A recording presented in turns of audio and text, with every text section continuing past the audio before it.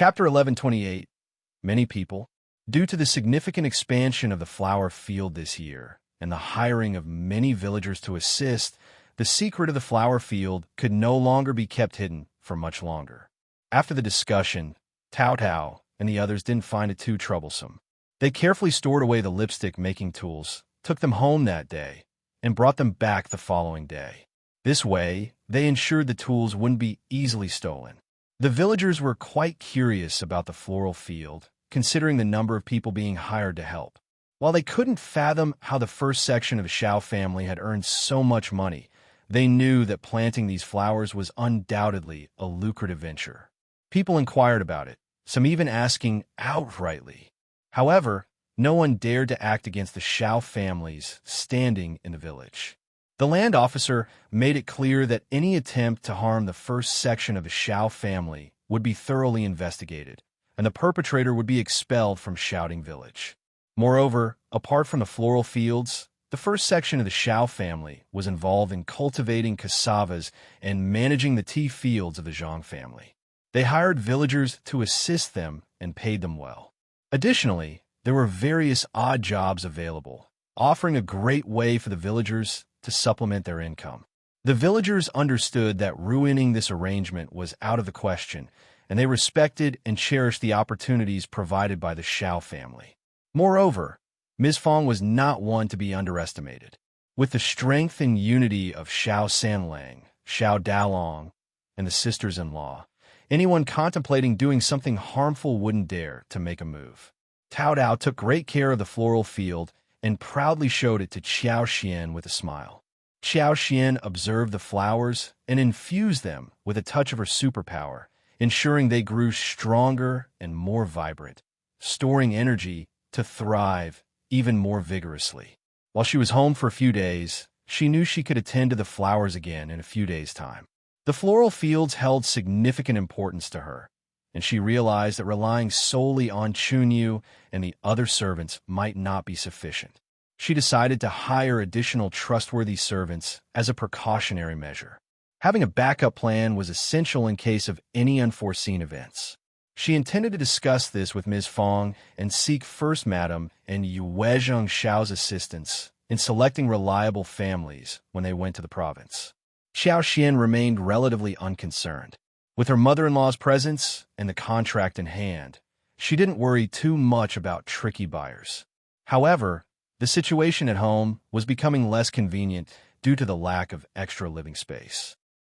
Observing the floral field, she decided to build a few houses nearby, enough to accommodate 10 or 20 people. This would make it much easier for Tao Tao and Xiao Sanlang in the future. As the scale of beekeeping would continue to expand the following year, they would need numerous beeswax for the production of lipsticks. It was crucial to handle beekeeping within their family rather than entrusting it to others. If Zhang Village couldn't accommodate them anymore, they would consider doing the same thing elsewhere. Furthermore, they could involve the villagers in flower planting as well, allowing them to sell the flowers themselves to avoid any potential losses. Qiao Xian also planned to teach the villagers how to cultivate shiitake mushrooms, wooden ears, tea tree mushrooms, and snow fungus. These products could be made into dry goods, and she could seek help from the Yue family. If the Yue family wasn't interested in purchasing these goods, they could connect with other businessmen willing to buy them. The ultimate goal was to ensure that when they enjoyed the profits, the villagers could also benefit by having a share of the rewards. This way, the entire village, as well as their family, would prosper together, creating a mutually beneficial situation. If you find any errors, ads pop up, ads redirect, broken links, non-standard content, etc., please let us know report so we can fix it as soon as possible. Chapter 1130. Potato. Observing Tao Tao's expression, Qiao Xian could easily tell what she was thinking, and it brought a warm smile to her face. Being trusted and anticipated felt wonderful. Aside from the fruits, Qiao Xian also brought back many potatoes. Thanks to her attentive care, both the potatoes planted in the backyard of the capital and those growing in the space were flourishing. The potatoes in the capital had already been dug before their return. The harvest was bountiful, with more than 10 plants yielding over 30 to 40 potatoes each, all bigger than a fist. Xiao Xian wasn't the only one delighted. Li Qiu and the others who helped with the digging were equally joyous. Xiao Yinduan found it hard to believe. He stood there in awe, staring at the pile of potatoes before him. Among the various crops they grew at home, peanuts, soybeans, corn, and taros, none compared to the impressive productivity of the potatoes. Initially, Xiao Xian referred to them as yams, but the name got out, and she subsequently explained that their shape was more like enlarged beans that grew deep in the soil at 5,000 meters, making the name potatoes more suitable. No crop could rival the productivity of potatoes. They had planted dozens of potato plants in a backyard and managed to harvest 2 baskets full of them. The potatoes were plump and filling, resembling yams in shape, but their yield surpassed yams by a considerable margin, making them quite rare. In the evening, Xiao Xian prepared a variety of potato dishes. She made stewed beef with potatoes, fried potato slices, hot and sour shredded potatoes, and even a few small potato pancakes. Xiao Yinwan found them all incredibly delicious. Potato slices and shredded potatoes could be used in cooking, while potato cakes could serve as a food source. Even though they might not fully replace other food items, they could easily supplement meals during times of scarcity. Though not as versatile as corn, the potato yield far exceeded that of corn. It had been a long time since Xiao Xian last tasted potatoes, especially her favorite hot and sour shredded potatoes. She proudly boasted to Xiao Yunduan about the culinary delights she prepared using potatoes. Xiao Yunduan smiled and praised Xiao Xian for her ingenuity. He emphasized the need to keep the discovery of potatoes a secret, cautioning her not to let anyone, especially the young master of the prefecture lord's mansion, taste them. Xiao Yunduan explained to Xiao Xian in detail that potatoes were a valuable new crop with the potential for large-scale cultivation, which could greatly benefit the people if it were promoted. However, he also stressed the importance of being cautious about it. Specifically, he warned her not to mention it to Lord Anping Manor. The manor had distanced itself from worldly affairs, and getting involved with the court could lead to complications. If the prefecture lord got wind of the potatoes, he might report it to the emperor, dragging Lord Anping Manor into unnecessary trouble. Xiao Xian understood the gravity of the situation and nodded in agreement. She assured Xiao Yunduan that she would be discreet about the potatoes. She reminded him that the bountiful harvest was a result of her careful attention to the potatoes in their own backyard.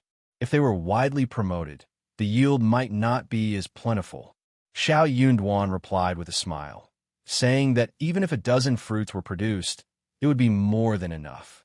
If you find any errors, ads pop up, ads redirect, broken links, non-standard content, etc., please let us know report so we can fix it as soon as possible. Chapter 11:31 Seeds. Xiao Yunduan understood his wife's intention. They should keep the potato discovery low-key and avoid raising people's expectations too much to avoid potential misunderstandings. They decided to save the harvested potatoes for seeds and only occasionally stir-fried one to satisfy their craving. In reality, Xiao Xian had much more in her space, twice the quantity outside. She began planting them again and planned to bring some back for her family. While visiting the floral fields and orchards, Xiao Xian generously gifted Ms. Fong and others 15 kilograms of potatoes. She explained that they were excellent for planting next year and emphasized their versatility, as they could be used as both a dish and a rice substitute. The simplest cooking methods were roasting in the stove or steaming in a pot. In times of famine, they could be life-saving. Moreover, potatoes were highly durable and could be stored for a long time. However, she cautioned that the storage area should be dry to prevent them from germinating, as green sprouts on potatoes could be poisonous and should not be consumed. Xiao Xian's ability to provide such a substantial quantity of potatoes made her unassuming to Li Xia and Li Qiu, so she wasn't worried about raising suspicions. After spending a day in the dormitory, she casually sent the 2 girls away, and upon their return, they accidentally discovered the 2 bags of potatoes their mistress had brought. The 2 girls did not suspect that their lady was lying. They were just impressed by their lattice luck. After all, there was no need to deceive them. So Xiao Xian confidently brought out the potatoes in front of Ms. Fong and the others, and they found it to be entirely reasonable. Ms. Fong trusted Xiao Xian's words, just as she did with the cassavas. She carefully stored the potatoes and decided to plant half of them in the yard and the other half in the cassava field. The undeniable evidence of the potatoes' potential came during dinner when Xiao Xian prepared several dishes using potatoes, in addition to her other signature dishes. She served sour and spicy shredded potatoes, braised pork ribs with potatoes, and shredded potato pancakes. Xiao Xian urged Ms. Fong and the others to taste them, eager to showcase the delicious possibilities of this newfound crop. The first section of the family of the Xiao family had always believed in her cooking skills, and they had been waiting for that to happen. When the potato dishes were eaten, they all ignited the taste buds. They were either sour, spicy, crispy, soft, powdery, glutinous, or crispy and delicious. Everyone praised them. The potatoes are so tasty. Fifth sister-in-law is right. We're going to plant them well next year. Potatoes can be used to make food and fill the stomach. They're so good. Yes, it is a good thing. Xiao Xian was delighted to see their positive response. She beamed and said, "Indeed, they are easy to plant. We can simply plant them and remove the weeds. We don't need elaborate setups, but we should set aside some for the villagers next year." Ms. Fong agreed, saying absolutely. In times of hardship, having potatoes can be a lifesaver. The potatoes needed to be preserved for seeds, so after the meal, Ms. Fong refrained from using any more and decided to save them for the spring planting season. On the following day, Xiao Xian, accompanied by Yang Xiaoni and Xiao Sanlang, visited the Zhang village. She thoroughly inspected the tea field and the creeping fig field, utilizing her superpower to ensure everything was in good condition. Her satisfaction with the well-behaved tenants and the families they bought put her at ease. If you find any errors, ads pop up, ads redirect, broken links, non-standard content, etc., please let us know report so we can fix it as soon as possible. Chapter 11:31 Seeds. Xiao Yinduan understood his wife's intention. They should keep the potato discovery low-key and avoid raising people's expectations too much to avoid potential misunderstandings. They decided to save the harvested potatoes for seeds and only occasionally stir-fried one to satisfy their craving. In reality, Xiao Xian had much more in her space, twice the quantity outside. She began planting them again and planned to bring some back for her family. While visiting the floral fields and orchards, Xiao Xian generously gifted Ms. Fong and others 15 kilograms of potatoes. She explained that they were excellent for planting next year and emphasized their versatility, as they could be used as both a dish and a rice substitute. The simplest cooking methods were roasting in the stove or steaming in a pot. In times of famine, they could be life-saving. Moreover, potatoes were highly durable and could be stored for a long time. However, she cautioned that the storage area should be dry to prevent them from germinating, as green sprouts on potatoes could be poisonous and should not be consumed. Xiao Xian's ability to provide such a substantial quantity of potatoes made her unassuming to Li Xia and Li Qiu, so she wasn't worried about raising suspicions. After spending a day in the dormitory, she casually sent the two girls away, and upon their return, they accidentally discovered the 2 bags of potatoes their mistress had brought. The 2 girls did not suspect that their lady was lying. They were just impressed by their lattice luck. After all, there was no need to deceive them. So Xiao Xian confidently brought out the potatoes in front of Ms. Fong and the others, and they found it to be entirely reasonable. Ms. Fong trusted Xiao Xian's words, just as she did with the cassavas. She carefully stored the potatoes and decided to plant half of them in the yard and the other half in the cassava field. The undeniable evidence of the potatoes' potential came during dinner when Xiao Xian prepared several dishes using potatoes, in addition to her other signature dishes. She served sour and spicy shredded potatoes, braised pork ribs with potatoes, and shredded potato pancakes. Xiao Xian urged Ms. Fong and the others to taste them, eager to showcase the delicious possibilities of this newfound crop. The first section of the family of the Xiao family had always believed in her cooking skills, and they had been waiting for that to happen. When the potato dishes were eaten, they all ignited the taste buds. They were either sour, spicy, crispy, soft, powdery, glutinous, or crispy and delicious. Everyone praised them. The potatoes are so tasty. Fifth sister-in-law is right. We're going to plant them well next year. Potatoes can be used to make food and fill the stomach. They're so good. Yes, it is a good thing. Xiao Xian was delighted to see their positive response.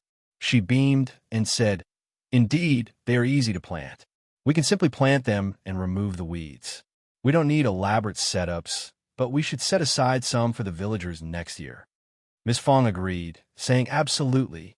In times of hardship, having potatoes can be a lifesaver. The potatoes needed to be preserved for seeds, so after the meal, Ms. Fong refrained from using any more and decided to save them for the spring planting season. On the following day, Xiao Xian, accompanied by Yang Xiaoni and Xiao Sanlang, visited the Zhang village. She thoroughly inspected the tea field and the creeping fig field, utilizing her superpower to ensure everything was in good condition. Her satisfaction with the well-behaved tenants and the families they bought put her at ease. If you find any errors, ads pop up, ads redirect, broken links, non-standard content, etc., please let us know report so we can fix it as soon as possible. Chapter 1133. The Ding Family. When Ms. Zhou faced bullying at her mother-in-law's home, Aunt Zhou never entertained the idea of divorcing her. Instead, she advised Ms. Zhou to endure the situation for at least a dozen years, speaking kindly to fifth Grandma Ding. However, everything changed when Ms. Zhou and Ding Erju severed ties with the Ding family, leading to the tragic death of their granddaughter. This incident was the breaking point for the Zhou family, and they decided to support their daughter and son-in-law, launching a strong retaliation against the Ding family. The once cordial relationship between the two families turned into deep-seated enmity. As time passed, Ms. Zhou's daughter and son-in-law improved their living conditions, but the Ding family still sought to take advantage of them. This further fueled Ms. Zhou's animosity towards the Dings, as she believed they were responsible for her daughter's death. They were no longer considered relatives, but bitter enemies, each wanting to harm the other. Fortunately, the villagers from Zhang village stepped in to support Ding Erju and his wife, standing up against the unreasonable actions of the Ding family. They helped them in various ways, including working in the tea fields and creeping fig fields to earn money. Even with the assistance from Shouting Village during busy times, more laborers were still needed due to the expansion of the tea fields and the growing demand for labor in the workshop, which translated to more income. What could the Ding family offer them? Heavens, they left their own son with nothing. The depth of their hatred is unimaginable. How dare you show up at our doorstep with nothing to your name? Your family's actions are despicable. It's no surprise that their actions bring nothing but harm.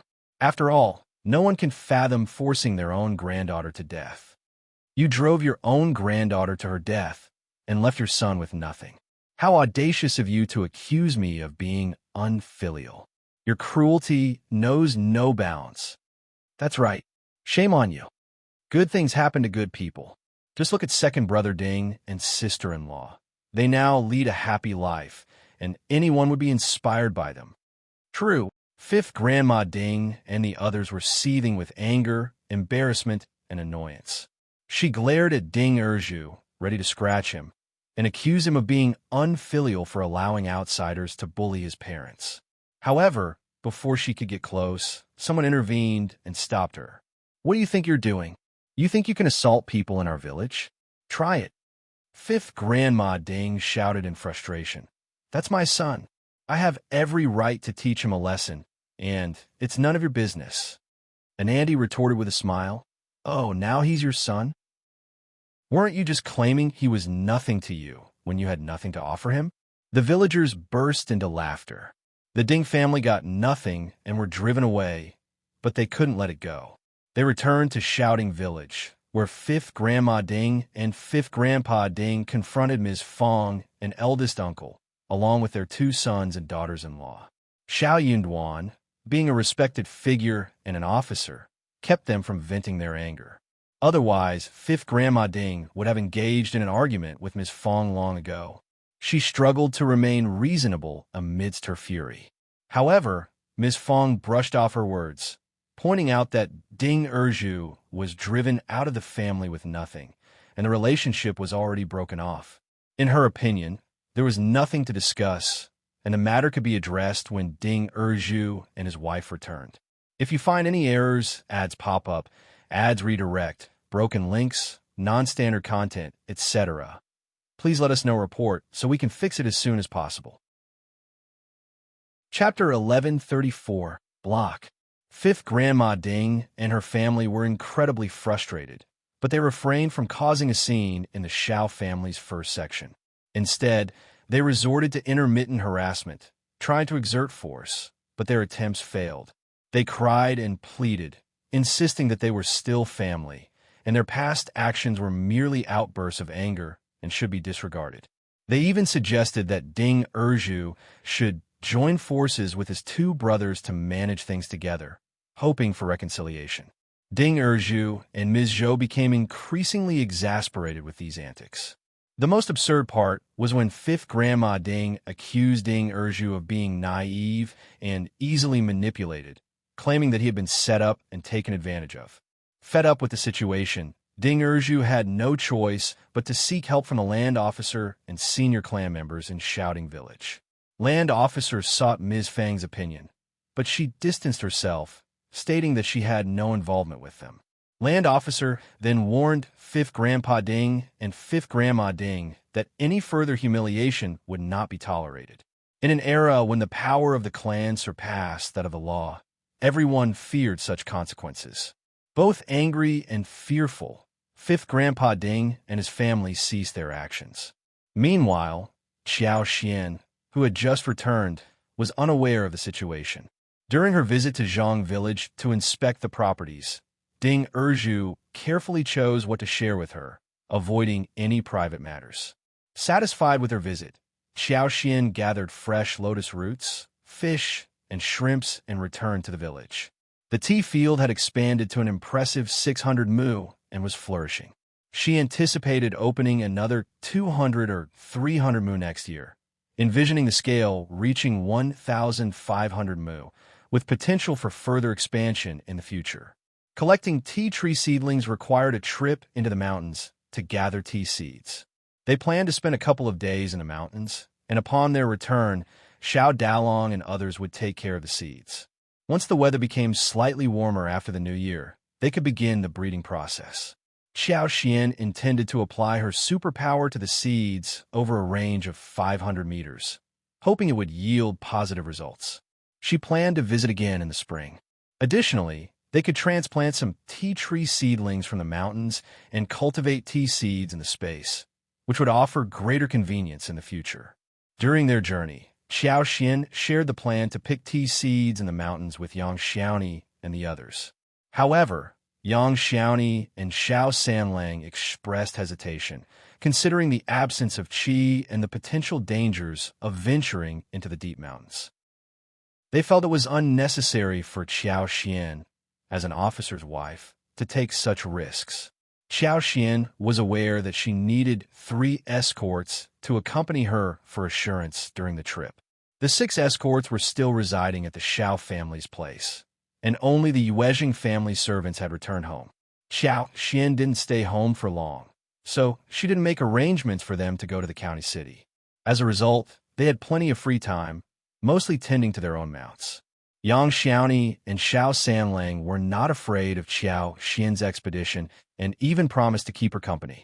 Later that evening, as they returned to the village, they excitedly discussed what to have for dinner, mentioning dishes like lotus roots stewed with bones, sweet and sour pig trotters, and mountain mushrooms stewed with chicken soup.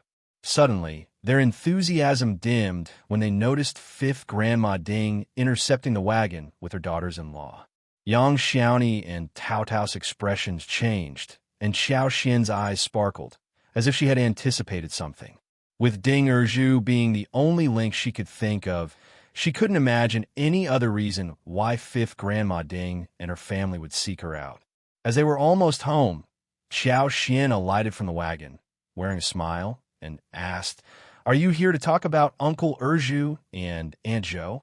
If you find any errors, ads pop up, ads redirect, broken links, non-standard content, etc., please let us know report so we can fix it as soon as possible."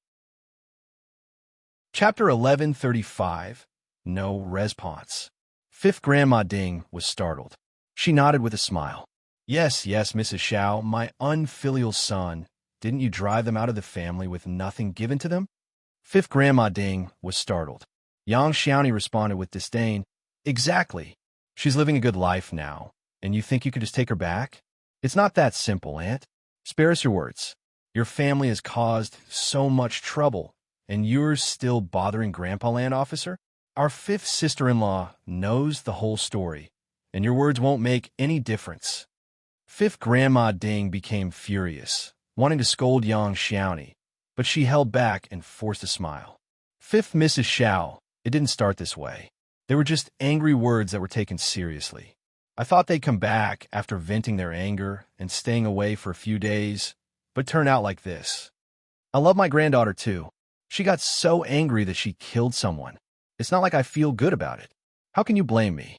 I'm heartbroken. Fifth Mrs. Xiao, you're a reasonable person. You should be the judge. Erju and his wife have gone too far. Xiao Xian smiled in response. Whether I said those words out of anger or not doesn't matter. What matters is that Ding Xiang is still alive. But without you, things wouldn't have ended up like this. You've had a good life these past 2 years, yet you never reached out to them. Why now? Yang Xiaoni sneered. Now that Erju and the others are being paid, things have changed. Fifth Grandma Ding and her daughter-in-laws grew infuriated, their faces turning red, but they dared not confront her. The eldest daughter-in-law of the Ding family attempted to flatter Xiao Xian with a smile. Fifth Mrs. Xiao, my husband is capable and intelligent. Why not let him take charge of Zhang Village? He'd do a much better job than Erju Pipe. No one would dare to slack off, and he can handle everything for you. The third daughter-in-law chimed in, and my husband is very understanding, even more so than Erju. He can handle any situation. Fifth Grandma Ding turned to Xiao Xian expectantly. Yes, our sons may not be as clever as our brothers, and our brothers may not be as clever as our sons. But if we let our sons take over, it would be a vast improvement over their current leadership. We wouldn't even ask for much payment, just 1 tael of silver per month. The two daughter-in-laws nodded eagerly, saying, yes, we aren't as greedy as those other people. The whole family seemed to agree that even 1 liang would suffice.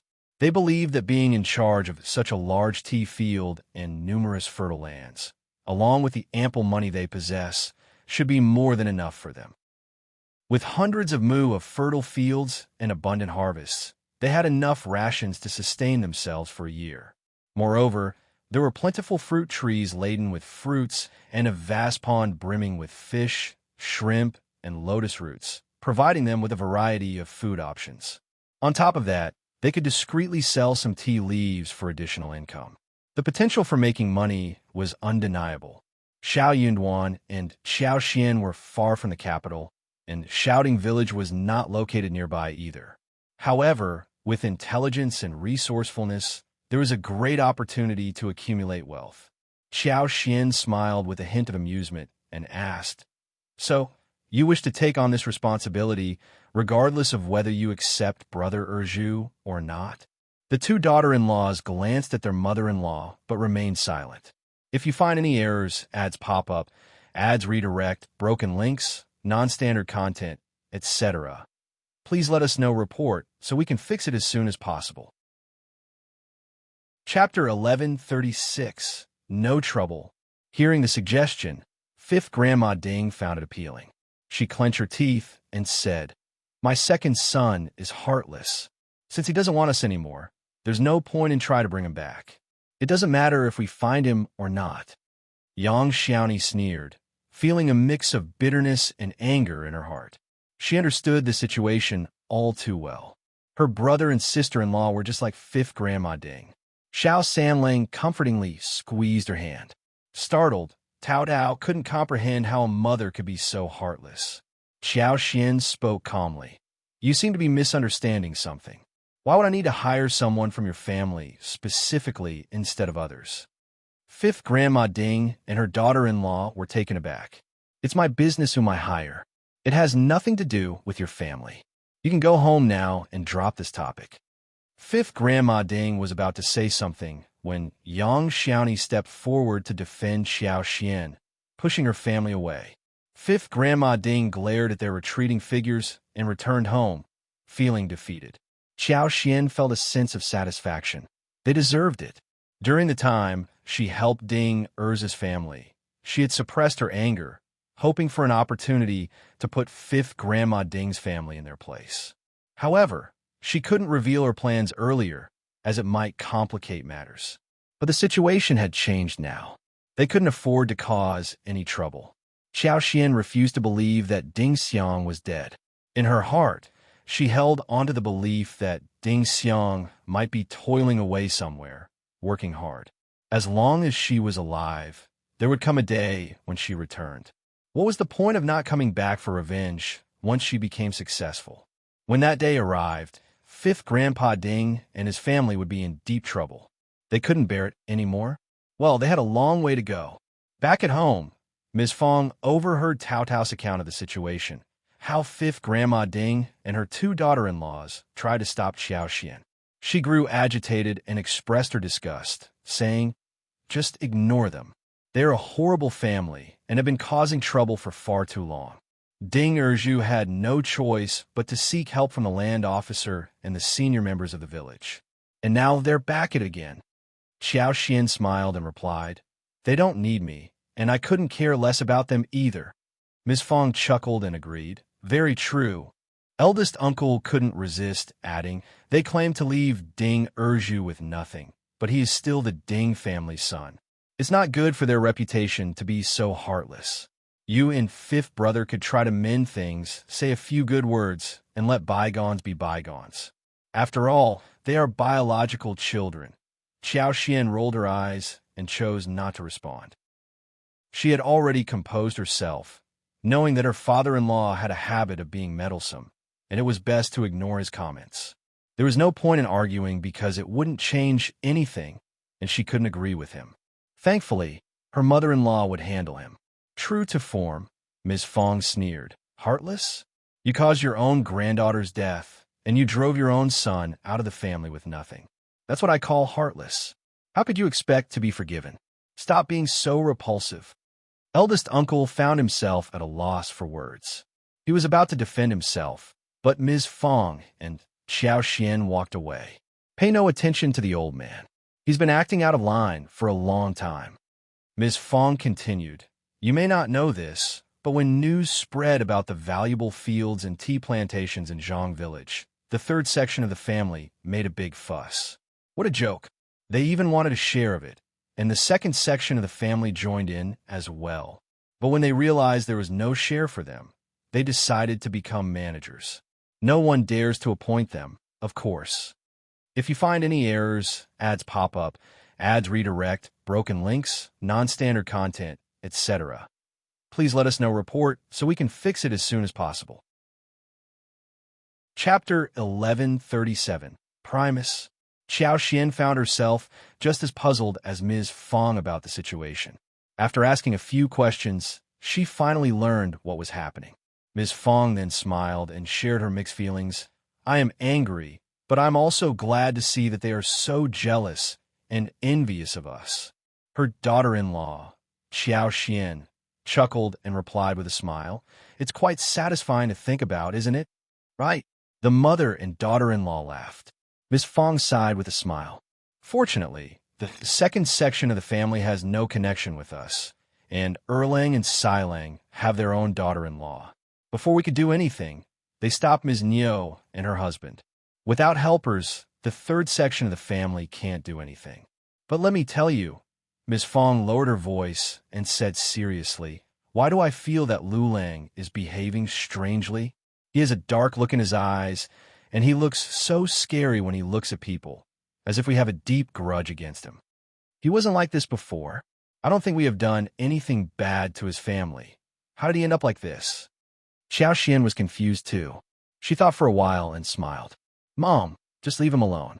He can't do anything to us. We don't need to beg him. He can hate us if he wants to. Don't tell me that my husband is displeased because he became the Primus? That is possible. Ms. Fong suddenly understood what was going on. She waved her hands and said disdainfully, He is just jealous. He can't tolerate anyone else being better than him. Otherwise, he would get so annoyed. You are right. Let's just ignore him. Xiao Xian nodded with a smile. She was not as assured as mother-in-law. Xiao Luling might be up to something, but he was just a cultivated talent, and he could not do anything. She just needed to watch out for him. Mother-in-law and Sam Lang had always been afraid of him, and it would not be easy for him to set them up. By the time he became a recommended man and advanced scholar, her husband would have reached a very high level. Xiao Xian did not believe that Xiao Luling was better than her husband. Early the following morning, Xiao Xian, Xiao Sanlang, Xiao Daolong, Yang Xiaoni, and Tao Dao went into the mountains with 3 escorts. That was enough. They all remembered the way to pick the tea seeds. They went straight to the destination after entering the mountains. It was the season when there were the most wild fruits and wild mountain mushrooms in the mountains. Wild fruits were no longer attractive to families. After all, there were many fruit trees in the garden at the back of the yard, and the fruits were large and sweet, and they could not be finished. But wild mountain mushrooms were still very attractive. All kinds of mushrooms in autumn were fresh and fat. When picked, they could be fried, made into soup, stir-fried with pork and chicken, stewed, or made into dumplings and steam buns. They were all very fresh. But the tea seeds were more important, so they had to turn a blind eye to it. With the help of 3 escorts, the 2-day work was done in 1 day. Everyone had a lot of harvest and carried a few large bags of tea seeds home. Xiao Xian took the chance and put some advanced seedlings into the space, as well as some tea seeds. The space was growing fast, and she did not need to pick the tea leaves. She was going to keep them to bloom and bear fruits, and then take out the tea seeds to breed and expand. Tea was popular in the state, and good tea leaf could be sold out very easily. Thousands of mu would not be too much. If you find any errors, ads pop up, ads redirect, broken links, non-standard content, etc., please let us know report so we can fix it as soon as possible. Chapter 1139, Unwillingness. Ms. Ma was so motivated that she could not help but complain to her son, Xiao Lulang. Lulang, you have to work hard. If you become the recommended man's Primus, you can marry a better daughter-in-law than Xiao Xian and earn more money than Xiao Yinduan. We can buy many fields and open a tea field too. I believe they are no better than us. What are you showing off for? Who cares? Xiao Lulang's face sank. He was invited to the first section of the family's dinner too, but he turned that down, stating that he was going to study. Xiao Lulang threw a cold look at his mother. It is still too early to tell what will happen in the future. Don't make a fuss at the first section of the family. What's the point? You know clearly what they are like. Then he left without waiting for her to say anything more. Ms. Ma was startled. She mumbled, How can this child have such a bad temper? The first section of the family is so cruel, and he doesn't even let me say something. 2 days later, Xiao Xian checked through all the properties, and she was heading back to the capital the following day. The whole family was very reluctant to see her leave. Tao Dao was especially saddened. She wished that she could go into the capital with 5th sister-in-law, but she knew that was unrealistic.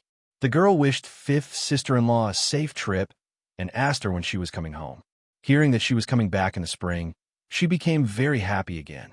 Ms. Fong asked Xiao Xian if she and Xiao Yunduan were doing well. We don't have any concubines or sleepover maids. In my opinion, no matter how rich we are or how high-ranking we are, we should have a proper daughter-in-law and give birth to a few children. As a mother, I am always thinking about my own children.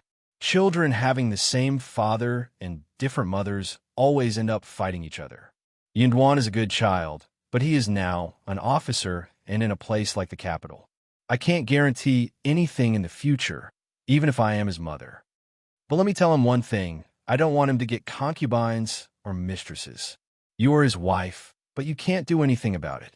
Don't let him do anything stupid, or I will never forgive him." Xiao Xin smiled brightly when she heard what her mother-in-law said. "Thanks to Mom. I have a good reason to be in charge of this. But don't worry, Mom. My husband just wants to be a good officer, and he doesn't care about that. He doesn't want this to happen, just like you." Miss Fong smiled and nodded. That is good. Anyway, you need to worry about him outside. He doesn't have the intention to do so, and that doesn't mean that no one else does either. Don't be careless." Miss Fong sneered. "You won't believe it. The concubine of the Ding family. Widow's son has a daughter called Ding Qingqing. Do you remember that? Do you know who they are after? Your elder brother. They're trying to set him up. Luckily, I saw through it. Otherwise, your elder brother would have one more concubine by the time you came home." "What?" Xiao Xian's eyes widened. She just could not believe it. Miss Fong couldn't help but laugh, seeing her reaction. "That is not strange. They're trying to set up Sam Lang, but everyone in the village knows that Sam Lang and Ms. Yang are in a good relationship, and Sam Lang is smart too. He is not that easy to fool. If you find any errors, ads pop up, ads redirect, broken links, non-standard content, etc., please let us know report so we can fix it as soon as possible." Chapter 1141, Coincidence. It was because of this habit that they were lucky enough to avoid this disaster. Or if Ding Qingqing had really sneaked in, no matter what happened, it would be very difficult to explain. Ms. Chiu and Ms. Hao from the Ding family would definitely put pressure on them, and even the Ding family elders would show up. They could not afford to have a closer relationship with the first section of the Xiao family. Why not just give them a push? But when Xiao Dalong closed the door, Ding Qingqing couldn't even climb over the wall while Widow's son was holding her daughter. The mother and daughter were both angry and anxious, but there was nothing they could do. Widow's son knew that opportunities like this were rare, and she wasn't sure when the next one would come. She gritted her teeth and decided to let Ding Qingqing wait there while she went back to the village to fetch a ladder. But the moment she asked Ding Qingqing to hide well, she looked up and met Ms. Fang's eyes, who was holding her grandson. Widow's son, with a guilty conscience, got so frightened that her face changed. She patted her chest. Miss Fong was here at the right time. She suddenly remembered that 2 pumpkins were ripe in the field 500 meters away from the village. Xiao Qing had seen someone eating pumpkin rice, and she had to eat it even though she was wheedling. Miss Fong always cared about her grandchildren, and pumpkin rice was not a rare thing. If her granddaughter wanted to eat it, she had to satisfy her. So she thought of the pumpkins and came here with her grandson, intending to tell Xiao Dalong to fetch the pumpkin from the field. Unexpectedly, Widow's son popped out from the other side of the wall. Miss Fong looked at her suspiciously. "What are you doing here?" There was no one in the wild land around them, except for the snow fungus shed around their yard wall. No one would come here. Miss Fong knew that Widow's son was not a good person, but she did not think that she was trying to steal her snow fungus. That was so bold. There were no secrets in the village. Did she think that she could hide it from others? Widow's son felt guilty. She straightened her back subconsciously and said in an intermediate tone, "What? Is this your territory too? Why can't I be here?" Miss Fong snorted and said nothing more. Widow's son forced herself to walk away calmly, but she was complaining inwardly. Miss Fong might not have noticed her daughter, Ding Qingqing, at first. She knocked on the door and told Xiao Dalong about getting the pumpkin. Xiao Dalong checked the snow fungus and nodded. Then he locked the door and went to pick the pumpkins. Miss Fong had just finished peeing her 1-year-old grandson and was about to carry him home when Ding Qingqing, who had been so nervous, couldn't stand it anymore. She stuck her head out from behind the wall to see what was going on. Miss Fong saw what she was doing. She soon realized what was going on, but Miss Fong had already figured it out. It was not going to work if someone was sneaking around the shed. Miss Fong shouted, "Who is there?" She ran towards them with her grandson in her arms. If you find any errors, ads pop up, ads redirect, broken links, non-standard content, etc., please let us know report so we can fix it as soon as possible. Chapter 1142, Argument. Ding Qingqing got so frightened that she ran away. She was so shocked. If she ran into the wild, Miss Fong might not be able to catch up with her grandson in arms. Also, Miss Fong would not be able to see her if she hid behind any thick shrubs. But she ran into the village. Miss Fong had to rush up and catch her. Miss Fong could not tell who she was, but she was definitely going after her. She shouted as she ran, "Stop! Stop right there!" Ding Ching Ching was very young, and Miss Fong was very fierce. So when Miss Fong shouted at her, she got so frightened that she could not run anymore.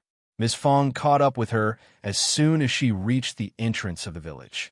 Miss Fong grabbed her clothes with one hand and put her grandson on the ground with the other, tugging at Ding Ching Ching. "It is you. What are you doing outside our shed? What are you and your mother doing there?" Ding Ching Ching turned around guiltily, avoiding her eyes. She sobbed, I didn't. How dare you defend yourself?" Miss Fong sneered. "I caught you red-handed, and you're lying? If you're not guilty, why are you running away? I'm not going to eat you up." The two of them tugged at each other, and soon the villagers gathered around to watch the show. Widow's son soon arrived as well. She would have dared to counter Miss Fong in the past, but not now. Everyone in the village trusted Miss Fong. She and Widow's son could not deny that. So Widow's son had to admit that she just wanted to steal some snow fungus. She was a thief. The onlookers all looked down at them and pointed at them. Ding Ching Ching flushed in embarrassment as tears welled up in her eyes. She lowered her head and wished that she could dig a hole. Widow's son also lowered her head and did not dare to lie. She knew that she would be despised by the villagers, and Miss Chio and the Ding family would beat and scold her when she returned home. She might not even get to eat dinner tonight. But what else could she do? The mother and daughter could not have appeared at that place for some nonchalant, casual, or indifferent visit. They had to have a convincing reason, right? That was the only thing she could say. That was the only way to get Miss Fong away. Stimulated by this, Widow's son made up her mind to get what she wanted. As long as her daughter was with Xiao Dalong would be an honest man, and Miss Su would not be as annoying as Yang Xiaoni. Also, Miss Su had 2 sons and 1 daughter, and she was not afraid of being threatened by her own daughter. Her daughter should not be bullied anymore. She needed to suck up to Ms. Su so she could make it. That was better than Ms. Chio and Ms. Hao from the Ding family selling themselves out.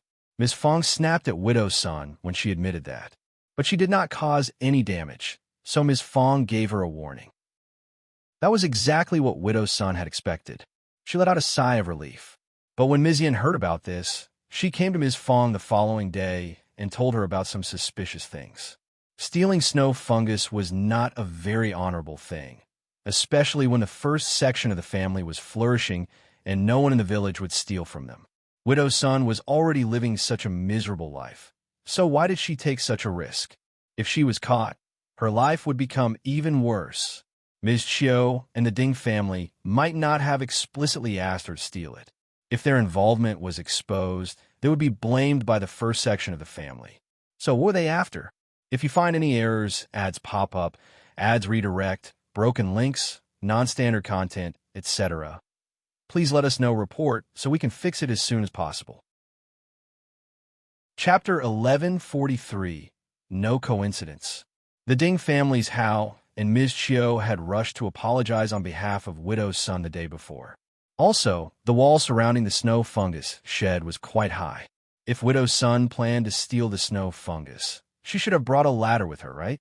What was most suspicious was that Widow's son could have gone there alone, but instead, she brought her own daughter with her. Ding Ching Ching had not even gotten married yet, so why involve her in such a risky act? If they were found out, Ding Ching Ching's reputation and future prospects could be ruined. Miss Fong suddenly realized what might be going on. Yes, something was definitely not right. Widow's son treated her daughter very well, and there seemed to be no reason for her to involve Ding Ching Ching in stealing from the first section of the family, especially when Widow's son did not hold high position in the village. Ms. Fong thanked Ms. Yin for her vigilance, but still couldn't fully grasp the motive behind Widow's son's actions. Then, Ms. Fong overheard Yang Xiaoni talking with her son about not having a change of heart and not taking concubines when they were rich. Suddenly, a thought struck her. Wasn't her eldest son in the snow fungus shed earlier? What a coincidence! Could it be that they were targeting her eldest son? Ms. Fang's suspicion grew, and she couldn't afford to ignore it. She decided to remain vigilant and not let her guard down until she knew the truth. To investigate further, she asked Xiao Dalong to collect soybeans in the field alone and secretly followed Yang Xiaoni and Ding Qingqing. Sure enough, she caught the mother and daughter red-handed again. Ms. Fang didn't hold back and confronted them directly at the Ding family's home. She demanded an explanation for their suspicious behavior and questioned why they seemed to appear wherever her son was. She was determined to get to the bottom of this matter and find out their true intentions. The Ding family's Ms. Chiu and Ms. Hao understood Ms. Fang's implied threat very well. They kicked Widow's son to the ground and berated her as shameless. Widow's son, feeling a mix of anger, embarrassment, and shame, covered her face and cried loudly. She accused Ms. Chiu and the Ding family of selling her daughter, claiming that she was forced into this situation. In a desperate attempt to shift the blame, she even tried to accuse Ms. Fang of setting her up, saying that Xiao Dalong mistreated her daughter. However, this tactic fell flat. If Xiao Dalong needed a concubine, and what he only needed to do was to spread the news that the first section of the family was very popular, and many people would come to him for concubines, or they could just spend money to buy them, and any heaven immortal beauties could be bought. They did not want Ding Qingqing to do such a thing in private. Even if she did, Widow's son and the Ding family would not say that they did not like it. No one would believe Widow's son's words. They would be laughed at. Ms. Chiu remained unyielding in the face of the onlooker's gaze. She firmly slapped Widow's son's complaints and continued to sneer. You are just a concubine, and no respectable family would want you. What are you talking about? Finding a concubine for your daughter is flattering. Don't like it? If you don't like that, you can find your own mother-in-law's family. Widow's son felt helpless and could not find any words to defend herself. She covered her face, overwhelmed with shame and sorrow, and tears streamed down her cheeks. As a widow and concubine, she realized she had used a humiliating method to achieve her goal, and it only made her situation worse. She knew deep down that she had little to offer in terms of status or dowries, making it incredibly challenging to find a good family willing to accept her daughter as a concubine. Widow's son's heart sank with the realization that she had nothing to offer, and her desperate actions had only brought her further disgrace.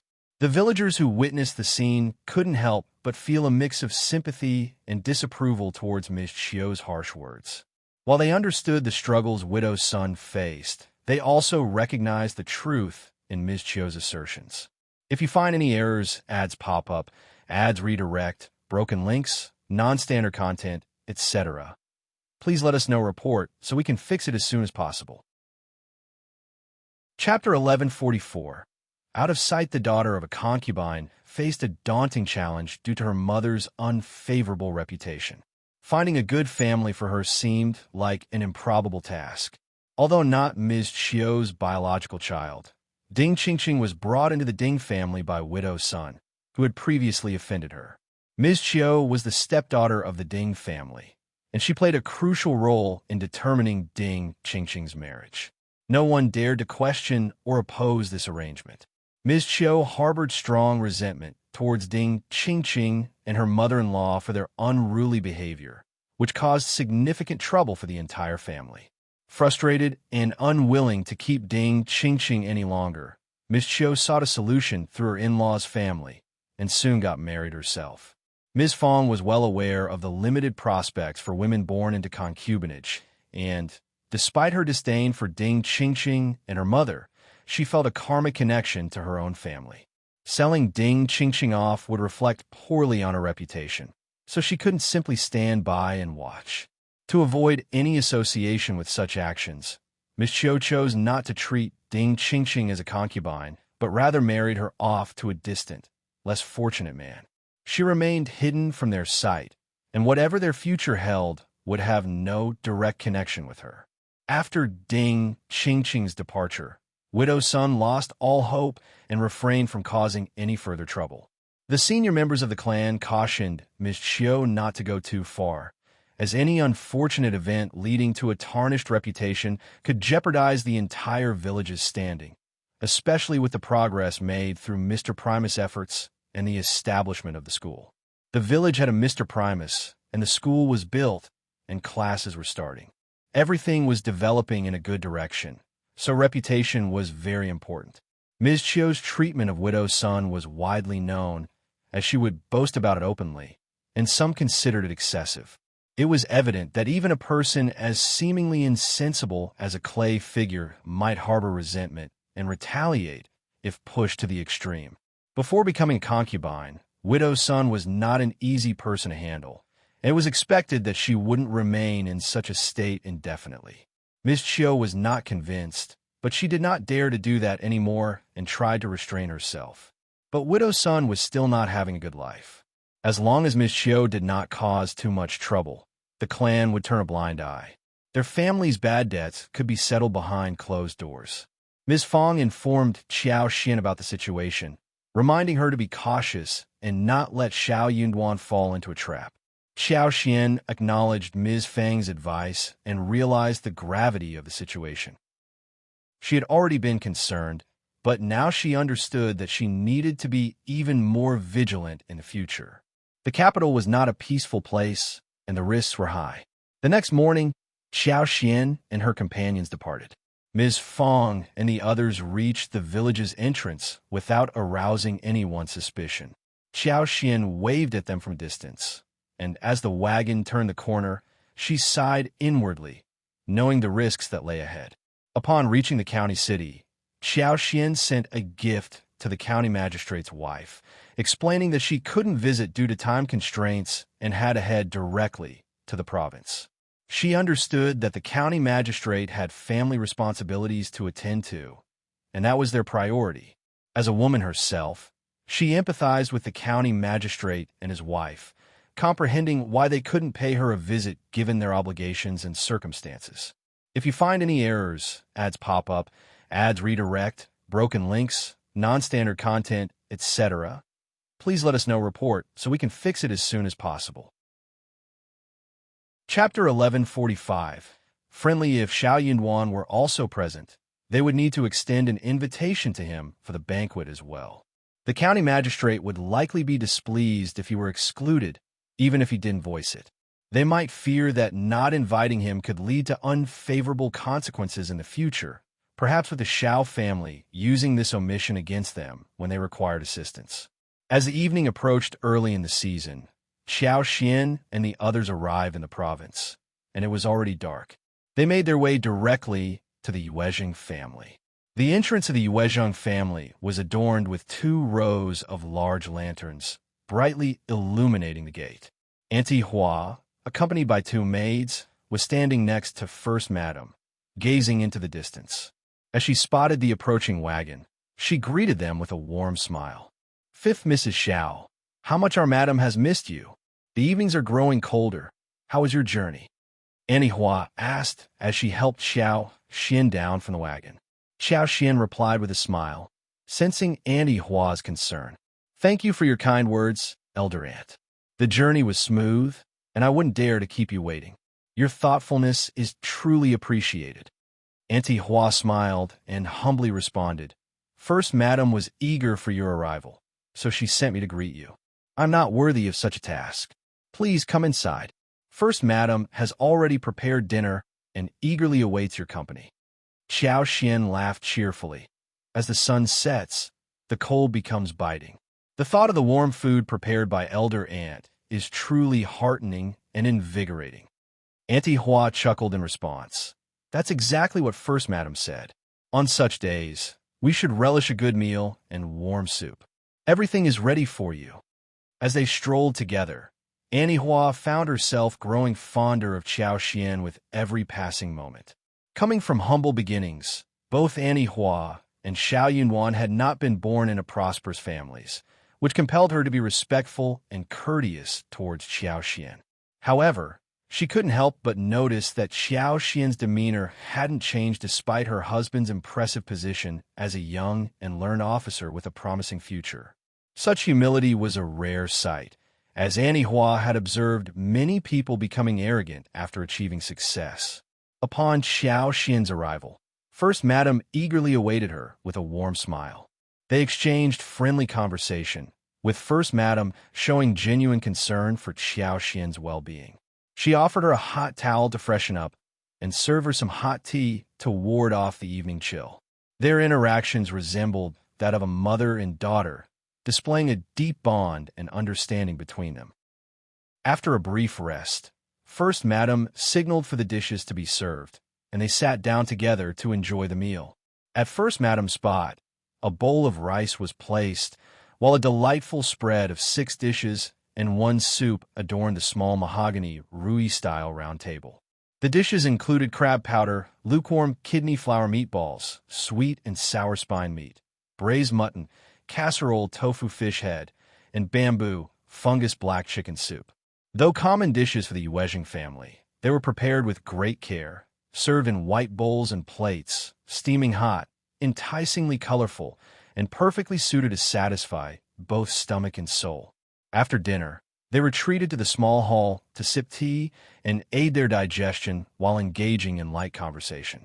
Xiao Xian took the opportunity to update First Madam on the happenings back at her own home. Despite not possessing the same level of refinement as First Madam, Xiao Xian found comfort in confiding in her, knowing that she could seek counsel and wisdom if any problems arose. As she shared the news, Xiao Xian couldn't help but feel a surge of emotions upon recounting how her honest and straightforward elder brother had been deceived and set up. If you find any errors, ads pop up, ads redirect, broken links, non-standard content, etc., please let us know. Report so we can fix it as soon as possible. Chapter 1145, Friendly. If Xiao Yinduan were also present, they would need to extend an invitation to him for the banquet as well. The county magistrate would likely be displeased if he were excluded, even if he didn't voice it. They might fear that not inviting him could lead to unfavorable consequences in the future, perhaps with the Xiao family using this omission against them when they required assistance. As the evening approached early in the season, Xiao Xian and the others arrived in the province, and it was already dark. They made their way directly to the Yuezheng family. The entrance of the Yuezheng family was adorned with 2 rows of large lanterns, brightly illuminating the gate. Auntie Hua, accompanied by 2 maids, was standing next to First Madam, gazing into the distance. As she spotted the approaching wagon, she greeted them with a warm smile. "Fifth Mrs. Xiao, how much our madam has missed you. The evenings are growing colder. How was your journey?" Auntie Hua asked as she helped Xiao Xian down from the wagon. Xiao Xian replied with a smile, sensing Auntie Hua's concern. "Thank you for your kind words, Elder Aunt. The journey was smooth, and I wouldn't dare to keep you waiting. Your thoughtfulness is truly appreciated." Auntie Hua smiled and humbly responded, "First Madam was eager for your arrival, so she sent me to greet you. I'm not worthy of such a task. Please come inside. First Madam has already prepared dinner and eagerly awaits your company." Xiao Xian laughed cheerfully. As the sun sets, the cold becomes biting. The thought of the warm food prepared by Elder Aunt is truly heartening and invigorating. Auntie Hua chuckled in response. "That's exactly what First Madam said. On such days, we should relish a good meal and warm soup. Everything is ready for you." As they strolled together, Auntie Hua found herself growing fonder of Xiao Xian with every passing moment. Coming from humble beginnings, both Auntie Hua and Xiao Yunduan had not been born into prosperous families, which compelled her to be respectful and courteous towards Xiao Xian. However, she couldn't help but notice that Xiao Xian's demeanor hadn't changed despite her husband's impressive position as a young and learned officer with a promising future. Such humility was a rare sight, as Auntie Hua had observed many people becoming arrogant after achieving success. Upon Xiao Xian's arrival, First Madam eagerly awaited her with a warm smile. They exchanged friendly conversation, with First Madam showing genuine concern for Xiao Xian's well-being. She offered her a hot towel to freshen up and serve her some hot tea to ward off the evening chill. Their interactions resembled that of a mother and daughter, displaying a deep bond and understanding between them. After a brief rest, First Madam signaled for the dishes to be served, and they sat down together to enjoy the meal. At first Madam's spot, a bowl of rice was placed, while a delightful spread of 6 dishes and 1 soup adorned the small mahogany, Rui-style round table. The dishes included crab powder, lukewarm kidney flour meatballs, sweet and sour spine meat, braised mutton, casserole tofu fish head, and bamboo, fungus black chicken soup.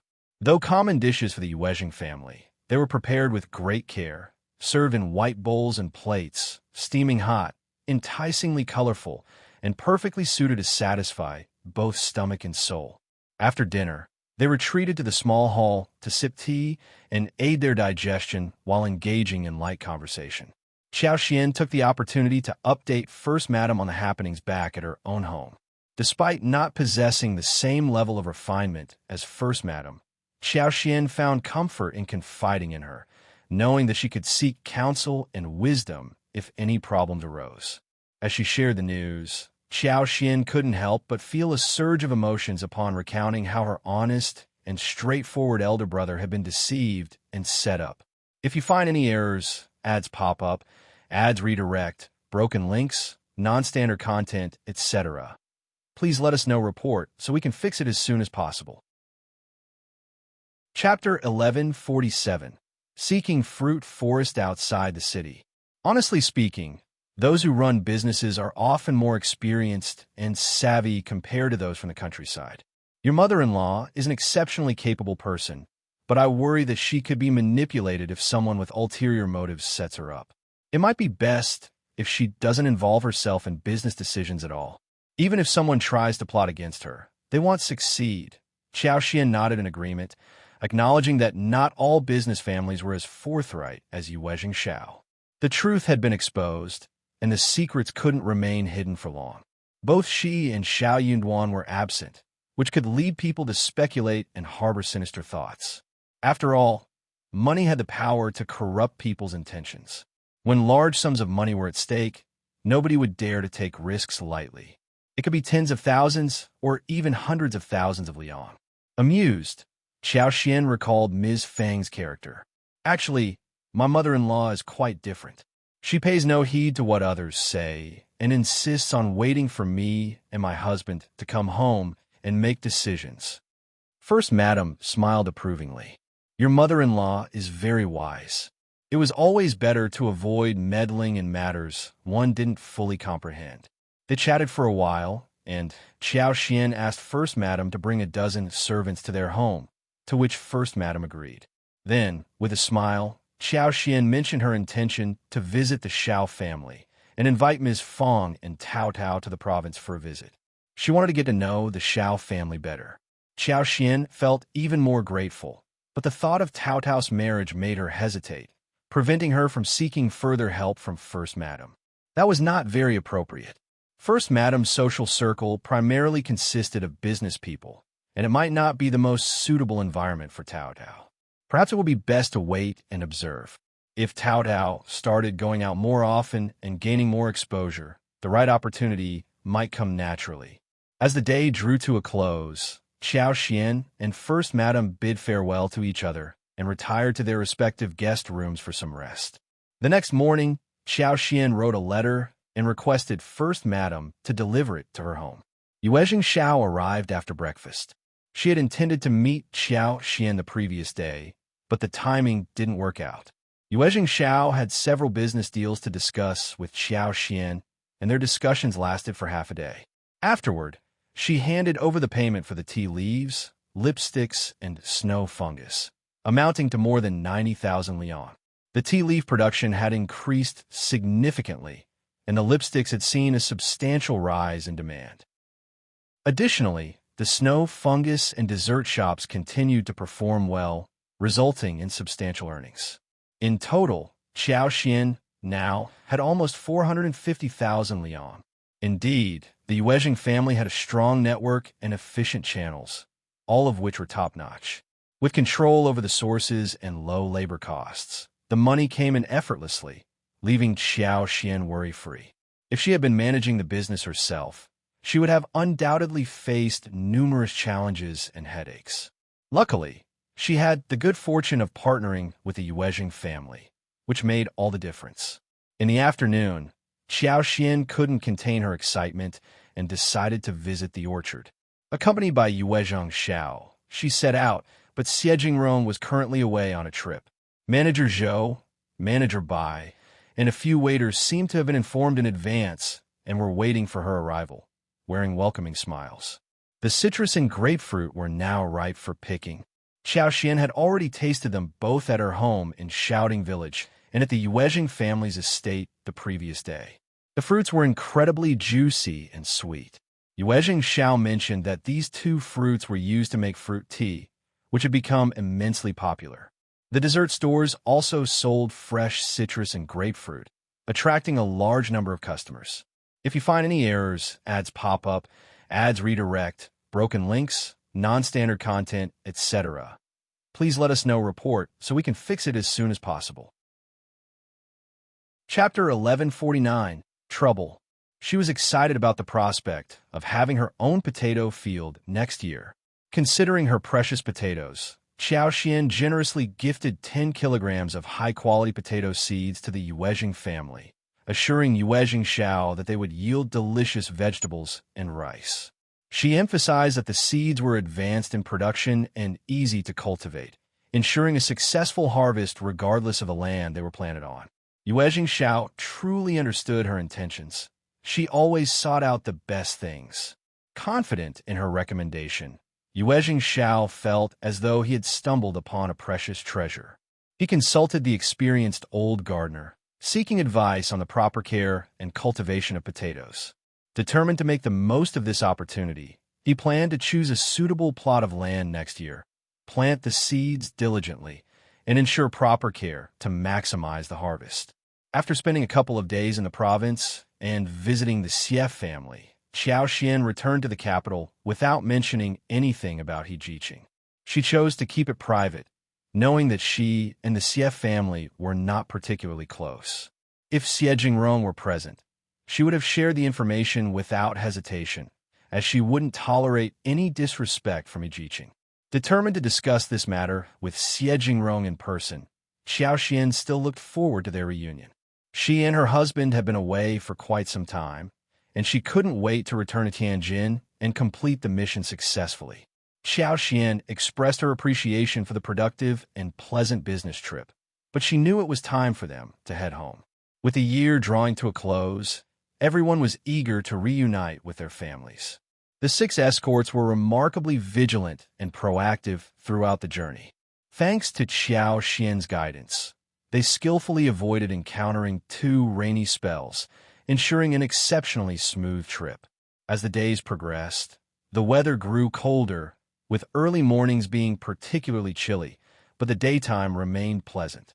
Finally, on the 20th of November, they arrived in Tianjin. Xiao Xian paid the guards for their services and bid them farewell. Li Qiu and Li Xia, however, still felt a bit concerned. They requested Xiao Xian to arrange for the escorts to accompany them on their journey to the capital, as it was a considerable distance from Tianjin and would take a whole day. Their primary concern was the safety of their madam. Xiao Xian, with a reassuring smile, declined their request firmly. She pointed out that the journey to the capital was only a day's travel, and Tianjin was, in fact, considered a faraway suburb of the capital. The official road was well-traveled, broad, and flat, with a constant flow of people coming and going. Therefore, she believed there was no cause for worry regarding safety. Xiao Xian had her own matters to attend to and couldn't have the escort agency accompany her. Xiao Xian, well accustomed to traveling and possessing extensive knowledge, understood the crucial traits of reliable escorts. Besides their martial prowess, they needed to be cautious and alert. With the escorts accompanying her, Xiao Xian refrained from taking any action that might draw attention or suspicion. She felt like a ticking time bomb, always on the verge of being discovered. Noticing their wife's confidence and composure, Li Qiu and Li Xia felt somewhat reassured and decided to abandon the idea of having additional escorts accompany them. After spending one night in Tianjin, the group hired a wagon and continued their journey northward. When they were approximately 20 or 30 kilometers away from the capital, Xiao Xian suggested taking a break at a nearby tea house. Seizing the opportunity, Xiao Xian used the pretext of loosening her muscles and bones to venture into the woods. There, she expanded her divine sense, precisely locating one of the fourth prince's estates, which wasn't too far away. Her superpower had been growing stronger every day, allowing her to sense her surroundings without direct physical contact with plants. However, the range of her abilities had its limits. Thus, if she intended to cause trouble for the fourth prince, she knew it would be more effective to leave the wagon and approach the target directly. If you find any errors, ads pop up, ads redirect, broken links, non-standard content, etc., please let us know report so we can fix it as soon as possible. Chapter 1149, Trouble. She was excited about the prospect of having her own potato field next year. Considering her precious potatoes, Xiao Xian generously gifted 10 kilograms of high-quality potato seeds to the Yuezhing family, assuring Yuezhing Xiao that they would yield delicious vegetables and rice. She emphasized that the seeds were advanced in production and easy to cultivate, ensuring a successful harvest regardless of the land they were planted on. Yuezhing Xiao truly understood her intentions. She always sought out the best things. Confident in her recommendation, Yuezhing Xiao felt as though he had stumbled upon a precious treasure. He consulted the experienced old gardener, seeking advice on the proper care and cultivation of potatoes. Determined to make the most of this opportunity, he planned to choose a suitable plot of land next year, plant the seeds diligently, and ensure proper care to maximize the harvest. After spending a couple of days in the province and visiting the Xie family, Xiao Xian returned to the capital without mentioning anything about Hejiqing. She chose to keep it private, knowing that she and the Xie family were not particularly close. If Xie Jingrong were present, she would have shared the information without hesitation, as she wouldn't tolerate any disrespect from Hejiqing. Determined to discuss this matter with Xie Jingrong in person, Xiao Xian still looked forward to their reunion. She and her husband had been away for quite some time, and she couldn't wait to return to Tianjin and complete the mission successfully. Xiao Xian expressed her appreciation for the productive and pleasant business trip, but she knew it was time for them to head home. With the year drawing to a close, everyone was eager to reunite with their families. The 6 escorts were remarkably vigilant and proactive throughout the journey. Thanks to Xiao Xian's guidance, they skillfully avoided encountering 2 rainy spells, ensuring an exceptionally smooth trip. As the days progressed, the weather grew colder, with early mornings being particularly chilly, but the daytime remained pleasant. Finally, on the 20th of November, they arrived in Tianjin. Xiao Xian paid the guards for their services and bid them farewell. Li Qiu and Li Xia, however, still felt a bit concerned. They requested Xiao Xian to arrange for the escorts to accompany them on their journey to the capital, as it was a considerable distance from Tianjin and would take a whole day. Their primary concern was the safety of their madam. Xiao Xian, with a reassuring smile, declined their request firmly. She pointed out that the journey to the capital was only a day's travel, and Tianjin was, in fact, considered a faraway suburb of the capital. The official road was well-traveled, broad, and flat, with a constant flow of people coming and going. Therefore, she believed there was no cause for worry regarding safety. Xiao Xian had her own matters to attend to and couldn't have the escort agency accompany her. Xiao Xian, well accustomed to traveling and possessing extensive knowledge, understood the crucial traits of reliable escorts. Besides their martial prowess, they needed to be cautious and alert. With the escorts accompanying her, Xiao Xian refrained from taking any action that might draw attention or suspicion. She felt like a ticking time bomb, always on the verge of being discovered. Noticing their wife's confidence and composure, Li Qiu and Li Xia felt somewhat reassured and decided to abandon the idea of having additional escorts accompany them. After spending one night in Tianjin, the group hired a wagon and continued their journey northward. When they were approximately 20 or 30 kilometers away from the capital, Xiao Xian suggested taking a break at a nearby tea house.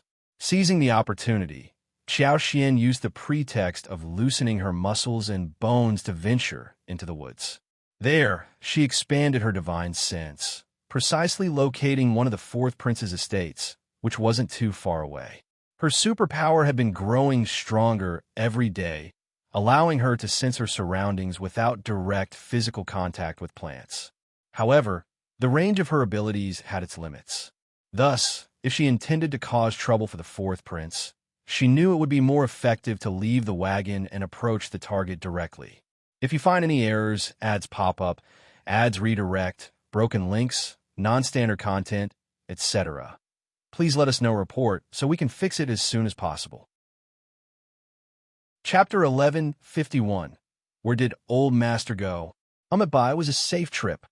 Yeah, we are back safe and sound. Xiao Xian's excitement soared as thoughts of her husband, whom she hadn't seen in so long, flooded her mind. The anticipation of their reunion and the old saying, "Absence makes the heart grow fonder," made her heart skip a beat, causing her cheeks to flush with joy. However, upon their return, Xiao Yinduan was not there to greet them. Instead, Songshi answered the door. Surprised and elated to see Songshi, Xiao Xian bowed deeply and smiled. "Songshi, you're here.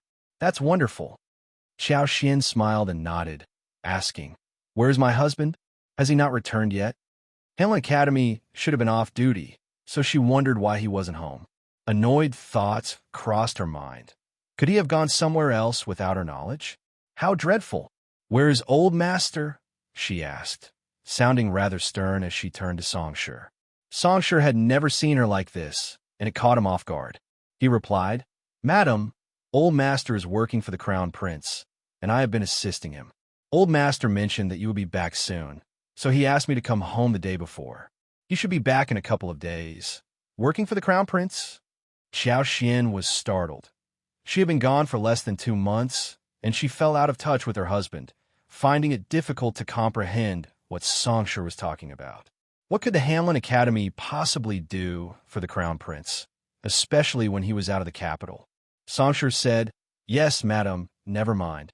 Xiao Xian waved her hands and said gently, "Let's eat dinner first, and after dinner, you can tell me about this. We won't cook tonight, but you can buy 4 or 5 dishes from G Restaurant outside the alley. 1 soup, and you can take care of the rest." Finding reassurance in the fact that Xiao Yinduan hadn't gone out to have fun, Xiao Xian's worries dissipated instantly. She sounded calm and gentle, like the gracious mistress of the family. Songshi had no idea what was going on with his mother-in-law, but he let out a sigh of relief and nodded.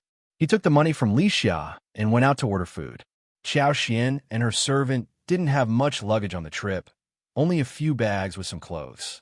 Li Xia and Li Qiu would carry them back to the room and put everything away. There was hot water in the kitchen, and a brick bed in the room made it very warm and cozy inside. Finally, they were home. Xiao Xian let out a sigh of relief, feeling a sense of relaxation wash over her. She smiled, feeling the warmth in her heart. This was her and her husband's home. Indeed, there was no place like home. Xiao Xian felt at ease, carefree, and nonchalant. Even the best hostels on the road couldn't compare to the comfort of being home. But her husband still wasn't there. Soon, Songshi returned with food boxes. Li Xia and Li Qiu quickly set up the table and carefully placed the dishes one by one. On the table were shredded pork with capital sauce, roast beef with winter bamboo shoots, sliced fish, stir-fried vegetables, and a large bowl of steaming mutton soup garnished with coriander and green onions. Additionally, there were 4 dishes from the restaurant: 8 treasure pickles, pickled radishes, mustard cabbage with sauce, and shredded bamboo shoots with red oil. Xiao Xian smiled. "Let's start serving the dishes from the boxes before they get cold. Afterward, you can wash up and take a break. If you find any errors, ads pop up, ads redirect, broken links, non-standard content, etc., please let us know report so we can fix it as soon as possible." Chapter 1151. Where did Old Master go? It was a safe trip. Yeah, we are back safe and sound. Xiao Xian's excitement soared as thoughts of her husband, whom she hadn't seen in so long, flooded her mind. The anticipation of their reunion and the old saying, "Absence makes the heart grow fonder," made her heart skip a beat, causing her cheeks to flush with joy. However, upon their return, Xiao Yinduan was not there to greet them. Instead, Songshur answered the door. Surprised and elated to see Songshur, Xiao Xian bowed deeply and smiled. Songshur, you're here. That's wonderful. Xiao Xian smiled and nodded, asking, Where's my husband? Has he not returned yet? Hamlin Academy should have been off duty, so she wondered why he wasn't home. Annoyed thoughts crossed her mind. Could he have gone somewhere else without her knowledge? How dreadful! Where is old master? She asked, sounding rather stern as she turned to Songshur. Songshur had never seen her like this, and it caught him off guard. He replied, Madam, old master is working for the Crown Prince, and I have been assisting him. Old master mentioned that you would be back soon, so he asked me to come home the day before. He should be back in a couple of days. Working for the Crown Prince? Xiao Xian was startled. She had been gone for less than 2 months, and she fell out of touch with her husband, finding it difficult to comprehend what Songshur was talking about. What could the Hamlin Academy possibly do for the Crown Prince, especially when he was out of the capital? Songshur said, Yes, madam, never mind. Xiao Xian waved her hands and said gently, Let's eat dinner first, and after dinner, you can tell me about this. We won't cook tonight, but you can buy 4 or 5 dishes from G Restaurant outside the alley. 1 soup, and you can take care of the rest. Finding reassurance in the fact that Xiao Yunduan hadn't gone out to have fun, Xiao Xian's worries dissipated instantly. She sounded calm and gentle, like the gracious mistress of the family. Songshur had no idea what was going on with his mother-in-law, but he let out a sigh of relief and nodded. He took the money from Li Xia and went out to order food. Xiao Xian and her servant didn't have much luggage on the trip, only a few bags with some clothes. Li Xia and Li Qiu would carry them back to the room and put everything away. There was hot water in the kitchen, and a brick bed in the room made it very warm and cozy inside. Finally, they were home. Xiao Xian let out a sigh of relief, feeling a sense of relaxation wash over her. She smiled, feeling the warmth in her heart. This was her and her husband's home. Indeed, there was no place like home. Xiao Xian felt at ease, carefree, and nonchalant. Even the best hostels on the road couldn't compare to the comfort of being home. But her husband still wasn't there. Soon, Songshur returned with food boxes. Li Xia and Li Qiu quickly set up the table and carefully placed the dishes one by one. On the table were shredded pork with capital sauce, roast beef with winter bamboo shoots, sliced fish, stir-fried vegetables, and a large bowl of steaming mutton soup garnished with coriander and green onions. Additionally, there were 4 dishes from the restaurant, 8 treasure pickles, pickled radishes, mustard cabbage with sauce, and shredded bamboo shoots with red oil. Xiao Xian smiled. Let's start serving the dishes from the boxes before they get cold. Afterward, you can wash up and take a break. Chapter 1153. Minister Old Yun. Xiao Yunduan's surprise was evident, yet he was determined not to let go of this golden opportunity. As he eloquently discussed a section of the book, the ministers couldn't help but commend him calmly. He couldn't help but feel inwardly pleased as he realized why the emperor had been so intrigued by his talents. Emperor Xin of Qi was even more delighted with Xiao Yunduan's performance. Although not a poetry enthusiast, the emperor was well-versed in the 4 books and 5 sutras, and recognized Xiao Yunduan's exceptional abilities in poetry as well. The emperor's joy knew no bounds as he honored Xiao Yunduan with a set of study treasures and a copy of the imperial book. However, this was not the end of the story. The young master overheard something intriguing about Xiao Yunduan's intermediate sutras and passed on the message to the East Palace. It was revealed that Xiao Yunduan's Master Yun happened to be the retired teacher of the Crown Prince. Master Yun's credentials were impressive as a contemporary Confucian with a distinguished career as an academician of the Hamlin Academy, left Assistant Minister of Rites, Minister of the Ministry of Personnel, and Grand Secretary of Yuan Pavilion. Prior to becoming the Grand Tutor of the Crown Prince, he had numerous disciples due to his fame and extensive network. Yet the Crown Prince, along with the Second Prince, the Third Prince, and the Fourth Prince, managed the country's governance. To prevent any complications or interference, Master Yun chose to withdraw from his governmental position. His decision was to ensure that the Crown Prince could focus on his responsibilities without any unnecessary concerns or fears arising from Master Yun's presence in the court. The Crown Prince understood the reasons behind Master Yun's departure and reluctantly watched his honored tutor leave the capital.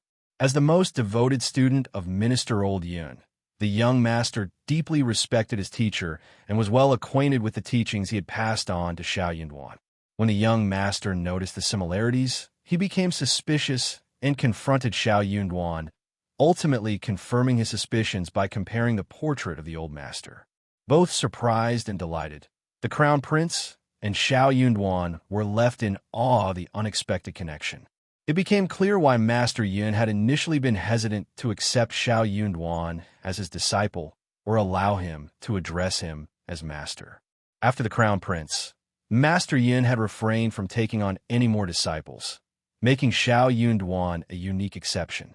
The revelation brought immense joy to the Crown Prince, as he realized that Xiao Yunduan was not merely his junior brother, but a student taught directly by his beloved master. The familiarity he sensed in Xiao Yunduan's essay now made perfect sense, as Xiao Yunduan had absorbed some of the essence of Master Yun's style during their interactions. The discovery of this connection between the two left Xiao Yunduan dumbfounded and filled the Crown Prince with pride, knowing that his esteemed master's teachings continued to influence and shape talented individuals like Xiao Yunduan. However, during that time, the Crown Prince hadn't considered the possibility of reuniting with Xiao Yunduan, and now he deeply regretted it. He wished he had reconnected with him much earlier, avoiding the lost time. Despite the strangeness of their unexpected reunion, the Crown Prince couldn't hide his excitement as he looked at Xiao Yunduan with sparkling eyes. He was eager to inquire about the well-being of the Grand Tutor and was pleased to find Xiao Yunduan very amicable. Ever since Minister Old Yun left the capital, there had been no contact with him. The Crown Prince felt a sense of sadness whenever he thought about the elder man. He understood that the reason for Minister Old Yun's departure was likely to give up everything and leave behind the complexities of the court. Though the Crown Prince longed for the elder man's return to the capital, he was aware of the purpose behind his mentor's actions. He knew it was best for the elderly men to stay away from the court's intrigue and politics. The Crown Prince's father had placed great trust in Minister Old Yun, and it was due to that trust that the Crown Prince found himself in his current position. If you find any errors, ads pop up, ads redirect, broken links, non-standard content, etc., please let us know report so we can fix it as soon as possible. Chapter 1155, Returning Our Luck. That was the junior brother of the Crown Prince. Everyone knew how much the young master respected Minister Old Yun. He had been an intermediate for a long time, and Minister Old Yun had never accepted any disciples or taught anyone. The disciples he had accepted in the early years were all much older than the young master, and they had their own careers, or they had taught countless disciples, so the young master did not need to ask for his guidance. One of Minister Old Yun's disciples was born after the Crown Prince, and the Crown Prince would definitely treat him well. Tian Shanshan felt a mix of sadness and bitterness. She had good taste, but what was the point of having good taste? It was not the right time. In the end, she got nothing. Officer Tian and Madame Tian were both annoyed. What was going on? Needless to say, Madame Lady Qiao felt furious as she covered her chest. She glared at Third Old Master and his wife, demanding them to bring Qiao Xin back home. That damn girl must have stolen our luck. She's so evil. Why did you even raise her? I want her to return our fortune to us. The couple from the first section of the family and the second section of the family did not say a thing. They looked at each other coldly, as if they believed what Third Old Master Qiao said, or they would rather believe what they said. They started to view Third Old Master Qiao and his wife differently. That man was involved with Minister Old Yun. Minister Old Yun was the most respected scholar in the whole world, holding positions as the tutor of the Crown Prince and as a scholar of the Academy. All scholars in the world admired him, including Third Old Master Qiao Hongxi, and the son of the second section of the family. How fortunate it was for someone to be taught by Minister Old Yun, especially after having taught the young master. It was like receiving a lifetime of blessings. Xiao Hongxi and Xiao Hongquang were also highly motivated. They believed Madame Lady Qiao's words. Qiao Xian must have stolen the Qiao family's fortune. There couldn't be any other explanation. Otherwise, how could Xiao Yunduan have risen from a poor boy in the countryside, born to do labor work, to his current status? Third Old Master's face darkened with regret, feeling the pain in his chest. Third Madame Qiao's eyes turned red, as she cursed fate for being so unfair and blind. And when he thought about how Minister Old Yun had taught Xiao Yunduan in the county for so long, Third Old Master felt even more remorseful, wishing he could smash his head against the wall in frustration. It was exasperating. Xiao Xian might not know much, being a woman, but Xiao Yunduan was a man and should have had some knowledge. Even if he had no idea who Minister Old Yun was, he should not have lied about it. If he had known that there was such a knowledgeable man in the country, he should have informed him. After all, he was still their son-in-law at that time. Third Old Master couldn't bear it any longer, and he stopped Xiao Yunduan and blamed him. Xiao Yunduan was feeling increasingly frustrated. He had been worn out by all kinds of social gatherings in recent days, leaving him with no energy to engage with Third Old Master Qiao. Confronted by Third Old Master's angry accusations, he maintained a calm demeanor and responded, "Minister Old Yun values tranquility and dislikes disturbances. He advised us not to mention him in front of others." This reply only further aggravated Third Old Master's annoyance. For days after the news was exposed, Xiao Yunduan received a transfer order from his officer superior. He was officially appointed as the Minister Counselor of the Ministry of Revenue, receiving a promotion from a 7th-ranked officer to a 5th-ranked officer, a remarkable advancement of 2 ranks.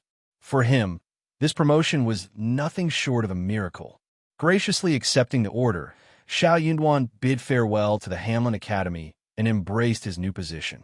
If you find any errors, ads pop up, ads redirect, broken links, non-standard content, etc., please let us know report so we can fix it as soon as possible. Chapter 1157, Slap on the Face. Xiao Yunduan found himself in a dilemma and needed to carefully consider his next steps. Although he was leading a peaceful life, someone was causing trouble for him. The 4th prince, an honored princess, were greatly annoyed by the situation. On the other hand, the 2nd prince and 3rd prince didn't pay much attention to Xiao Yunduan's actions. They believed that his association with the crown prince and his father's admiration didn't hold much significance, as Xiao Yunduan lacked a powerful background and appeared too weak to be of any help to the crown prince. However, things took a different turn because of the Tian family's involvement. The 4th prince felt humiliated and slapped in the face due to their actions. Princess Virtue's son's jokes in front of the Empress, which indirectly targeted honored Princess Mei, only fueled her annoyance further. Feeling humiliated and unable to tolerate the disrespect, honored Princess Mei decided to take a stand against the concubine. Moreover, the 4th prince's growing support and the emperor's favor towards him gave him a sense of superiority over the crown prince, who lacked the same level of backing from his mother's family. They were confident that the crown prince would eventually step down, but Xiao Yunduan's actions brought them face to face with a challenge from the crown prince's side. This situation worried them because they considered their reputation and the perceptions of their followers and those who remained neutral. They were aware that no one could compete with the crown prince, and his association with Minister Old Yun commanded even more respect and admiration. After much discussion, the mother and son decided to address the situation by confronting Xiao Yunduan. Wasn't he the Primus personally taught by Minister Old Yun? Wasn't he an advanced talent? But if he had a bad character and wasn't that good, did that mean that Minister Old Yun was getting old, not intermediate, and had bad taste? With this, she could get Minister Old Yun off the pedestal. If she could control it well, she might even be able to take down the crown prince. The 4th prince went back to the mansion and passed on the message to He Jiqing. "You are the cousin of the Xie family, and I heard that young Master Xie is in a good relationship with Xiao Yunduan, right? I will leave this to you, and I don't care what method you use. If you succeed, I will treat you well." In the end, the fourth prince decided to listen to his mother and not look down at women. He Jiqing was the best person to deal with this. She was Xiao Yunduan's old friend, and even if that did not work out, she could be pushed out as the scapegoat. It was reasonable to say that they had a grudge against each other, and she was taking revenge on them. He Jiqing felt both bitter and motivated. That was not a very easy thing to do. She would definitely be moved. She was a concubine, and he would not treat her badly. He would either give her the position of a concubine or give her a son. Either way, she wanted them all. She even wanted both of them. But there was no free lunch in the world, and there was no free lunch. Elder Miss had given her a warning before, and she could still stall for time. But since His Highness said so, she could not delay any longer. He Jiqing asked Xiao Wei to meet her privately. Xiao Wei was very young, but she looked fierce. She was not having a good time either. She was suffering physically and mentally. That was such a huge blow to her. When Xiao Xian fell into the water and was forced to break off the engagement with the Yang family, she felt happy and gloating. Chapter 1157, Slap on the Face. Xiao Yunduan found himself in a dilemma and needed to carefully consider his next steps. Although he was leading a peaceful life, someone was causing trouble for him. The fourth prince, an honored princess, were greatly annoyed by the situation. On the other hand, the second prince and third prince didn't pay much attention to Xiao Yunduan's actions. They believed that his association with the crown prince and his father's admiration didn't hold much significance, as Xiao Yunduan lacked a powerful background and appeared too weak to be of any help to the crown prince. However, things took a different turn because of the Tian family's involvement. The fourth prince felt humiliated and slapped in the face due to their actions.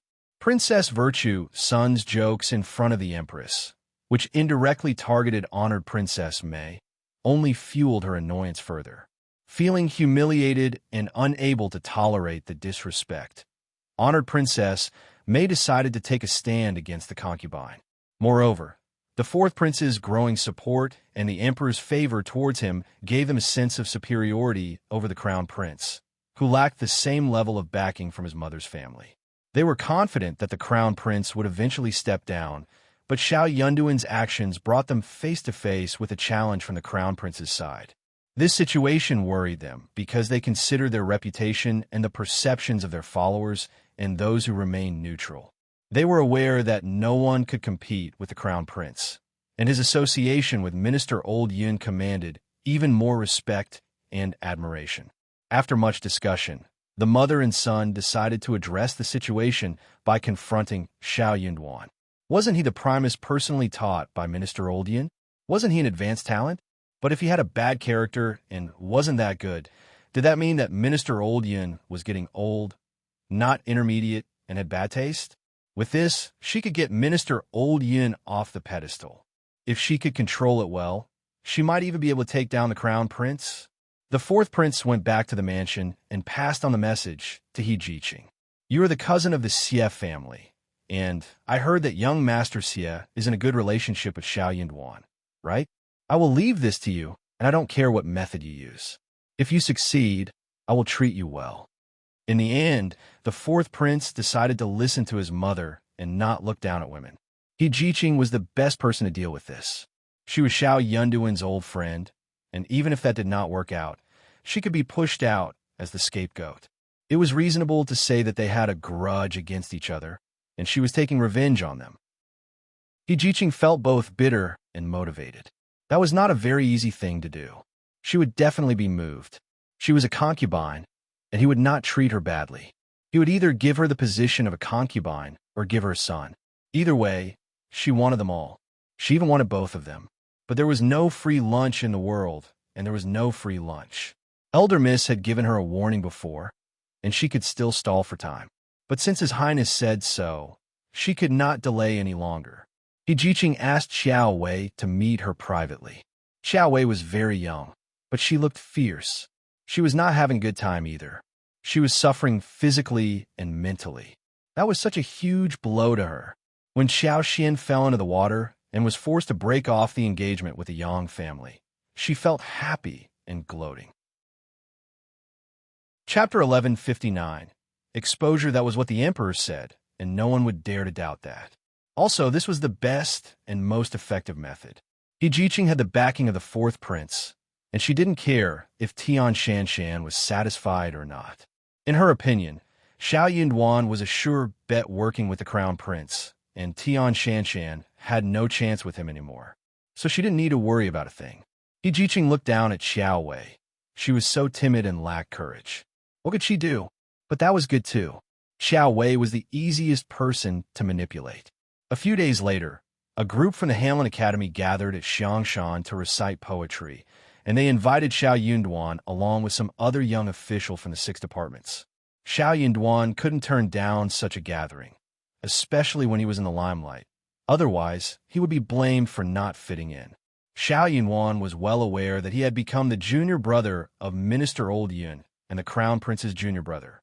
Everyone congratulated him on the surface, but they were all secretly jealous of his newfound status. At this moment, they couldn't leave any evidence behind. Also, things were different now. Since he had decided to make plans for the Crown Prince, he couldn't simply keep a low profile like before. It was more important for him to have a wide circle of friends and identify potential allies. The Xiang Mountains offered beautiful scenery, and they enjoyed swimming in the mountains and rivers. But why hadn't the thrifty people who gathered here made tea to add to the fun? Despite that, they had a great time throughout the day. In the afternoon, they returned to town and went straight to a restaurant for dinner. The cost of the dinner was pooled together. The fourth prince and the third prince had always been interested in these matters, so they gladly contributed as well. Xiao Yunduan, being a wealthy man, offered 100 liang when gathering the money. He might not match the third prince and the fourth prince, but his contribution was still quite impressive.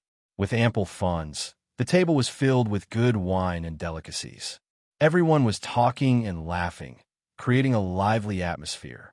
One person took the lead in offering Xiao Yunduan a toast and congratulations, praising his promising future. Others followed suit, whether they were sincere or not. Xiao Yunduan had no reason to turn them down. If he did, it would seem too proud and rude. But with so many people around, he smiled bitterly and repeatedly expressed that he couldn't hold his liquor well. He apologized again and again, eventually convincing them to switch to smaller wine glasses. Reluctantly, Xiao Yunduan began drinking them one by one. After consuming so many glasses, Xiao Yunduan got quite drunk. Not wanting to drink any further, he pretended to be heavily intoxicated. Some guests remarked, "Just let him be," and others agreed, letting him off the hook. When the banquet was over, he arranged for someone to drive him home with the help of Songshi. At his doorstep, Songshi did his best to assist his master, thanking the officer who had seen them off. Once inside the yard, Songshi closed the door behind them. Xiao Yunduan leaned against the wall and vomited, feeling slightly better. To his surprise, he wasn't actually as drunk as he had led them to believe. He was impressed by how well he had managed to hold his liquor. After resting for a while in his room, he felt even more awake. Songshi hurriedly boiled hot water and fetched water for Xiao Yunduan to wash up. He prepared a bowl of hot tea to help alleviate the hangover. Additionally, he filled a thick cotton-coated jar with hot water, placing it at the head of his bed, so Xiao Yunduan could have water to drink in the middle of the night when he felt thirsty.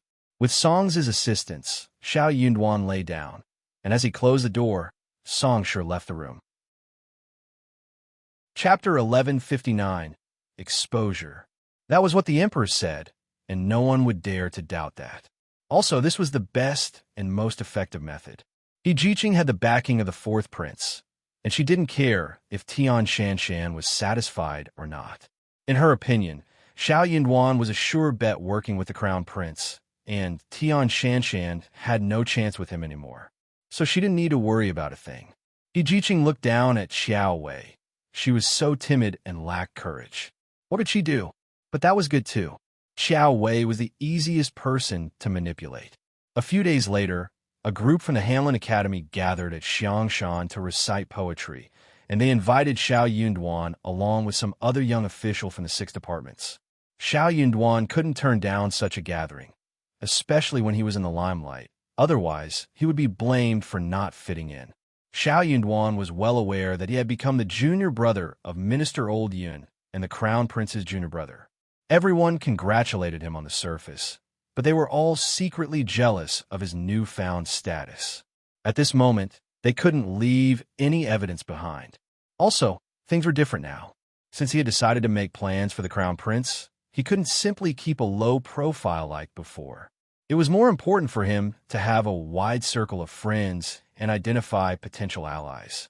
The Xiang Mountains offered beautiful scenery, and they enjoyed swimming in the mountains and rivers. But why hadn't the thrifty people who gathered here made tea to add to the fun? Despite that, they had a great time throughout the day. In the afternoon, they returned to town and went straight to a restaurant for dinner. The cost of the dinner was pooled together. The fourth prince and the third prince had always been interested in these matters, so they gladly contributed as well.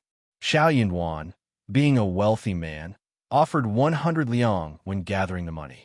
He might not match the third prince and the fourth prince, but his contribution was still quite impressive. With ample funds, the table was filled with good wine and delicacies. Everyone was talking and laughing, creating a lively atmosphere. One person took the lead in offering Xiao Yunduan a toast and congratulations, praising his promising future.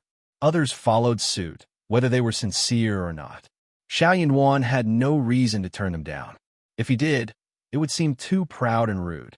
But with so many people around, he smiled bitterly and repeatedly expressed that he couldn't hold his liquor well.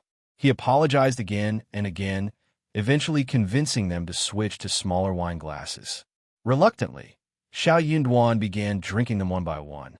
After consuming so many glasses, Xiao Yunduan got quite drunk. Not wanting to drink any further, he pretended to be heavily intoxicated.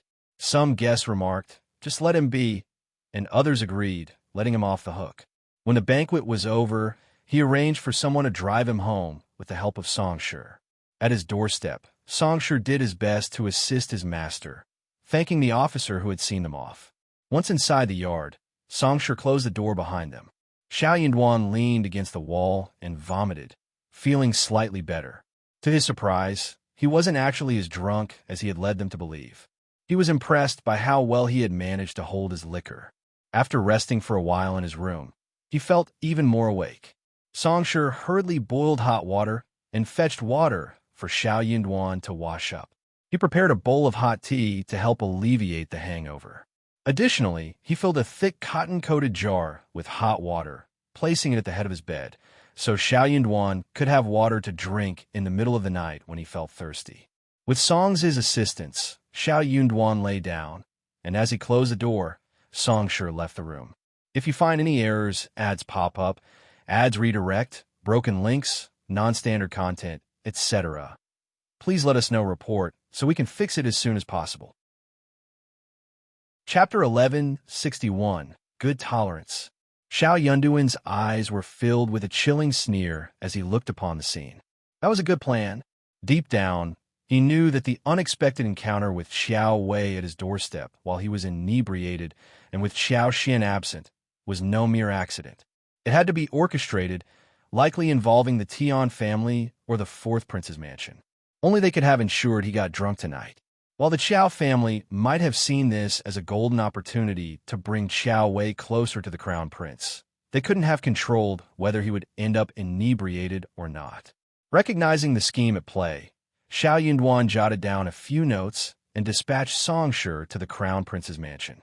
He instructed Songshi to find the patrolling soldiers and inform them that he had forgotten about an urgent matter that needed his attention.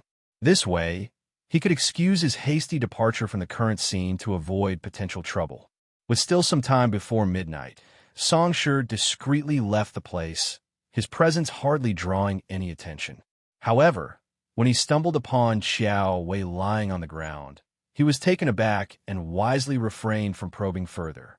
Their master would never approve of elder Miss Xiao, so Songshi was convinced that he had been deceived. Despite this, he had no intention of casting Xiao Wei aside. He and Songshi knew that transporting her elsewhere was challenging as they lacked a wagon and risked being noticed if they tried to move her discreetly. Moreover, Leaving Xiao Wei outside would mean subjecting her to the freezing weather, potentially resulting in her death. If she were to pass away near her own home, suspicion would undoubtedly fall on them. Another concern was the possibility of guards sent by the Tian family or the fourth prince being stationed nearby. Any attempt to carry Xiao Wei away could lead to their capture, and explaining their actions would be an arduous task. Aware of the potential enemies he would encounter once he became the crown prince's confidant, Xiao Yunduan had always been vigilant. However, he had never expected such a vile scheme to be set in motion against him. Fortunately, his alcohol tolerance saved them from disaster. Otherwise, they would have been in grave danger. Yet, who could have predicted that their peaceful day of enjoying mountain scenery and poetry would turn into a night of revelry and drunkenness at home? It was not uncommon for them to doze off under such circumstances. But they were waiting for them here. Xiao Yunduan felt that he would have been utterly humiliated if he had been set up in his own home. Nothing could be more frustrating than this.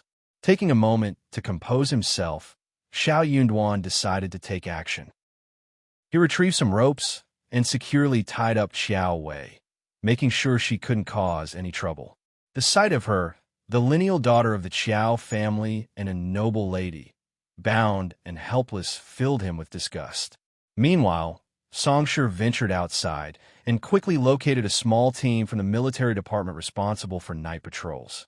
He revealed his identity and explained the situation, requesting their assistance. Upon learning that it concerned the crown prince, the team didn't dare to waste any time and immediately sent 2 men to accompany Songshi to the crown prince's mansion. Arriving at the crown prince's mansion late at night, Song's presence startled the gatekeeper, who promptly allowed him in while notifying the crown prince of his arrival.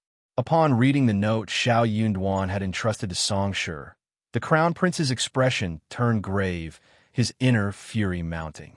Had it not been for Xiao Yunduan's ability to handle alcohol, his reputation would have suffered irreparable damage the following day.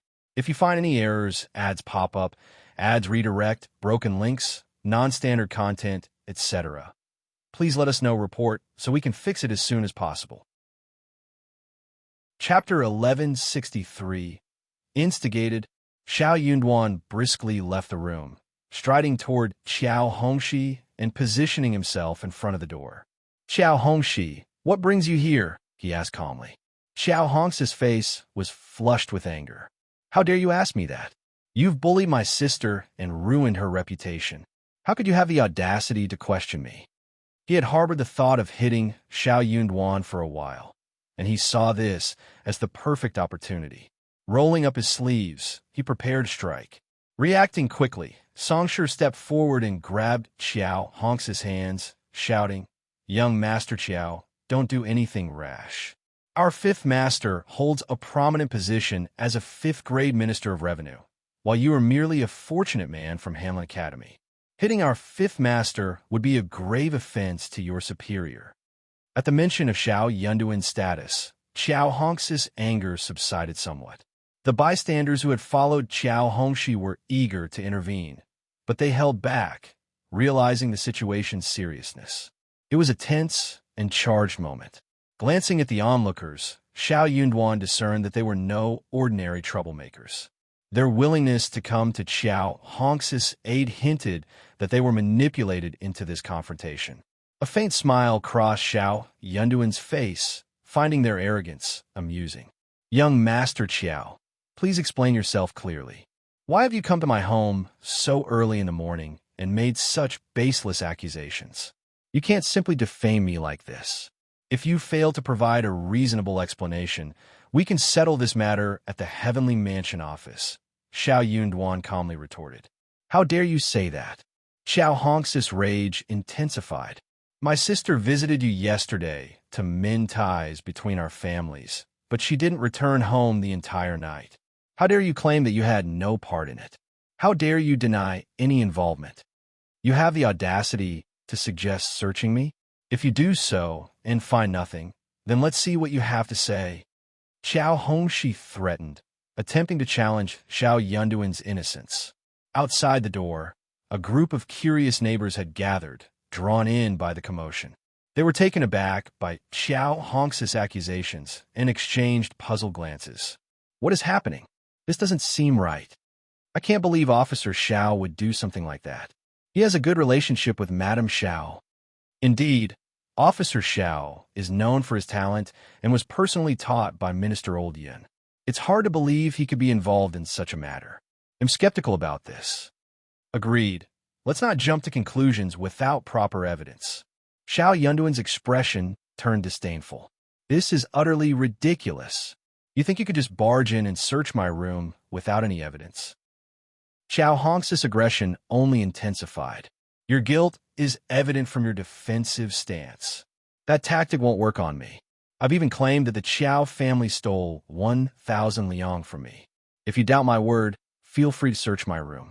I have nothing to hide. You're being completely unreasonable. Xiao Yunduan shook his head, realizing his words fell on deaf ears. Xiao Hongxi, I'm not joking around here. I won't let you invade my privacy and disturb my home just based on baseless accusations. This is not going to happen. I don't care. Xiao Yunduan, I'm dead serious about this matter. I will search your room today, whether you like it or not. I won't let my sister suffer for nothing. Politeness won't work with him. Just go ahead and search. We'll see who dares. Xiao Yunduan retorted sharply. You may be young Master Qiao, but that doesn't give you the right to trespass and act like a robber. You're blatantly disregarding the law and challenging the court. Be careful of the consequences you'll face, like beheading.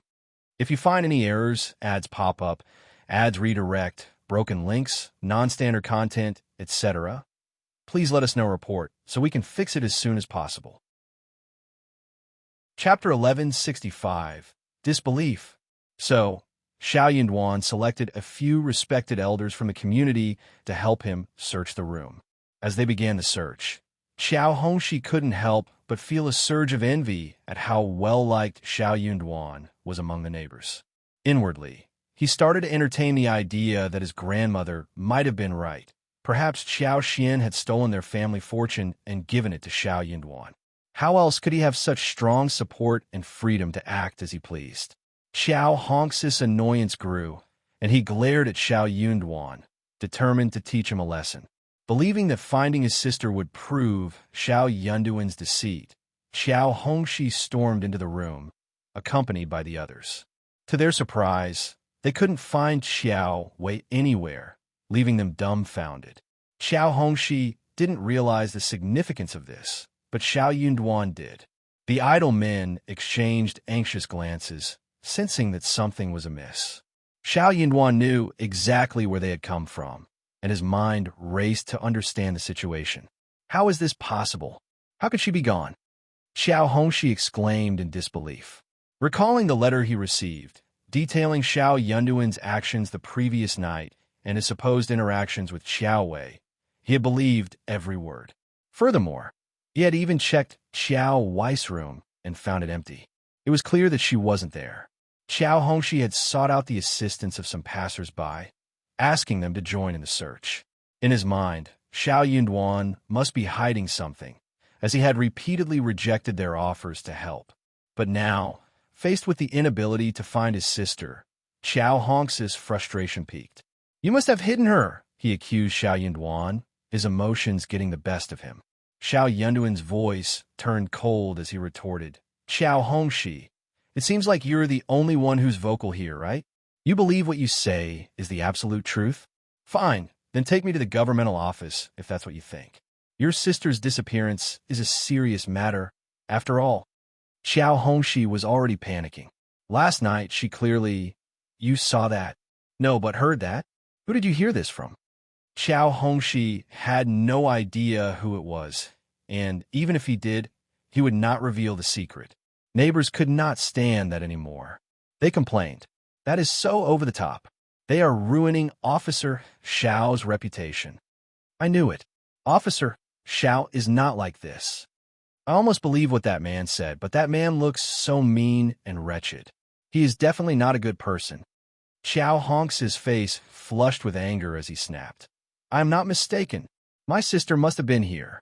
You must have set her up. Xiao Yunduan sneered in response to Xiao Hong's accusation.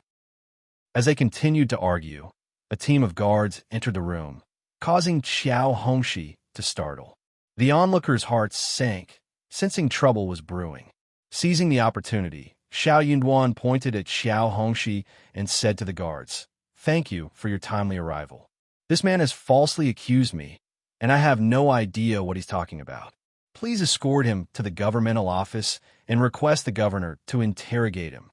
The guards greeted Xiao Yunduan respectfully and nodded in agreement. Songshi, one of the onlookers, took this moment to recount the entire incident to the guards. The leader of the guards seemed eager to please Xiao Yunduan and showed no concern for Xiao Hongxi. He promptly ordered his men to fetch Xiao Yunduan. Furious at Xiao Yunduan's actions, Xiao Hongxi struggled and yelled, "Xiao Yunduan, you set up my sister and attempted to frame me. You are a disgraceful son-in-law of the Qiao family. My father must have been blind to accept you into our family. If you find any errors, ads pop up, ads redirect, broken links, non-standard content, etc., please let us know report so we can fix it as soon as possible." Chapter 1167. Nonsense. Impossible. That is impossible. Xiao Hongxi was not stupid either. The letter clearly explained how Xiao Yunduan behaved the day before, how his sister went to the Xiao family to beg Xiao Yunduan, and how Xiao Yunduan took her into the yard. In short, there were so many details, and it couldn't have been a rumor made out of nothing. Those who were not at Xiao Yunduan's gathering the day before would not have known so many details. Those details could be verified by asking a few people who were present that day.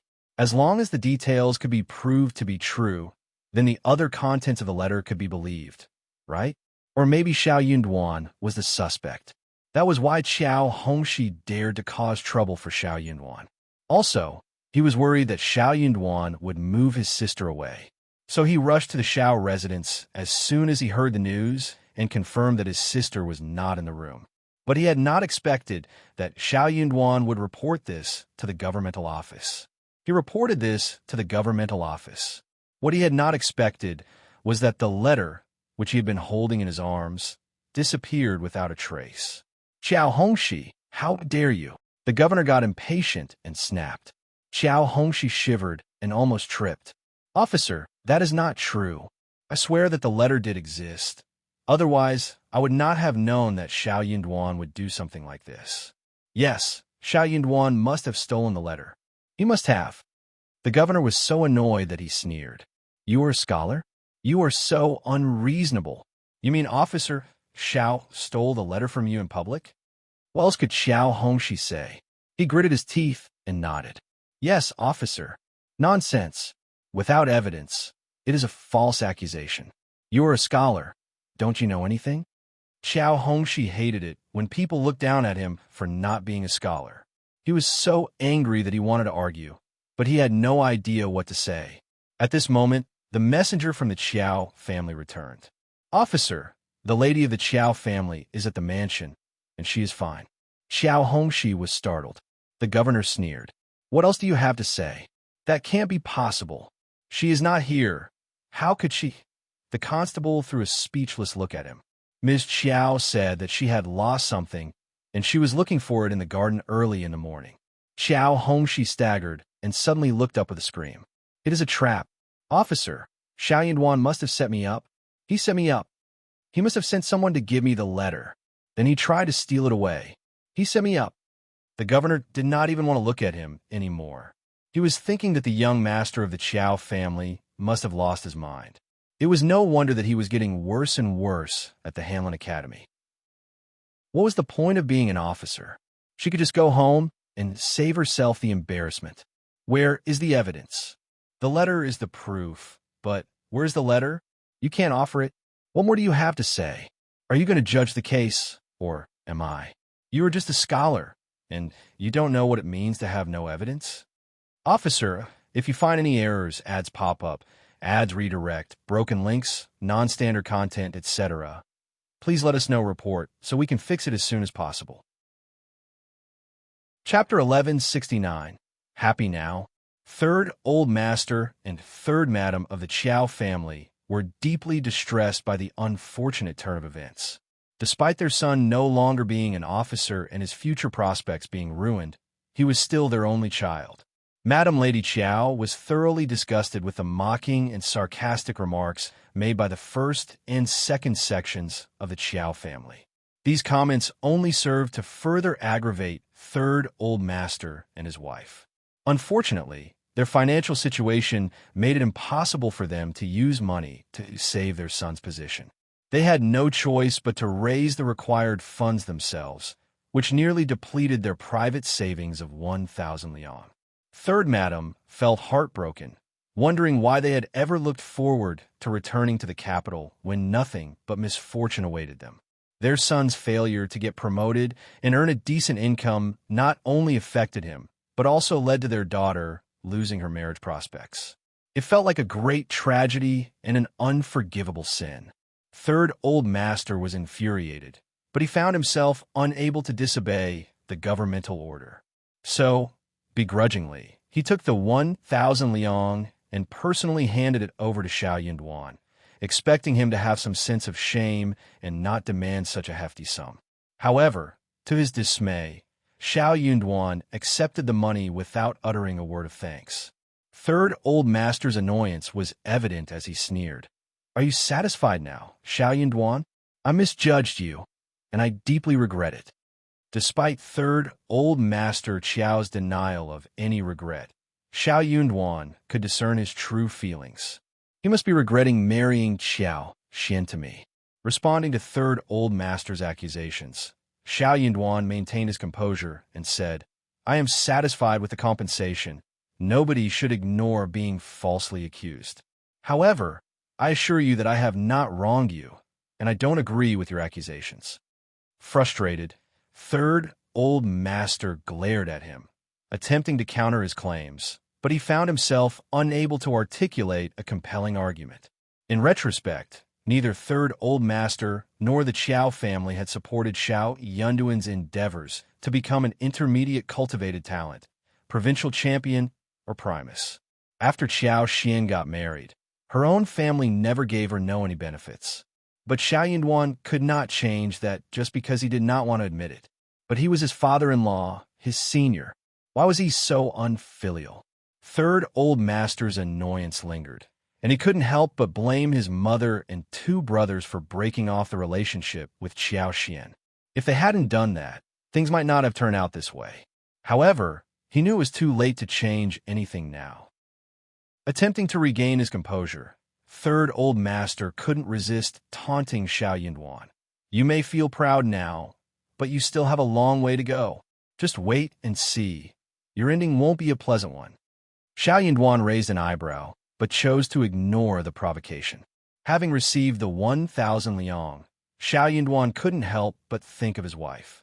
He knew she would be delighted to be back, as she always enjoyed receiving money from the Qiao family. He regretted letting her go home in the first place. While everyone believed the matter was settled, including the fourth prince, Honor Princess Mei, and her son, who decided not to take any immediate action, Xiao Yunduan had other plans. He made the decision to resign, claiming that he had not anticipated such jealousy arising from Minister Oldyan's guidance. He suspected that an evil scheme was concocted to tarnish his reputation. While his reputation might recover, he couldn't bear the thought of Minister Oldyan being implicated in the process. If you find any errors, ads pop up, ads redirect, broken links, non-standard content, etc., please let us know report so we can fix it as soon as possible. Chapter 1171, Revenge. The fourth prince, seething with anger, crumpled the letter into pieces, cursing the crown prince for his hypocrisy and false kindness. The situation had become unbearable for him. Throughout his life, the crown prince had been accustomed to making concessions, leading everyone to take his compromises for granted. However, this time, the crown prince's behavior had crossed a line, and the fourth prince couldn't tolerate it any longer. In response to the crown prince's actions, he decided to counterattack with a stern warning, making it clear that he wouldn't stand such behavior. After all, if the crown prince's actions went unchecked, it would set a dangerous precedent for the future. Amused by the situation, the fourth prince smirked confidently as he held the torn letter in his hands. He knew the crown prince had no evidence left to defend himself. Furthermore, he believed that those who supported the crown prince were easily swayed and could be manipulated by anyone. He was certain that no one would dare speak against him and claim that they were telling the truth. The fourth prince considered the crown prince foolish and knew he wouldn't dare to break ties with him. This realization fueled his desire for revenge, and he decided to take matters into his own hands. As a first step, a mysterious fire broke out at the crown prince's residence on a stormy night. Rumors quickly spread that the heavens were angry at the crown prince, signaling that he was undeserving of his position, and the fire was a divine warning. Following this, several officials who supported the crown prince encountered difficulties, further intensifying the rumors that the crown prince was incompetent and unfit for his role.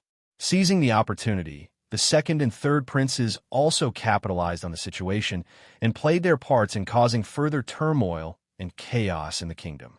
That caused a huge commotion in the court. The crown prince was overwrought. He found himself trapped in a challenging situation where he couldn't explain why he deserved the position he held, and he felt powerless to change the perception others had of him. Being passive and doing nothing would lead to accusations of immorality, while taking any active measures would be interpreted as an attempt to buy the favor of the people. The crown prince was caught in a difficult position, and his actions were constantly under scrutiny. Despite these challenges, the crown prince diligently carried out his duties, striving to protect his people and ensuring that no one could find any evidence against him. Additionally, he made efforts to display filial piety towards Emperor Xian, seeking to garner support and trust from the ruler. The fourth prince and others had numerous options at their disposal, but the crown prince had to tread carefully as he was the one facing the most significant obstacles. It felt like he was constantly being held back, with limited options available to him. Meanwhile, a man named Xiao Yunduan left the town on a task assigned by the crown prince, and nobody else knew the details of this mission, including Songshi, who remained unaware of its nature. As part of his mission, Songshi was to wait in a distant village until he received a letter from his master, instructing him to return to the capital and deliver a message to Madame. Upon hearing this, Xiao Xian was both frightened and enraged by the revelation. Shame on the Xiao family. The fourth prince was also so shameless. On her journey back to the capital, her thoughts were suddenly consumed by the memory of the fourth prince's past malicious and wicked behavior. Fueled by her anger, she decided to take revenge, and this act brought her a sense of satisfaction, easing her emotional turmoil. Had she not retaliated, the continuous torment from the fourth prince's actions would have made her feel even worse, making it difficult for her to bear hearing all the recent events. Besides their despicable behavior, she wondered what else the fourth prince and his allies were capable of doing to harm others. Incredibly, Xiao Yunduan managed to survive the ordeal he had encountered. It seemed like he was fortunate not to have been truly drunk on that fateful night. Otherwise, Xiao Xian pondered whether she could have found it within herself to forgive him, even though she knew it wasn't entirely his fault. Furthermore, Xiao Wei's audacity to show interest in her man was an affront to her. That woman had no genuine care or affection for Xiao Yunduan in the first place. Fifth Madam, it is good that you are back. He will be so happy to know about this. He has been thinking about you all the time. Songshi felt a bit nervous seeing Xiao Xian's expression. He smiled and said. Xiao Xian threw a look at him and smiled. Did he let you meet him somewhere again? If you find any errors, ads pop up, ads redirect, broken links, non-standard content, etc., please let us know report so we can fix it as soon as possible. Chapter 1173, Different People. The three madams, Qiao Fong and Xiao Li, as well as the two young daughter-in-laws, as well as the well-respected aunts and maids were all present. That was very scary. Those who did not know what was going on would think that the Qiao family was just some rich and powerful family. But Xiao Xian had revealed their secret a few times, and they knew what was going on here. The moment she walked in, countless hostile eyes fell on her, without showing any fear. Xiao Xian raised her eyebrows, smiled, and sat down directly. Gasps arose in the room, and some people could not help but look shocked. Some people were even adrift, feeling very uncomfortable and angry. After all, this was not the first time for Xiao Xian to visit the Qiao family. She and Xiao Yunduan had been here before for the spring examination. During that time, she behaved like a timid quail, not daring to utter a word behind Xiao Yunduan. However, the Xiao Xian standing before them now was a stark contrast. Dressed in beautiful clothes, with a shining pearl hairpin adorning her smooth and neat bun, her exquisite makeup and confident posture elevated her temperament significantly. She appeared to be a completely different person. First, Madame Qiao gritted her teeth and felt a pang of bitterness in her heart. It was true what they said about arrogance. How could they accept being bullied by such a despicable person? But what bothered them the most was their powerlessness to do anything about it. Both her husband and she were successful, making it difficult to confront them. Second, Mrs. Qiao sneered. Xiao Xian, you don't even greet the senior members of the family. You have no respect for our rules. Xiao Xian glanced at her and replied coldly. Rules? How ironic for the Qiao family to talk about rules with me. Rules are meant for those who actually follow them, not you. You, how dare you? Madame Lady Qiao's face twitched as she pointed at Xiao Xian. You bitch, how dare you? Xiao Xian turned to second Mrs. Qiao. Second Mrs. Qiao, did you see that? Madame Qiao of the Qiao family keeps spouting vulgar words. What rules are those talking about? Ew. Madame Lady Qiao shivered and panted. First Madame Qiao snapped. Xiao Xian, what on earth are you doing here? You are not welcome at the Qiao family. She felt incredibly embarrassed when she heard Madame Lady Qiao's hurtful words in front of the servants. Xiao Xian retorted, Believe me, I don't want to be here either. We have nothing to do with each other, so let's mind our own business, shall we? But the Qiao family keeps causing trouble. Do you think my husband and I are easily bullied just because we have family connections in the capital? First, it was third old Master Qiao who pestered you, and now your young Master Qiao Hongxi is meddling and trying to set my husband. What exactly is the Qiao family's motive? Besides resorting to despicable and shameless methods, do you even know anything else? The women from the Qiao family were so annoyed that they seemed ready to tear Xiao Xian apart. If you find any errors, ads pop up, ads redirect, broken links, non-standard content, etc., please let us know report so we can fix it as soon as possible. Chapter 1175, Bad Luck. I am where I am today because of my husband's abilities. I have my own abilities too. What does that have to do with the Qiao family? Xiao Xian retorted confidently. Oh, so now you claim to have cut ties with the Qiao family. Well, thank you, Madame Lady Qiao, for severing that connection. Since breaking away from the Qiao family and distancing myself from its influence, my husband and I have been blessed with good fortune. Perhaps it's because we freed ourselves from the shackles of the Qiao family's destiny. In other words, the Qiao family's misfortune was dragging everyone down. You may be burdened with bad luck because of the Qiao family, but it's a different story for me. By freeing myself from your bad luck, I have changed my own fortune. Madame Lady Qiao grasped Xiao Xian's implications and felt like she was on the verge of collapsing. Absurd. Nonsense. You're just talking rubbish. Madame Lady Qiao vehemently rejected the notion that Xiao Yunduan and Xiao Xian could have possibly brought prosperity and success to their own lives. She refused to acknowledge their excellence. However, Xiao Xian's clever counter-argument seemed to hit a nerve, and her words began to hold more weight in Madame Lady Qiao's mind.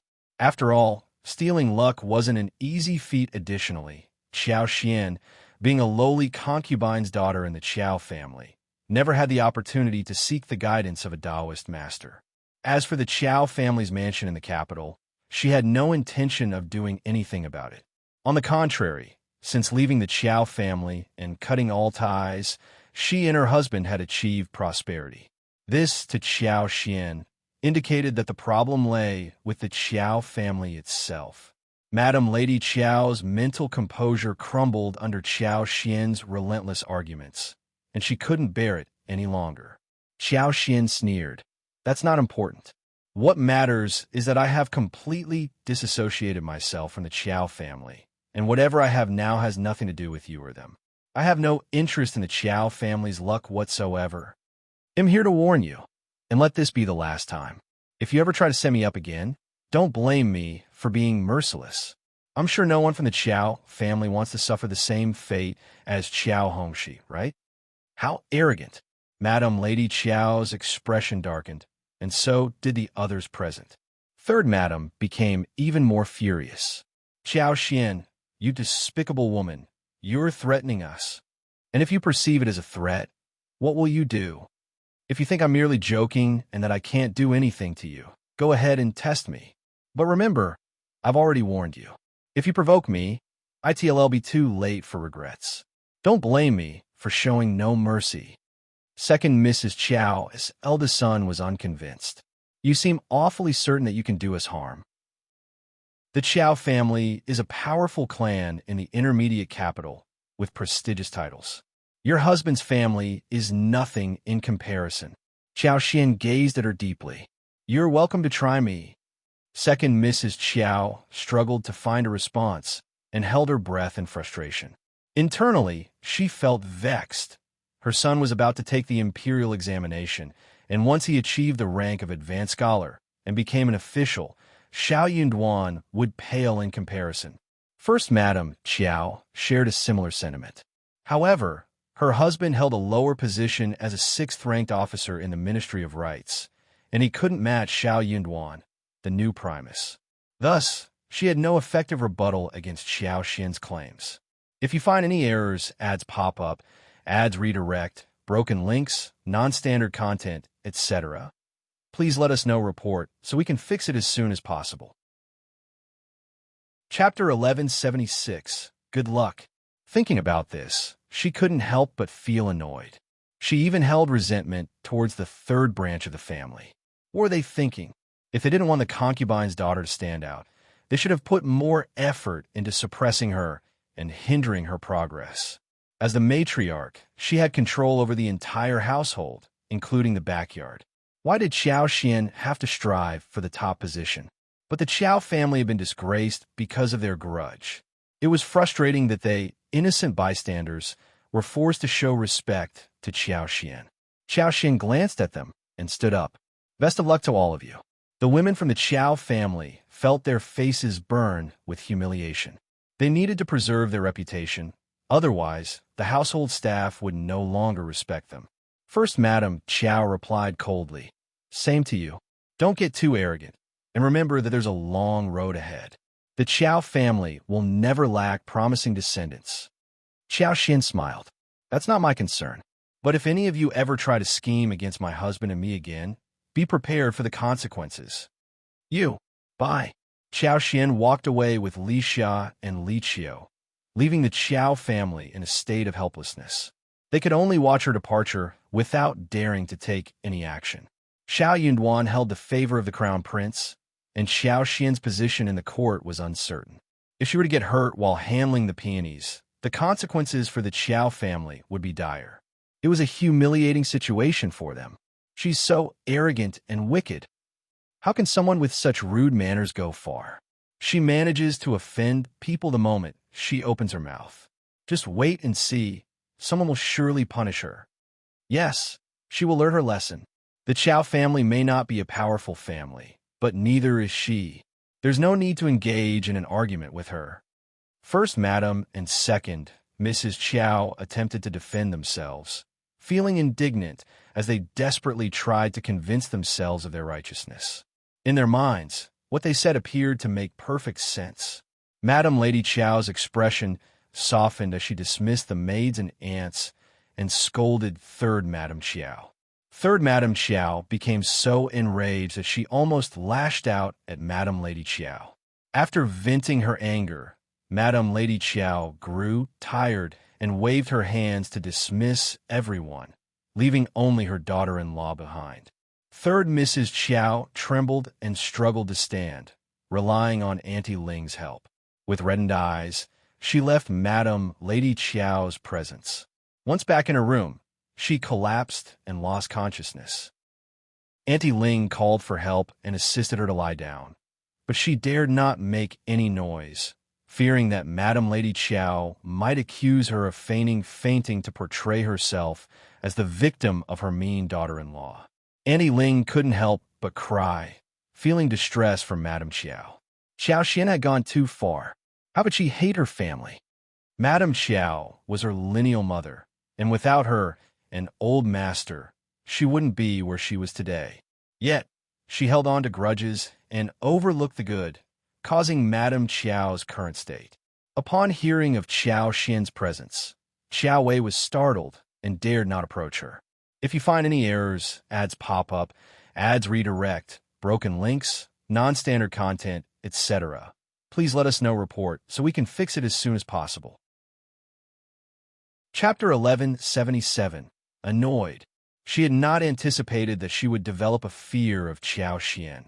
Otherwise, she would have become even more annoyed. Rushing to her mother's room upon hearing she had returned, she found her lying there unconscious and pale. Filled with panic, she anxiously inquired about what had happened. Auntie Ling understood Qiao Wei's temperament well and knew she couldn't reveal the truth. If Xiao Wei became so infuriated that she confronted second miss again, it would put Xiao Wei at a disadvantage and might implicate Old Master and Madame Qiao as well, considering their already precarious situation. With a smile, Auntie Ling cleverly changed the subject, mentioning that Madame Qiao's recovery was still ongoing, and she found it difficult to sit in Madame Lady Qiao's place any longer. Initially silent, Xiao Wei finally spoke in a small voice, her lips trembling. Xiao Xian is involved too, isn't she? Auntie Ling couldn't deny it, as that would sound far too disingenuous. She sighed, her voice tinged with concern. Miss, it's becoming increasingly difficult for us to remain in the mansion. Madam is unwell, and as for young master, you should simply focus on living a good life.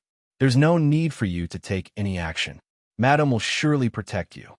Xiao Wei let out a derisive snort, fully understanding Auntie Ling's implications. Auntie Ling was advising her to behave and not stir up trouble. But how could she just accept that? Xiao Yunduan was nothing more than a rustic man from the countryside, while she belonged to a noble family in the capital. How dare he treat her so indifferently? It infuriated her. Auntie, I deeply regret not punishing Xiao Xian severely enough for her to give up on her devious plans. Xiao Wei exclaimed with frustration. Auntie Ling's heart skipped a beat, and she remained silent. She knew that Madame had expressed this sentiment numerous times before. At that moment, third Madame Qiao woke up from her slumber.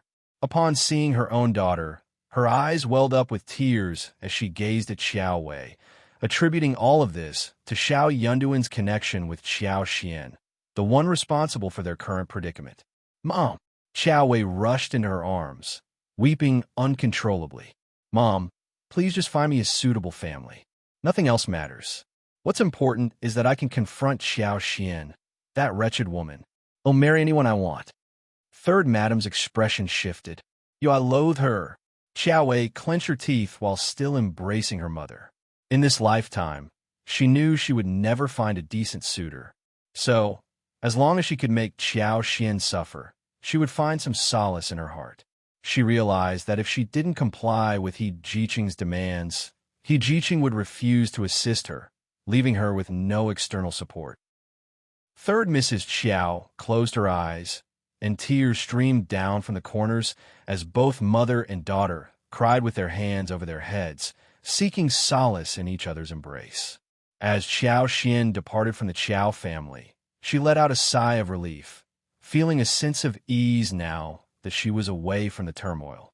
If the Qiao family refused to cooperate with her plans, she wouldn't back down so easily. With her extraordinary abilities, she knew she could effortlessly wreak havoc at the Qiao mansion under the cover of night. Deciding not to stay in the capital any longer, Xiao Xian instructed Li Xia and Li Qiu to organize the gifts they had brought home. She then asked Song Shi to deliver them to the young master of Lord Anping Manor. The young master was still a child, and she believed he would appreciate the various gifts. What Xiao Xian was unaware of, though, was that news of her actions, specifically her intrusion into the main house and the gate of the fourth prince's house, had already spread throughout the capital among the noble and high-class circles. Despite it being a side house and not the actual residence of the fourth prince, it held sentimental value for him, representing an extension of his mansion. If you find any errors, ads pop up, ads redirect, broken links, non-standard content, etc., please let us know report so we can fix it as soon as possible. Chapter 1178. Furious, it was a catastrophic event when the gate collapsed and the entire house sank into the ground. This incident had serious implications, as the crown prince believed he had been set up by the fourth prince. In order to regain his position, the crown prince knew he had to retaliate, but he also understood that his followers might not agree with his approach. Although he was known for being magnanimous, the crown prince had his limits, and he couldn't let this betrayal slide. After being humiliated by the fourth prince, he intended to strike back when the opportunity arose. Being the crown prince meant he had to uphold certain principles and a sense of responsibility. Without maintaining his integrity and principles, he wouldn't be worthy of the title. After the fourth prince took over, rumors about him spread like wildfire, signifying the concept of heaven's fury. The mysterious collapse of the front door and main room of the courtyard without any warning raised questions about the divine intervention, indicating that the heavens themselves disapproved of the situation. At the East Palace, attempts were made to downplay the incident, attributing it to a simple accident caused by the servants. However, the crown prince's supporters demanded a proper investigation before accepting such explanations. The fourth prince, his mother, and their supporters were startled and apprehensive after the investigation results were revealed, possibly realizing the gravity of their actions. They couldn't help but feel a mix of fear and respect for the crown prince's determination to seek justice and reclaim his position. Upon hearing about the incident, Emperor Xian grew annoyed and puzzled.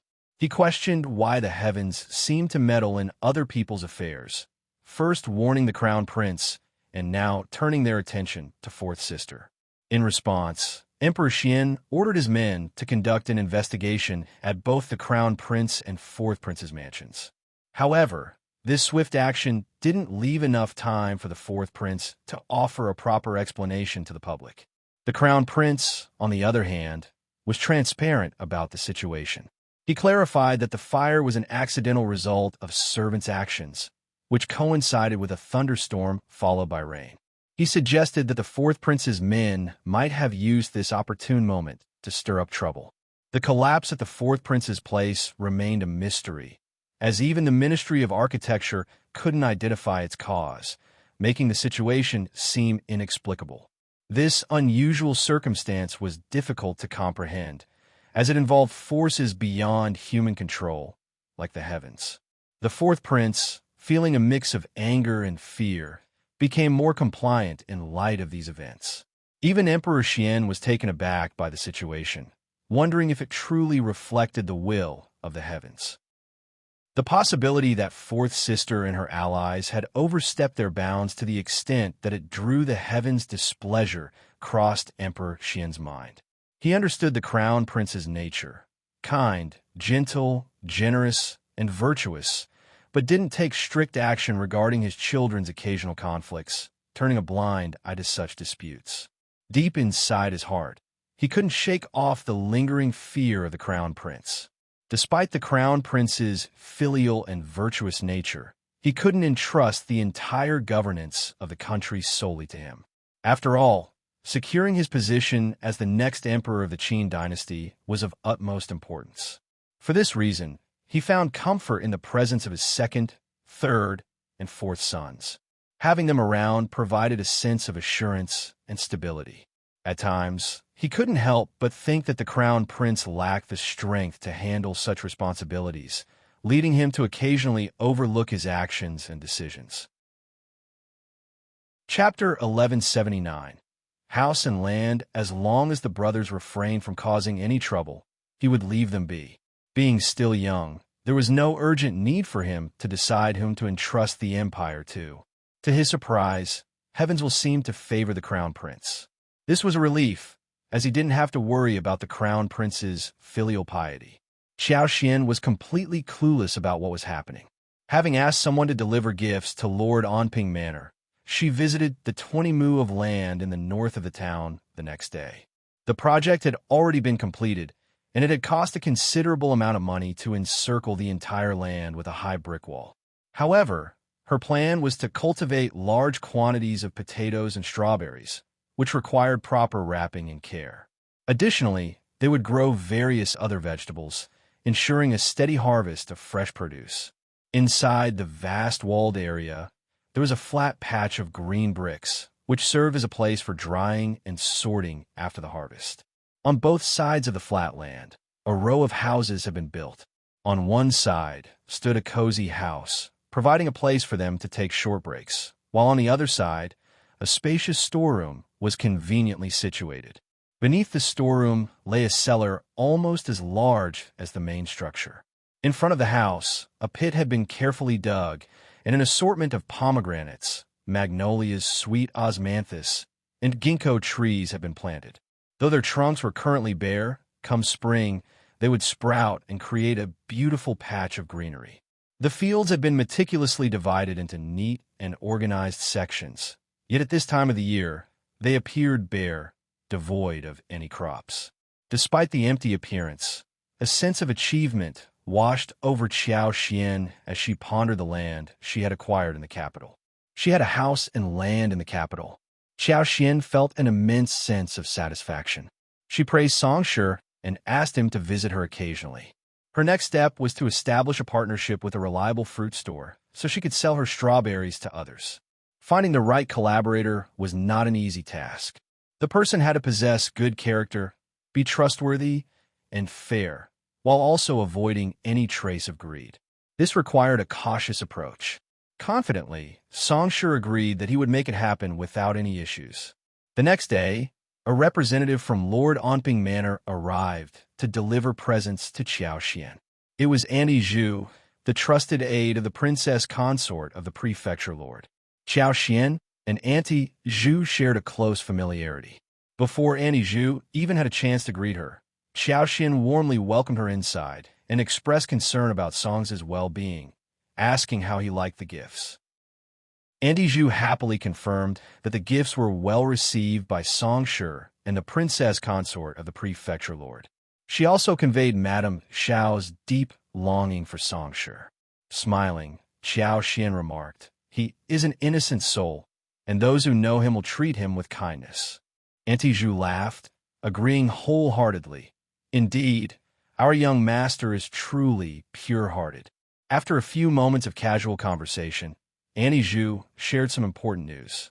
The prefecture lord and the princess consort of the prefecture lord are planning to spend the new year at the princess consort's home with their son and stay there for a considerable period. They might not return for a year or two, or even 3 to 5 years. It's truly a pity. Madam Xiao, you, an officer, Xiao must take good care of yourselves. The climate in the capital can be quite unpredictable, so it's crucial to be attentive to your well-being and avoid any harm to your health. Chapter 1180. No more relations. Xiao Xian was taken aback by Auntie Zhu's implications. Sensing the underlying concern in her words, she responded, "You're right, Auntie. We are in unfamiliar territory, and it's essential to take care of ourselves, especially during the harsh winter ahead. We can't afford to let our guard down, or we'll face great difficulties. No one will sympathize with us then, and we'll suffer." With a subtle smile, Xiao Xian used the opportunity to discreetly dismiss Li Xia and Li Qiu, asking them to attend to the maids who had accompanied Auntie Zhu and offer them tea and snacks. Once they were gone, Xiao Xian turned to Auntie Zhu with genuine concern, bowing slightly and speaking sincerely. "Auntie, please guide me and offer your wisdom." "No need to bow to me." Auntie Zhu gently helped Xiao Xian back up, feeling both gratified and saddened. She appreciated how easily she could converse with such an intelligent person like Xiao Xian, who seemed to grasp everything without the need for explicit explanations. However, her sadness stemmed from the realization that from that moment onward, the young master would no longer visit the Shao residence to spend time with her and Officer Shao. The close bond between the two families would also be affected, and they would no longer have the same opportunities to hang out together. Auntie Zhu reminisced about how the young master cherished Madame Shao and Officer Shao. Whenever Madame Shao was absent, the young master would spend hours with Officer Shao, enjoying their time together. They would sometimes engage in playful activities, and the young master relished those moments. In the eyes of the servants, the young master's happiness was of utmost importance, outweighing all other considerations. But Auntie Zhu carefully chose her words, not wanting to be too explicit. She sighed, wearing a gentle smile. Officer Shao and Minister Old Yun are old friends. It's no surprise that he possesses such great talent, earning recognition from the Emperor and Crown Prince. Despite his young age, he has already joined the Ministry of Revenue from the Hamlin Academy, promising a bright future ahead. However, as time goes on, he will be engrossed in official duties, and Madame Shao will have to attend numerous social gatherings, leaving them with very little free time. Our son enjoys his leisure, and we wouldn't want to impose upon him any further. Besides, the prefecture lord and the princess consort of the prefecture lord would feel remorseful too. Madame Shao, once I take this step, let's forget about mentioning it again. Serving alongside a ruler is akin to keeping company with a tiger. Officer Shao's rise to prominence has attracted suspicion and envy from many quarters. Numerous eyes are watching him closely from afar. Both you and Officer Shao need to be cautious.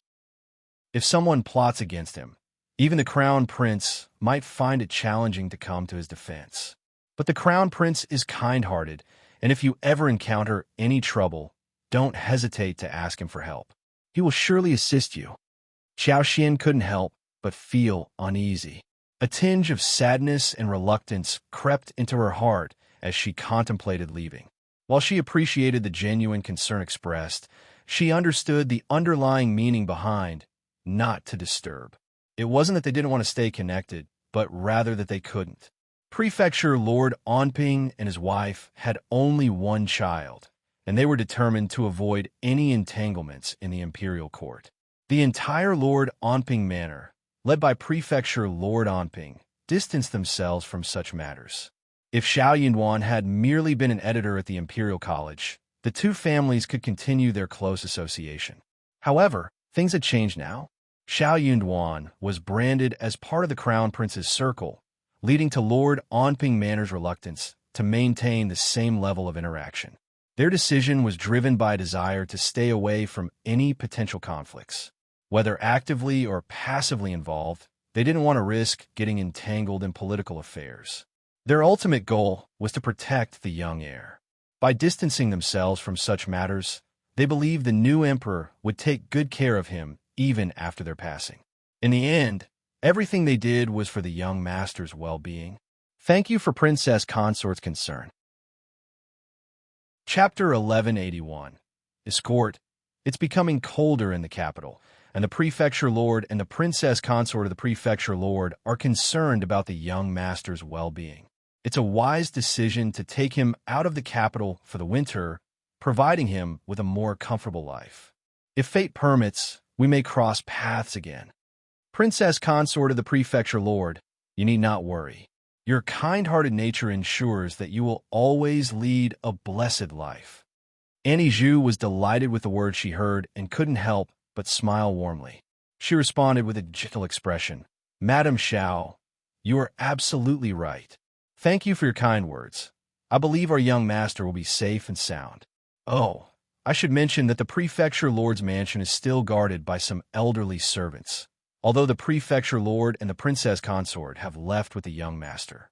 Although we have a limited number of people at the mansion, they're all long-serving loyal servants, some even from the family lineage. From this moment on, if Officer Shao and Madame Shao encounter any difficulties, you can send someone to contact our housekeeper. He is well informed about the happenings in the capital and has a wide network. Perhaps he can offer some assistance, Xiao Xian's heart was warmed by the support she received. Thank you for informing me, Auntie. I sincerely appreciate the concern and assistance from the prefecture lord and the princess consort. Rest assured, if I ever face any trouble, I will not hesitate to seek help from the housekeeper. Auntie Zhu smiled. Don't mention it, Madame Xiao, since the princess consort of the prefecture lord has already said so. Deep inside, Auntie Zhu felt a sigh escape her. Madame Xiao's destiny seemed intertwined with that of the princess consort of the prefecture lord and the young master, yet she had to part ways with them. After a brief exchange of words, Auntie Zhu bid her farewell and departed. Xiao Xian accompanied her to the door, expressing her well wishes for their safety and well-being. She knew she could no longer visit Lord Onping Manor. A sense of sadness and disappointment washed over her. She had looked forward to spending time with the young master once they returned to the capital. The young master was like a child, and he was truly endearing. Xiao Xian returned to her room absent-mindedly and unwrapped the presents Auntie Zhu had given her. It was only now that she realized the abundance of gifts bestowed upon her by the princess consort of the prefecture lord. The box contained over 30 exquisite treasures, each one more splendid than the last. Among them were thumb-sized pearls, peepholes, tourmaline, rubies, sapphires, emeralds, and white jade. The most eye-catching item was a foot-high statue of a white jade goddess, exquisitely crafted. In addition, there was a pair of beautifully designed green bottles and 2 famous paintings from the previous dynasty. Unlike typical palace gifts, these treasures were meant for display and enjoyment. Each item carried an air of elegance and refinement that would surely be the envy of any visitor to her home. Such precious gifts were usually kept securely, not displayed openly, as they could easily be mishandled or misunderstood, leading to unintended disrespect. Jewelry could be worn, especially on important occasions, but it needed to be preserved well, and it could not be sold.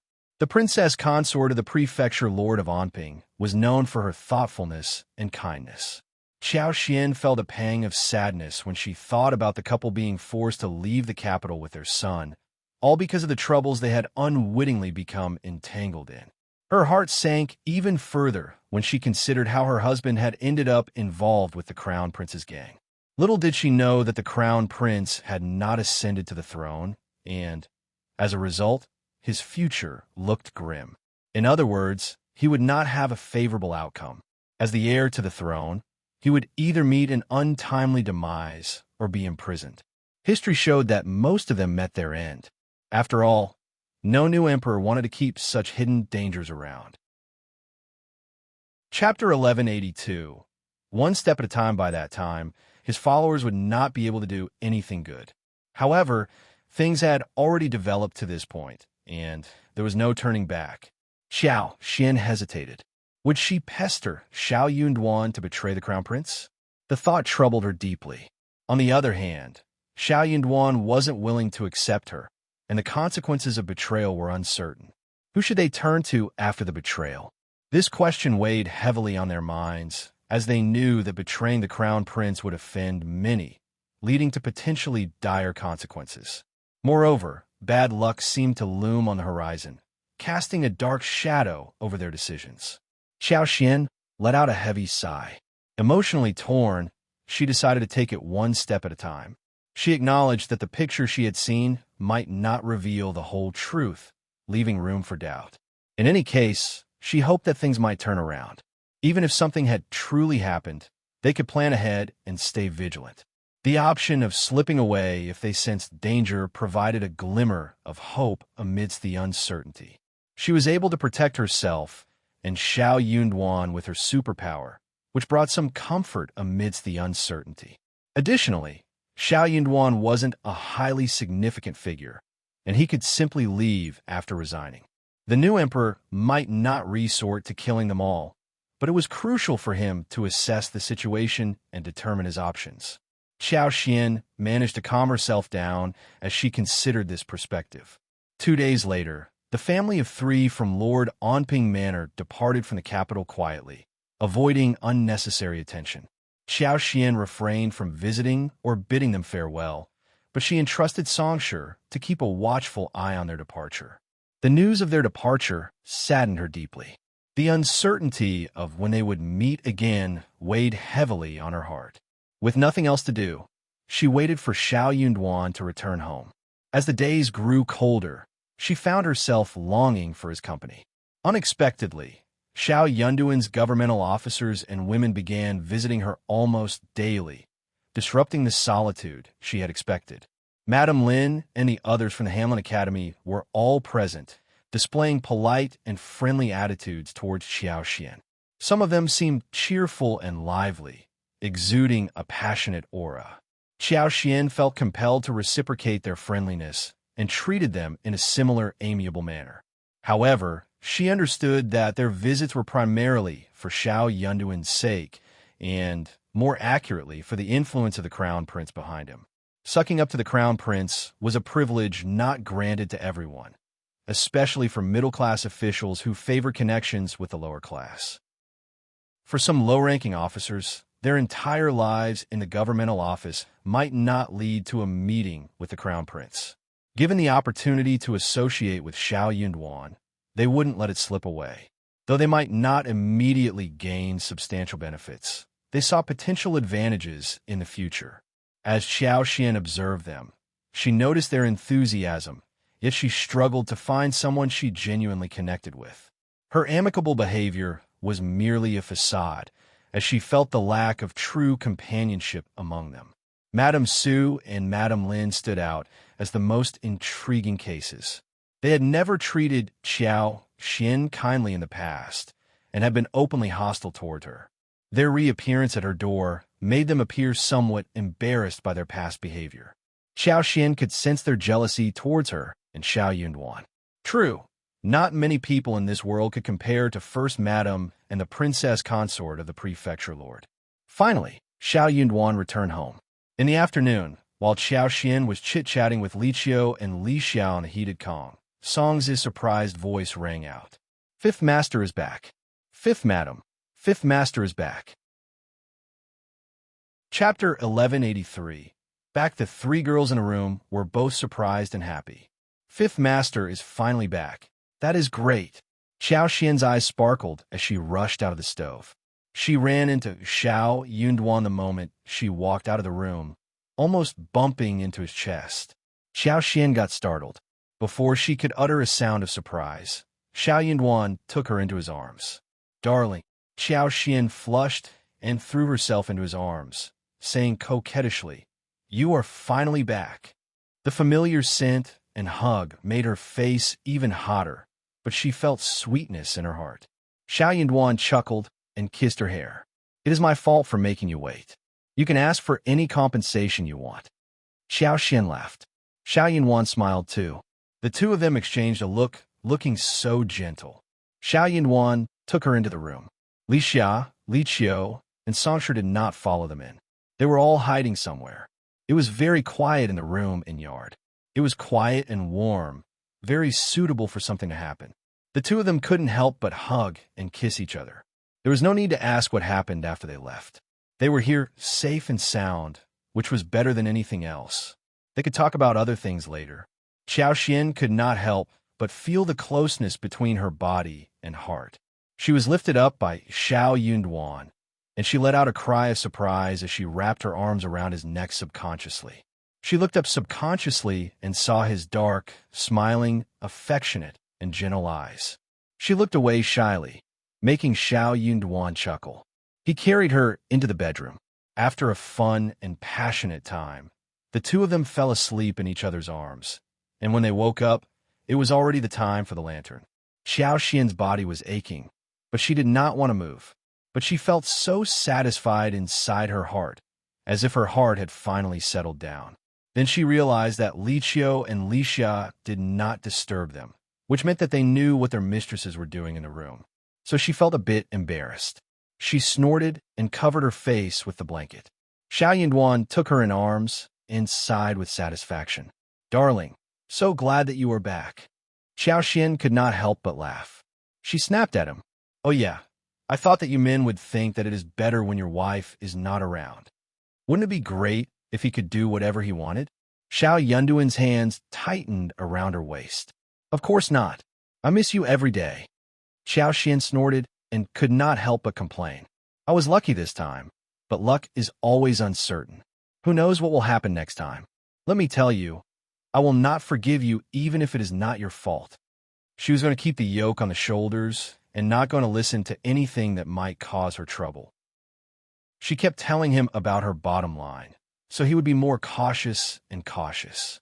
If she had never mentioned this, he would not have paid so much attention to this, and he would have missed the secret.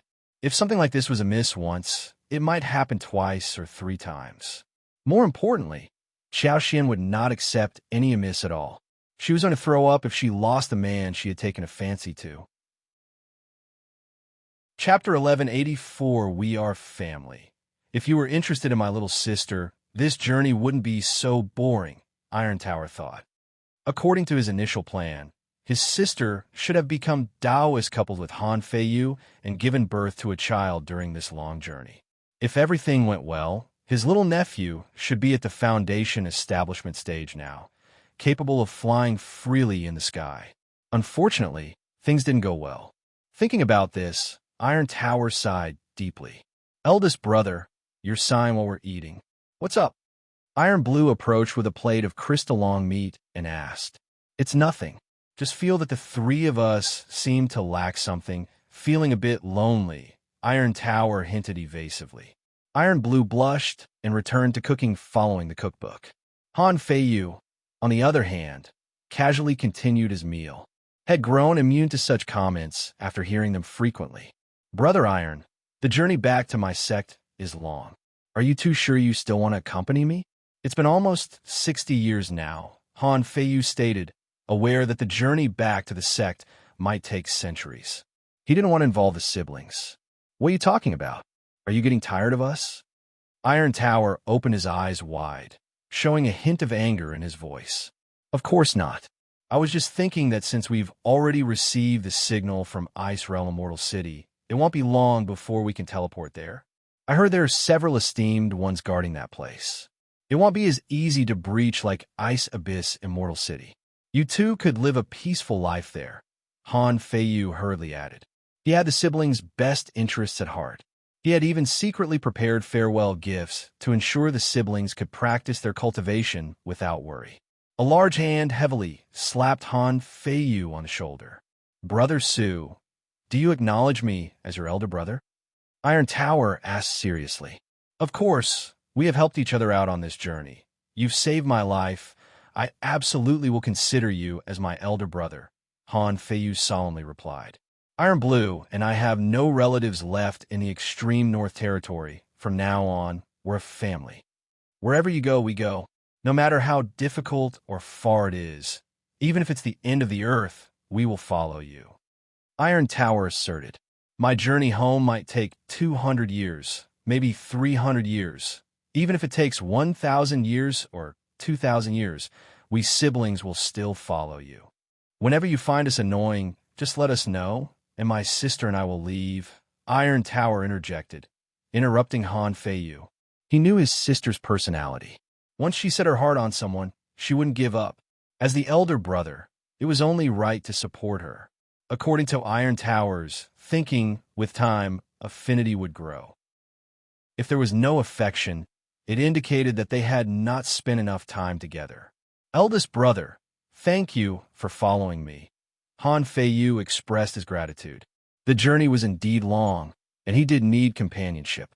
It says in the Sex Manual, if embarking on a long journey, forming a team is the best choice. The prerequisite is that those teaming up with you are willing to share joy and sorrow. He had contemplated staying in Immortal City to cultivate until his level increased before returning to the sect. However, recent events made him realize that without a powerful backing, nowhere was safe. Therefore, he particularly missed the days back in his sect, except for the occasional fear that his jade, Gord's extraordinary fortune, would be discovered by others. Those were the most enjoyable and comfortable days had ever had. What are you talking about?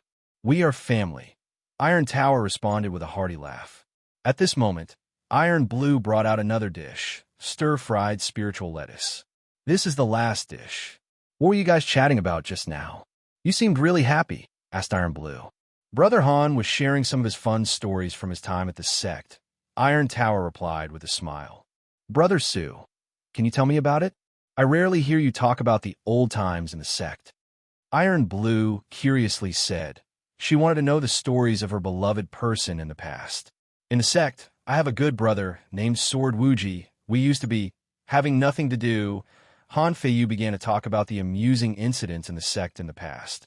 At the Hidden Spirits sect, Su Fan let his temporary avatar replace him in refining the railgun, and his real body began to slack off.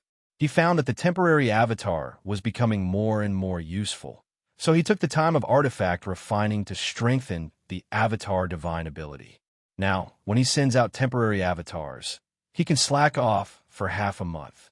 By the sky blue spirit liquid lake, Su Fan was having a heart-to-heart talk with a dragon egg. Don't be comparing the hardness of your eggshell with other dragon eggs. What if you break it? Su Fan patiently instructed the dragon egg who had made an oath with him. This dragon egg, standing in front of Su Fan, stubbornly hopped twice, crushing its hard stone base to make a small pit, proving its toughness. Then what do you do if you accidentally break another dragon egg? Su Fan said again. At this moment, the dragon egg bounced and dove right into the sky blue spirit liquid lake. Then another green-skinned dragon egg, enjoying its time in the spirit liquid lake, was knocked into the air and fell heavily in front of Su Fan. It enlarged the small pit made earlier one more time. Is this the result of your teaching? Why are you so argumentative? Su Fan frowned and looked at the Tianji turtle. The Tianji turtle looked up at Su Fan. How is this a good thing? Just causing me trouble. Not at all behave like a good baby. Su Fan scolded. Then the Tianji turtle looked at Su Fan like he was an idiot. Why would you treat a spiritual beast with a true dragon lineage like a good baby? The call of Tianji turtle contained a bit of perplexity. Although it didn't like moving, it understood that the more an infant spiritual beast moved around, the better it was for them. What am I even trying to compete with you about? Su Fan laughed at his own behavior. I will have someone specially supervise this dragon egg. You just come to tell stories. Su Fan said. He felt that if this Tianji turtle kept training these eggs, they would be ruined. I don't even want to be in charge. I can rest more in the future. The Tianji turtle said lazily and began to walk towards the spirit liquid lake. Pu Tao, assign a puppet to specifically educate these dragon eggs for their all-round development in morality, intelligence, physical fitness, aesthetics, and labor skills. Su Fan instructed. Yes, master. Pu Tao's voice responded. Looking at the 6 dragon eggs playing in the spirit liquid lake, Su Fan gently beckoned, and the 6 dragon eggs were mysteriously pulled by a force, and all came in front of him. All right, today I'll tell you a story. Su Fan spoke kindly and amiably. The 6 dragon eggs jumped in succession to express their satisfaction. Finally, Su Fan began to educate them by telling stories about how to be a good child and how to be able to reassure their parents. After Su Fan's series of efforts, these 6 dragon eggs finally understood the difference between good and bad children. Then they began to happily be the bad kids again. If you find any errors, ads pop up, ads redirect, broken links, non-standard content, etc., please let us know. Report so we can fix it as soon as possible. Chapter 1185, A Plan. The 4th prince was very aggressive, and Empress Qi, the 3rd prince, the niece of the late Empress Dowager, Princess Concubine Virtue, and her 2nd prince were all up to something. But the 2 of them did not make any big moves, but kept making a cheap shot, a cheap trick. They were all hoping that the 4th prince and the crown prince would kill each other first. The emperor was still in good health, and the crown prince might have to live in fear for many more years. He was not sure if he could make it. Xiao Yinduan had not thought much about this. He could just leave with his daughter-in-law, but that was not going to happen now. He had let down his daughter-in-law. He was going to make it up to her. On the surface, Xiao Yinduan was helping the crown prince inspect the granaries in Hebei, but in fact he was heading towards the crown prince's mansion in Miyun County to deal with the reservoir.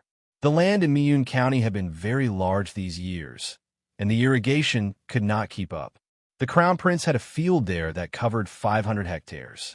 A while ago, the manager of the field reported to the East Palace, saying that he wanted to repair the canal before the new year, in case it affected next year's plowing.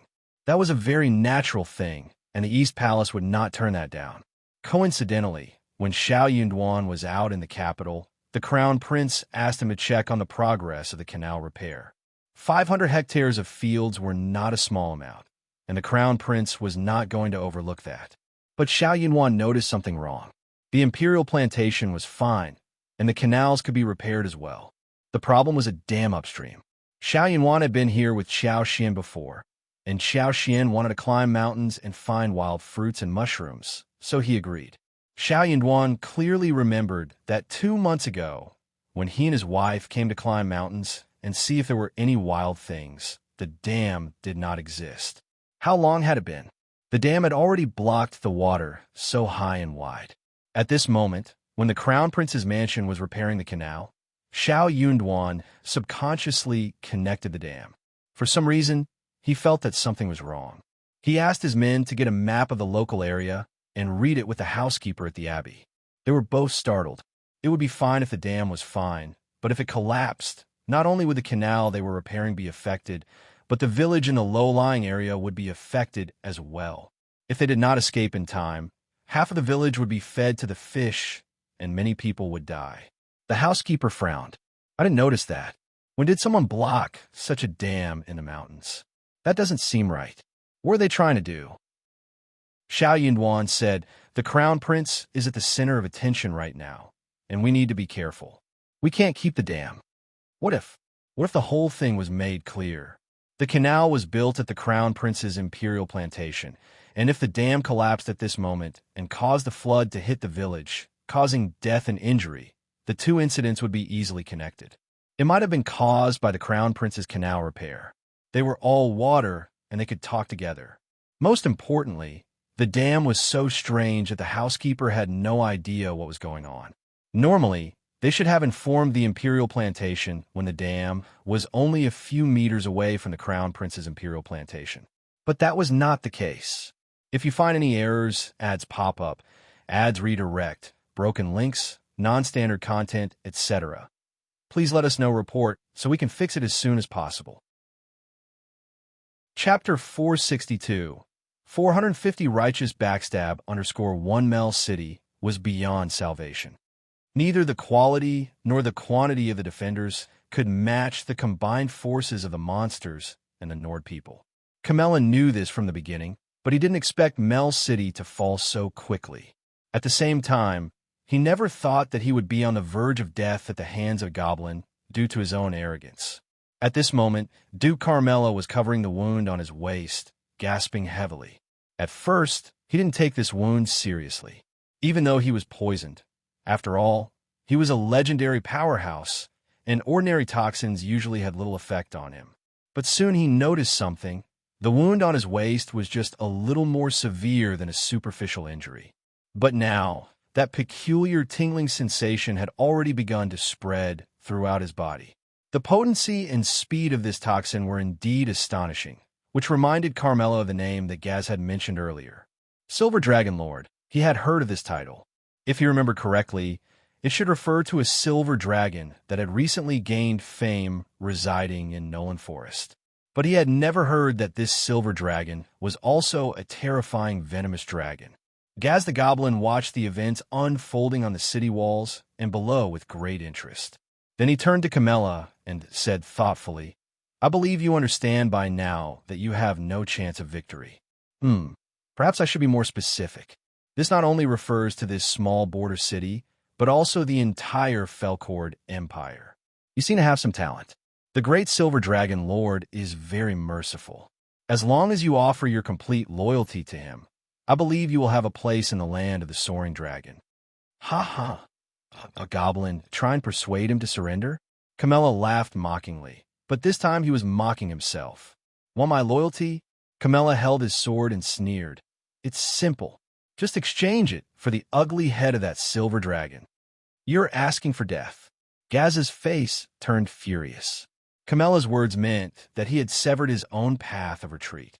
Now, Gaz wouldn't give Camella any chance. Even though he was a legendary swordsman, with his current condition, Camella couldn't possibly be Gaz's opponent. Understanding this deeply, Gaz crouched slightly, and the pair of dragon wings on his back began to flap rapidly. With a sudden burst of energy, he stomped the hard city wall bricks into a deep pit, while Gaz himself charged at Camella like lightning with his long blade in hand. Gaz didn't hold back this time. This attack aimed directly at Camella's vital points. However, to Gaz's surprise, Camella, who looked like he was on his last legs, had suddenly burst forth with astounding strength. Camella had accurately deflected the strike, which should have been decisive. Then, the two engaged in a rapid close-quarters battle, the sound of clashing metal and sparks flying. After a while, both sides retreated, injured, to adjust their positions. At this point, Gaz looked at Camella with a serious expression, ignoring his own injuries, as they were merely superficial. Slowly, Gaz's gaze shifted to his long blade, which had numerous notches from following him through countless battlefields. It seemed that Camella's elegant sword was not ordinary. If Gaz's blade had been a regular long blade, it would have been broken by now. However, what Gaz was more curious and concerned about was how Duke Camella could still be so powerful at this moment. Gaz squinted at Duke Camella and quickly noticed some crimson mist seeping out from the battlefield and drifting towards Camella. This mist looked similar to the Berserker's technique, but was absolutely different. The mist greatly enhanced Duke Camella's strength and seemed to alleviate the impact of the poison on him as much as possible. The source of this mist was the gruesomely mangled corpses. As the mist strengthened Duke Camella, it also imperceptibly exerted immense pressure on Gaz. Despite the additional injuries, the corner of Carmela's mouth was slightly upturned. He looked at Gaz, his expression longing. The god of war will look after his faithful servants. Perhaps Mel City is doomed, but you must pay a price for it. This price would inevitably include the life of this goblin. The fall of Mel City was inevitable, and all Camella could do now was try to relieve the Empire's pressure as much as possible. For example, by taking down this troublesome goblin and then killing as many monsters as possible. Cuckoo. Camella's chest heaved up and down, and at this point his previous elegance was completely gone. In order to maintain his current state, his heart was on the verge of collapse. While the mist enhanced his strength, it also became a burden on him. It wouldn't be long before it disintegrated him and left no trace behind. Therefore, he had to fight quickly. Large amounts of mist wrapped around Camella like red ribbons, while his muscles swelled up like balloons. The magnificent armor he wore soon reached its limit and exploded outward like an overinflated tin can. Gaz stood across from Camella, frowning at him. His opponent was now swollen like a lump of flesh, looking incredibly ugly, but also giving off an intense pressure. Gaz swallowed with difficulty. Camella was a veteran swordsman with unfathomable strength. At first, he had only gained the upper hand by cunningly using poison. But now that Camella had reacted like this, his pressure increased greatly. However, Gaz soon relaxed, even sneering and gesturing at Camella with a hooked finger. Camella was shocked at first, then rage clouded his mind at the sight of the goblin. The mockery was highly effective. "I'll cut you into pieces." Wielding his sword, Camella swung a few flourishes and prepared to charge forward to put an end to this damned goblin. But before he took a few steps forward, he saw Gaz inexplicably tilt his head to one side, and a delicate, lightning-charged lance grazed his scalp and embedded itself in the wall behind him.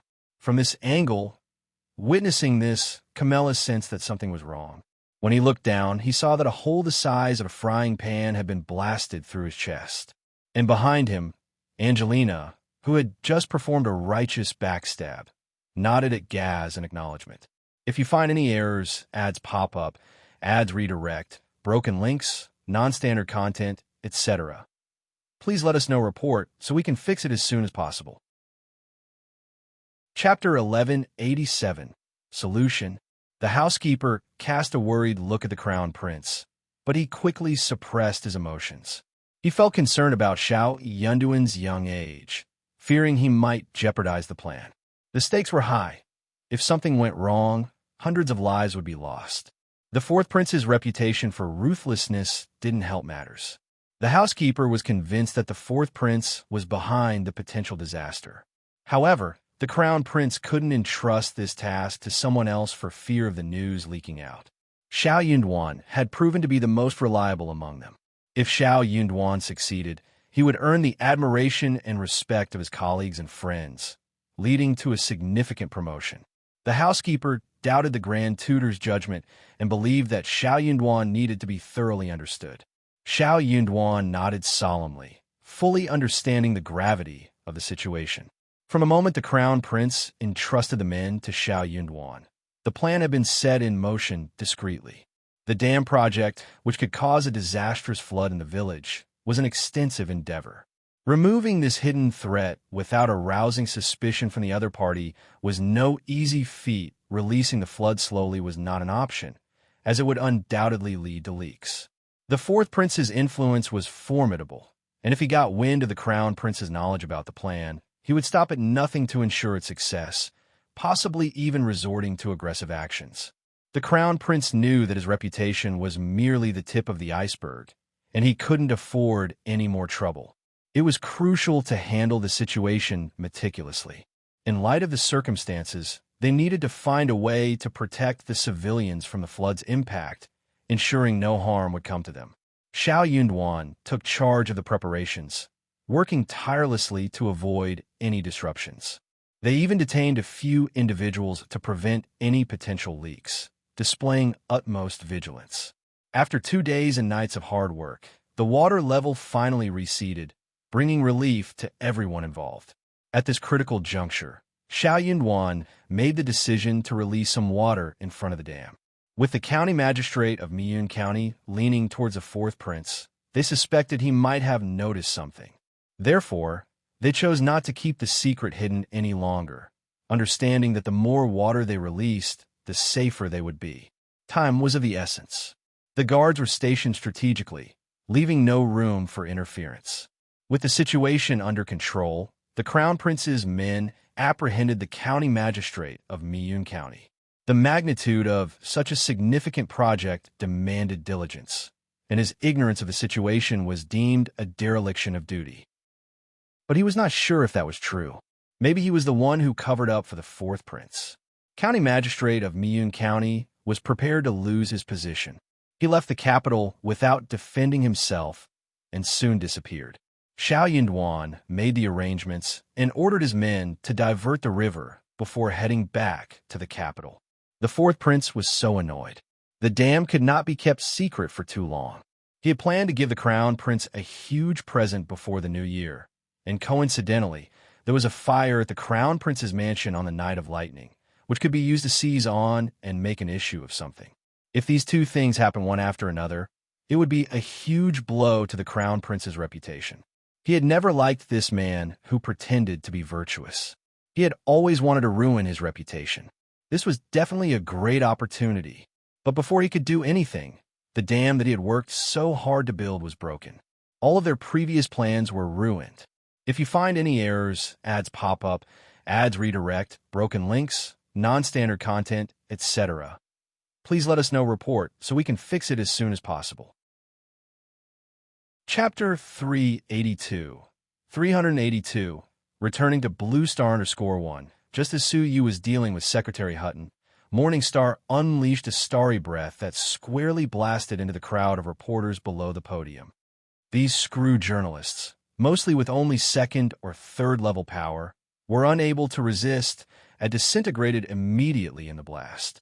Su Yu gave Morningstar an appreciative look and then turned his attention to Secretary of State Les, intending to take advantage of the situation to get rid of him as well. Just then, a colossal golden eye sprang open atop the tallest skyscraper in Trena, known as the Trena skyscraper. Nemesis, danger! Without a second thought, Morningstar utilized a teleportation technique called Flicker, putting himself directly in line with Su Yu and the towering skyscraper.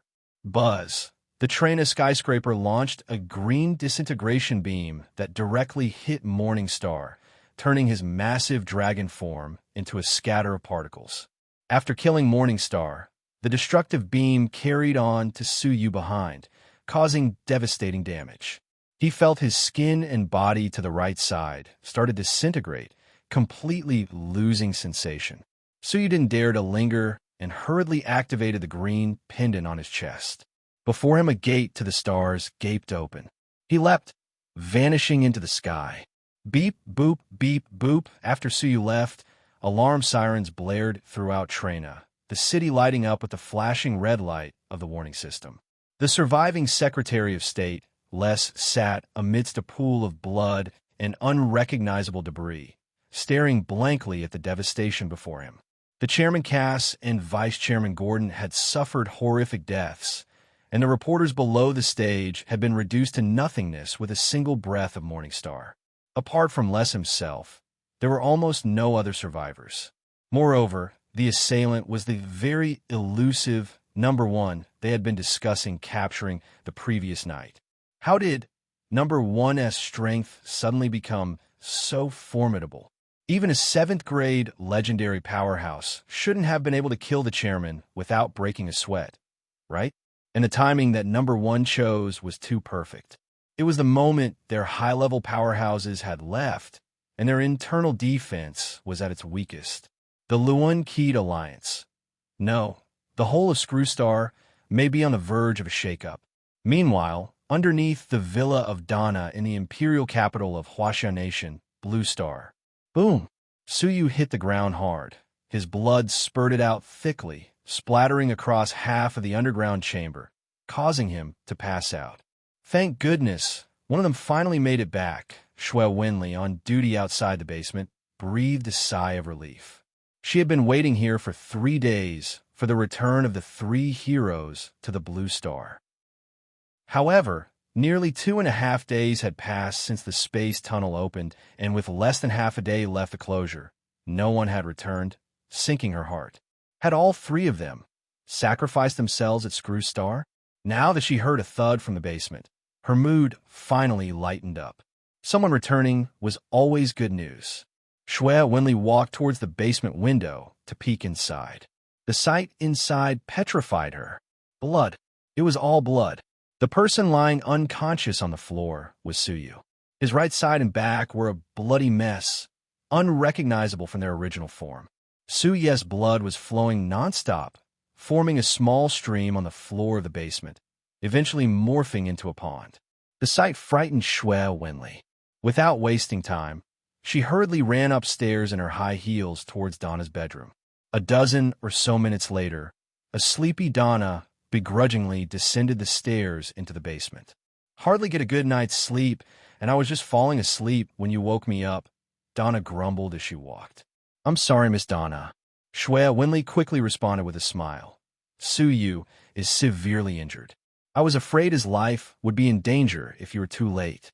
Fine, I won't hold it against you, for the sake of my adorable junior, Donna waved meaninglessly. By this time, both of them had arrived at the entrance of the basement. Donna looked at Shui Winley. Stay at the door and don't move or step inside. The spilled magical energy might kill you directly. Do you understand? Understood, Shui Winley replied promptly. Being an ordinary human, she wouldn't dare risk herself. But she didn't waste time. She promptly sent a message to notify Zhong Feng and Commissioner Zhang to rush over. Okay, Donna nodded and opened the door to enter the basement. Upon entering, Donna glanced at Suyu, almost a pile of mush on the ground, completely expressionless. Tisk, injured like this by a minor level 1 civilization. It seems that this junior fellow is not very skilled. Donna shook her head, knelt down, and unbuttoned Suyu's clothes to examine his injuries. However, after examining Suyu's wounds with her mind, her expression changed to surprise. Disintegration beam? It's a wound caused by the disintegration beam? It seems that the junior has done a remarkable thing. Disintegration beam originates from the divine technique, grand disintegration, a superpower that only planet-level beings can control. Over 200 years ago, when the Holy Silver Federation first discovered Screwstar, the disintegration beam, as part of a technological aid project, was gifted by the Holy Silver Federation to the people of the Screw Star, making it one of their most important technologies. It was surprising that Tsuyu was hurt by this. Fedeth 6 Akahachi, Donna whispered. A divine light beam fell from the sky directly onto her. Donna extended an arm, and a substantial divine power started to gather in her palm. After it gathered to a certain point, she pressed down, injecting the pure divine light into Tsuyu's body. Tsuyu gave a groan that could be of pain or relief. His mangled back and right half was enveloped by the divine force, his wounds slowly healing. After seeing that Tsuyu was now out of danger, Donna clapped her hands and left the basement without looking back. Seeing Donna exit, Shui Winley quickly met her outside. "Miss Donna, how is Tsuyu? Is his life in danger?" Donna glanced at Shui Winley and calmly said, "Don't worry, he won't die. You wait at the door. In about 2 hours, he will come out of the basement by himself." After saying that, Donna yawned, "I'm going back to sleep. Don't bother me unless it's urgent." After that, Donna walked towards the stairs. "Okay."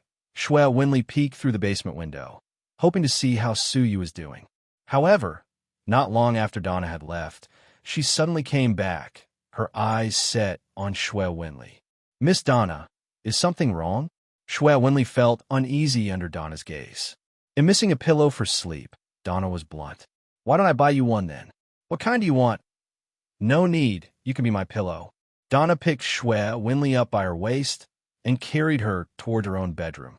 If you find any errors, ads pop up, ads redirect, broken links, non-standard content, etc., please let us know report so we can fix it as soon as possible. Chapter 1189. Snow. In the winter, staying warm was of paramount importance. Therefore, she purchased a plethora of thick clothes, shoes, socks, quilts, firewood, charcoal, and other necessities, ensuring her stockpile was well supplied. As the 12th lunar month approached, the capital brimmed with increasing festivity for the upcoming New Year celebrations. Being newcomers from the countryside, both Xiao Xian and Xiao Yunduan were enthralled by the city's unique charm and financial prosperity. Money was not an issue, and they indulged in buying various New Year goods, unintentionally amassing a considerable collection. Meanwhile, Li Xia and Li Qiu busied themselves by making numerous meatballs and marinating some smoked meat for the festivities. As evening approached, dark clouds gathered ominously, hinting at an impending heavy snowfall. Seasoned elders, well-versed in such signs, predicted the snowstorm. Xiao Xian, with her extraordinary senses, could already detect the imminent snow in the air. The flakes were ready to descend. True to their predictions, as the evening mist descended and the sky turned misty, the snowflakes silently began their descent, gently swirling in the air. Soon, they started to accumulate on the ground. By nightfall, a thick layer of snow covered the landscape. The courtyard's flowers and trees were cloaked in a white blanket, displaying soft, undulating contours. The following morning, the window revealed a bright and clear view. Stepping outside, the crisp air greeted them, invigorating their senses. Though it was chilly, the skies seemed to exude a unique radiance, illuminated by the fresh snow. The air, now sanctified by the snowfall, brought an indescribable sense of novelty and wonder, even to the otherwise ordinary surroundings. The scenery was breathtaking, with the snow having ceased and the bright sun casting a crystal-clear, snow-white glow over everything. Outside the yard, the laughter of children from different families in the alley echoed joyously, reveling in the snowy fun. On their day off, Xiao Yunduan was at home, and Xiao Xian entered the room with a smile. "What a beautiful day! Let's venture outside of town and enjoy the snow. If we're lucky, we might even catch some wild roosters and rabbits. It's just after a heavy snowfall, and the wild roosters and rabbits will be less agile, getting stuck in the snow. They'll move slower due to the cold, making them easier to catch. Let's go and try our luck." Xiao Xian's eyes sparkled with excitement and anticipation. Xiao Yunduan couldn't resist her enthusiasm and agreed, despite wanting to stay home with his wife in this weather to enjoy a nice meal together. All right, let's prepare and head out. The earlier we leave, the sooner we can return. Winter days grow dark early, and it gets much colder after noon. Okay.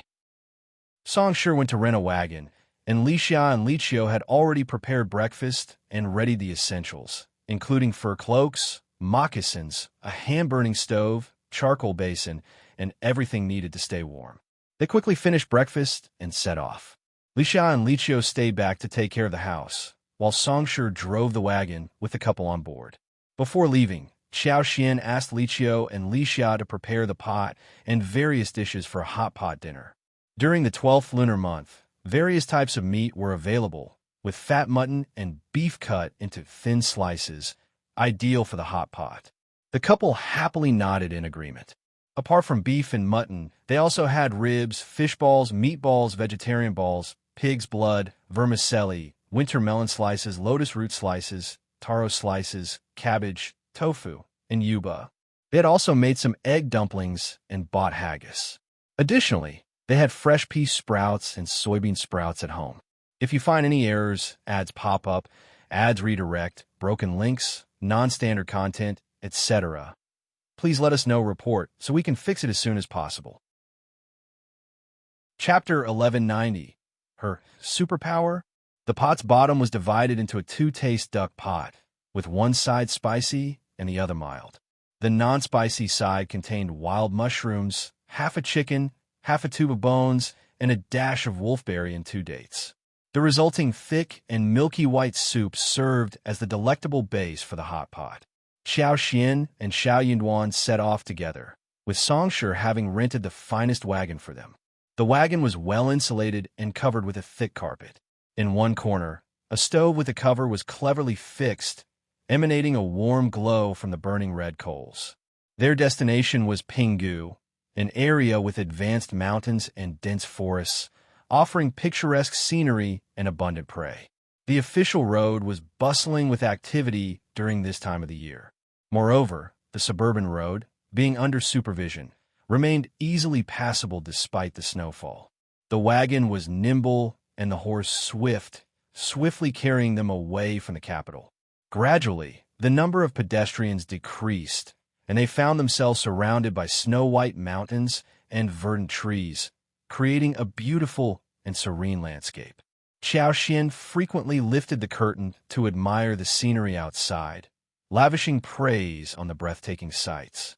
Xiao Yinduan had never witnessed such a breathtaking scene before, leaving him utterly fascinated by it. After approximately half an hour, the couple asked Songshur to stop the wagon, and they disembarked to venture into the nearby mountains, leaving him behind to tend to the coals and keep warm inside. Songshur didn't dare to follow, and simply nodded with a smile as he watched them go before retreating into the cozy wagon. Indeed, the wagon provided ample warmth. Even with a hand stove in his arms and donning for clothing and a hat, he still felt a slight chill after the prolonged journey in the snow. Resting in the wagon was a welcome respite. With no other pedestrians in the mountains during such weather, the couple aided each other as they trekked onward. Xiao Xian's excitement and delight rendered her impervious to the cold, thoroughly enjoying the enchanting scenery up close. Amid the heavy snowfall, the world transformed into a dreamlike and exquisite spectacle. So enamored with the picturesque views, they nearly reached the middle of the mountain. Xiao Xian's deerskin boots and cloak proved indispensable in tolerating the cold. Using her superpower, Xiao Xian searched for any wild roosters or rabbits shivering in the cold. Catching them amidst the snow was a straightforward task. Guided by her abilities, they successfully captured 3 wild rabbits and 5 wild roosters. A bountiful harvest. Fantastic! Tonight, we'll have an abundant feast. Xiao Xian's face lit up with a bright smile as she held the wild rooster in her hands. Xiao Yinduan was genuinely surprised, and he couldn't help but smile too. Those roosters and rabbits are truly clueless. How did they end up like this? Xiao Xian playfully blinked and replied with a grin. Indeed, we got lucky. However, she knew that it wasn't merely luck at play. Her superpower was more than just a display. If the roosters and rabbits had tried to escape, she could have easily used her abilities to ensnare them with long vines or grass leaves, making escape impossible. Of course, they had no choice but to wait obediently. The heavy snowfall provided her with the perfect opportunity to use her powers. Under normal circumstances, she wouldn't dare to employ such tactics on regular roosters and rabbits, as they wouldn't be caught in the vines and grass for no reason. So, it was her powers that led her to discover them in the first place. They were thrilled about the bountiful catch. Back when she was with them, wild animals were abundant, and they were accustomed to eating such delicacies. But now, such opportunities were rare and treasured. If you find any errors, ads pop up, ads redirect, broken links, non-standard content, etc., please let us know report so we can fix it as soon as possible. Chapter 1191, Farmer's Cooking. Motivated by a sense of longing, Xiao Xian let out a sigh and whispered to Xiao Yinduan, "I can't help but miss Qi a little. I wonder how he's doing in the intermediate camp. It must be colder there than it is here. I wonder how much snow they've had this year, and if he's keeping warm." Xiao Yinduan's heart skipped a beat. He cared deeply about his brother, too.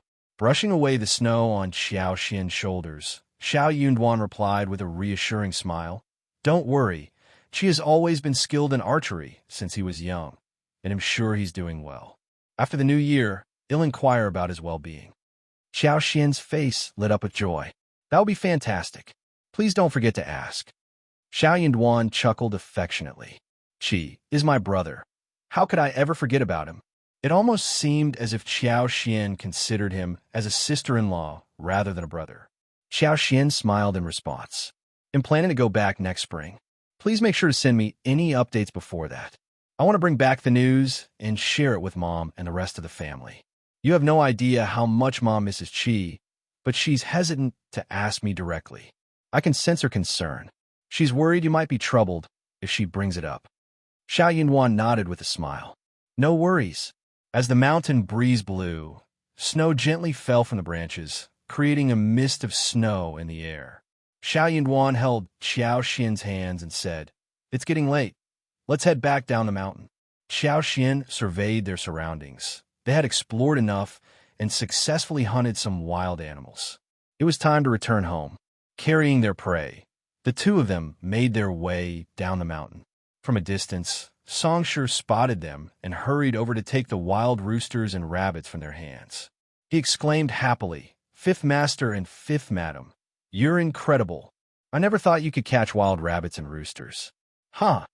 Xiao Xian laughed. "It was just a sudden snowfall that startled them. Let's not tell anyone about it. It would seem too unbelievable. We'll just say we bought them from the farmers." "Yes, Fifth Madam." Hungry and eager to cook, Songsher drove the wagon to a nearby village. He knocked on a farmer's door and borrowed their space to prepare lunch. With roosters and rabbits on hand, the farmer's wife quickly killed and stewed them, turning them into a delicious meal. The generous portions meant they couldn't finish everything, so they shared a bowl with the farmer's wife's children. Living in the outskirts of the capital, the villagers enjoyed a relatively better life than those in the poorer counties, but meat was still a luxury. The farmer's 3 children were overjoyed, and their mother felt a bit embarrassed by their gratitude. Although she was paid too young for the meal, the guests' generosity left her profusely thanking them. Cooked over large stoves and firewood, the dishes were simply delicious.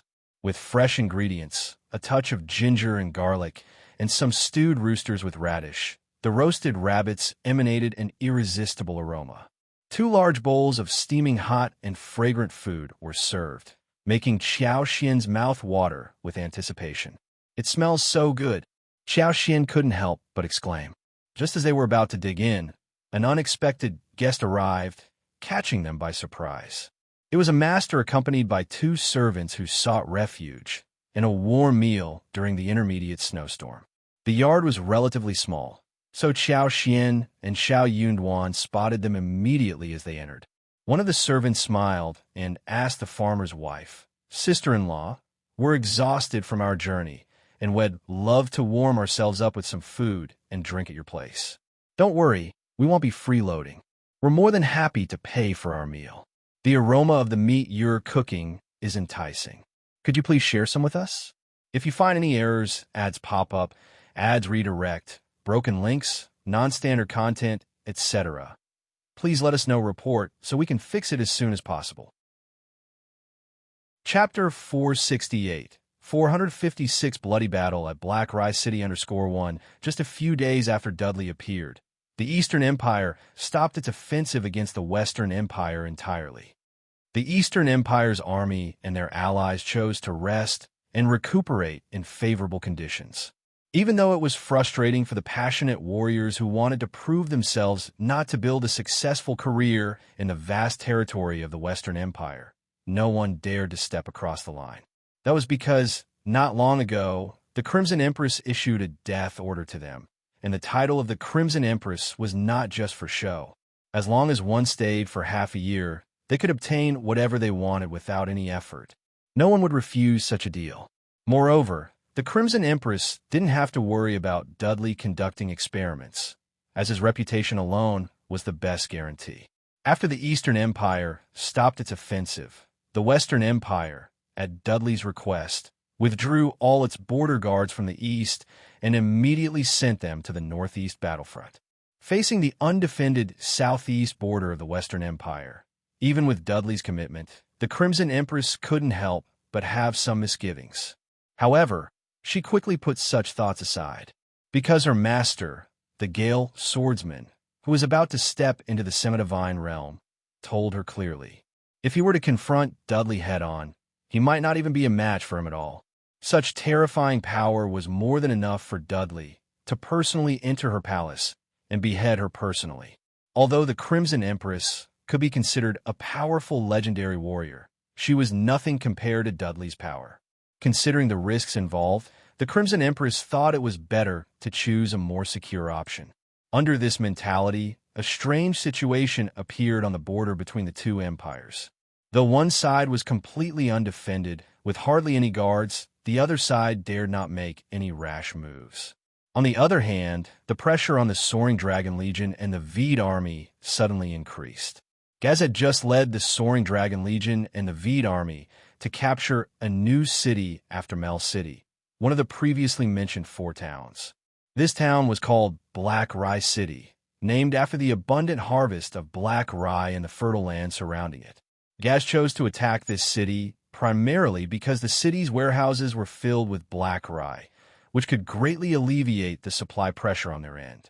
During the siege, Gaz used some tricks to prevent the reinforcement from the other 3 towns from arriving and attacking them from both sides. In order to minimize the time it took to seize the city, Gaz chose to start the attack at night, having the kobold and burrowing worms dig a shallow tunnel. Following that, Mega Fatty and other ogre mages went through the tunnel to the thick and hard foundation of the city wall, then repeated their previous method to dissolve a large hole in the foundation. Through this hole, a large number of monsters entered the city, successfully capturing the town while many people were still asleep. To be honest, Gaz did a great job, and the Western Empire didn't have time to react to his onslaught. However, the city he had captured so quickly had now become a burden for them. After taking Black Rye City, the Soaring Dragon Legion and the Veed army planned to rest there for a while and then find a way to deal with the other surrounding towns. But before they could move, the Western Empire's army had surrounded Black Rye City. All the forces near the Western Empire's border had been transferred, and with Dudley's presence, the nobles dared not maintain their private armies any longer. Now, almost the entire Western Empire's military force was concentrated here, and Gaz finally got a glimpse of the foundation of this veteran empire. Black Rye City was just a small border town, but now the well-equipped Western Imperial people fill the area outside the city like a tide. Standing atop the not-so-high city wall, Gaz looked grimly at the endless crowd below, feeling overwhelmed. Although the monsters in the Soaring Dragon Legion and the Veed people were much stronger than ordinary people, these advantages were useless in the face of the absolute numerical superiority of the Western Imperial forces. Luckily, on their side, there was still the floating city of Dawngarden. Although there was no apparent connection between the soaring dragon legion and the elves, Gez couldn't afford to be too cautious in such a critical moment. He immediately called for a lizard-man scout, who transformed into a giant eagle and disappeared into the sky after receiving Gaz's order. Soon after the giant eagle left, the Western Empire launched an attack on Black Rice City. Since the Western Empire had a large number of soldiers, but the city walls of Black Rice City were limited in size, only a limited number of people could mount the walls at the same time. The Soaring Dragon Legion and the Veed army were marginally stronger than the Western Empire, so although the battle was fierce, the Western Empire could not breach Black Rice City in a short period. The ruthless and bloodthirsty monsters and the war-loving Veed people were not afraid of bloody battlefields or even death. Every time a monster or a Veed person died at the hands of the Western Empire's blades, another monster or Veed warrior would quickly replace them. However, there were just too many soldiers from the Western Empire, and they had also smashed through the gates of Black Rice City.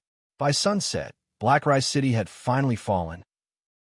With the Western Empire's relentless attacks, the Soaring Dragon Legion and the Veed army had lost more than half of their troops, and the remaining half were led by Gaz, desperately resisting within the Lord's castle. The castle's walls and gates were much weaker, and by the current situation, it wouldn't hold for long. If the defense line of the castle was broken, Gaz and his men would be completely exposed to the Western Empire's aggression. Gaz knew very well that if things really turn out that way, they wouldn't last long. With his strength, it was possible for him to find an opportunity and break through to escape, but he would never do it.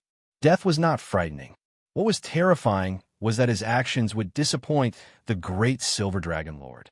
Amidst this complex mood, the castle gate was also broken. Countless Western Empire soldiers filled with vengeance rushed into the castle, swinging their swords with all their might. Is it really going to end? Gaz couldn't help but ask this question while standing at the top of the castle. However, he was unwilling to give up until the very end. Just as he was about to jump down from the high point and join the battle, a giant shadow appeared suddenly over Black Rice City. Gaz immediately looked up at the sky with joy as Dawn Garden had finally arrived. If you find any errors, ads pop up, ads redirect, broken links, non-standard content, etc., please let us know report so we can fix it as soon as possible. Chapter 1193, Invitation. The young master appeared not to be eating seriously. As Xiao Xian and Xiao Yunduan were preparing to leave, he put down his chopsticks and smiled at them. Xiao Xian and Xiao Yunduan walked towards their wagon, but to their surprise, the young master caught up with them. Please hold on. I am Zhao Shu from Yangzhou, Jiangnan, and I would like to befriend Fifth Master. Can we be friends? He asked, revealing that he had heard about them from Song Shi. Xiao Yunduan's expression turned serious as he calmly questioned, You know who we are, don't you? Are you here on purpose? Zhao Shu was unabashed and responded with an open smile. Yes, Officer Xiao, Madam Xiao. It's delightful to have a chance encounter in the snow and witness such a beautiful couple. Xiao Yunduan continued, What is it, young Master Zhao? Zhao Shu maintained his smile. This is not the right place for a conversation. How about we head into town and chat at a tea house? Please don't misunderstand me. I have no ulterior motives. I simply admire the couple and wish to befriend you. As for anything beyond that, I genuinely cannot say. He understood that if he couldn't befriend them, he had no right to ask for anything else. Xiao Xian displayed a half-smile. Fifth Master's reputation precedes him in the capital, so I'm not surprised that you admire him. But what makes you admire me? I'm quite curious. Zhao Shu appeared taken aback for a moment, then smiled, saying, Please don't hold it against me for what I said. I have inquired about you both, and I know that Fifth Madam Xiao is no ordinary lady. She possesses remarkable capabilities, and your properties in Yuzhong province are widely renowned. Xiao Xian and Xiao Yunduan exchanged a meaningful look. They had suspected that Zhao Shu and his servant came to the farmer's home with them in mind. However, they were taken aback by the extent of Zhao Shu's investigation. He seemed to know more about them than even the Tian family, who usually paid little attention to the Yuezhing family and their affairs. The Tian family had always underestimated them, believing Xiao Yunduan came from a small village and had no significant connections. That level of knowledge was sufficient for them. They couldn't fathom how Zhao Shu could have gathered such detailed information. It seemed too meticulous and thorough for anyone to believe. Even a 3-year-old child would not believe that the man in front of him was so thorough in his investigation. "You are so considerate." Xiao Yunduan's demeanor turned cold. Zhao Shu appeared remorseful and tried to explain. "Fifth Master Xiao, I truly meant no harm. Fifth Madam inquired about these matters, and I merely answered her truthfully. I don't have any sinister intentions." Qiao Xian's smile remained, and she said, "I believe that to be true. Even if you had ill intentions, my old master wouldn't be intimidated by you." Xiao Yunduan glanced at Qiao Xian with a helpless expression, as if knowing she was intentionally trying to tease Zhao Shu. Zhao Shu chuckled awkwardly in response. "Of course, I never meant any harm. Fifth Master Xiao, Fifth Madam, why don't we head into town first?" suggested Zhao Shu, trying to steer the conversation away from any discomfort. Xiao Yunduan agreed with Qiao Xian's earlier sentiment, deciding that Zhao Shu didn't seem like a harmful person and thus lost interest in him. He saw no reason to waste any more time or energy on him. "All right, let's go into town." Qiao Xian happily agreed. Zhao Shu was delighted by their response. "Please follow me." Xiao Yunduan assisted Qiao Xian onto their wagon, and Songsher began to drive. Meanwhile, Zhao Shu climbed onto his own wagon and motioned for them to keep up as they made their way into town. If you find any errors, ads pop up, ads redirect, broken links, non-standard content, etc., please let us know report so we can fix it as soon as possible. Chapter 1949, Space Conference 1. Editor, Atlas Studios. Boom. Boom. Boom. In the dream world, 11 was still pulling the head of the god of destruction, using its body to smash star after star and constantly pressing it to the planet to rub. If the god of destruction didn't want to be beaten up, sure you would satisfy it. Even if it was 11, it was more than enough to heavily injure the god of destruction who had yet to recover. Ugh. In the dream universe, no matter how strong the Black Panther's god of destruction was, it couldn't withstand 11, who was using the reverse Pangu evolution method. However, the closer it was to a desperate situation, the crazier this guy became. He counterattacked even more crazily, even if it was only one-sided. "I am the god of destruction," it roared angrily. To Shiryu and the others' surprise, blood tears even flowed out of the corners of the god of destruction's eyes. It seemed to be venting its dissatisfaction and anger. No matter what your reasons are. Shiryu and the others looked at the Black Panther's god of destruction with burning gazes. That made sense. No matter who it was, how could they have an anti-cosmic personality? The god of destruction probably had its own reasons. But no matter what the reason was, since it threatened the safety of him and his companions, they could only completely eliminate the other party. Roar! The god of destruction attacked again. Shiryu held the spiritual sword in his hand, and the dream universe began the second round of violent turmoil. The starlight dimmed, and a drop of liquid condensed in the nebula. The universe seemed to be whimpering. Ever since Shiryu and the god of destruction started the battle, the scene of the universe seemed to have become much more desolate. After an unknown period of time, the dream universe shattered. Shiryu and the others were in the real universe again. When they saw Shiryu come out, Shiyu, who had been lingering here, immediately teleported over in surprise. She saw that Shiryu and the pets beside him were basically not injured. Moreover, there was no sign of the god of destruction. Shiyu said happily, "Dad, where's the god of destruction? Could it be he's dead?" Shiryu looked at the longsword in his hand and said, "I killed him." "Great, you're too strong." Shiyu looked over in surprise.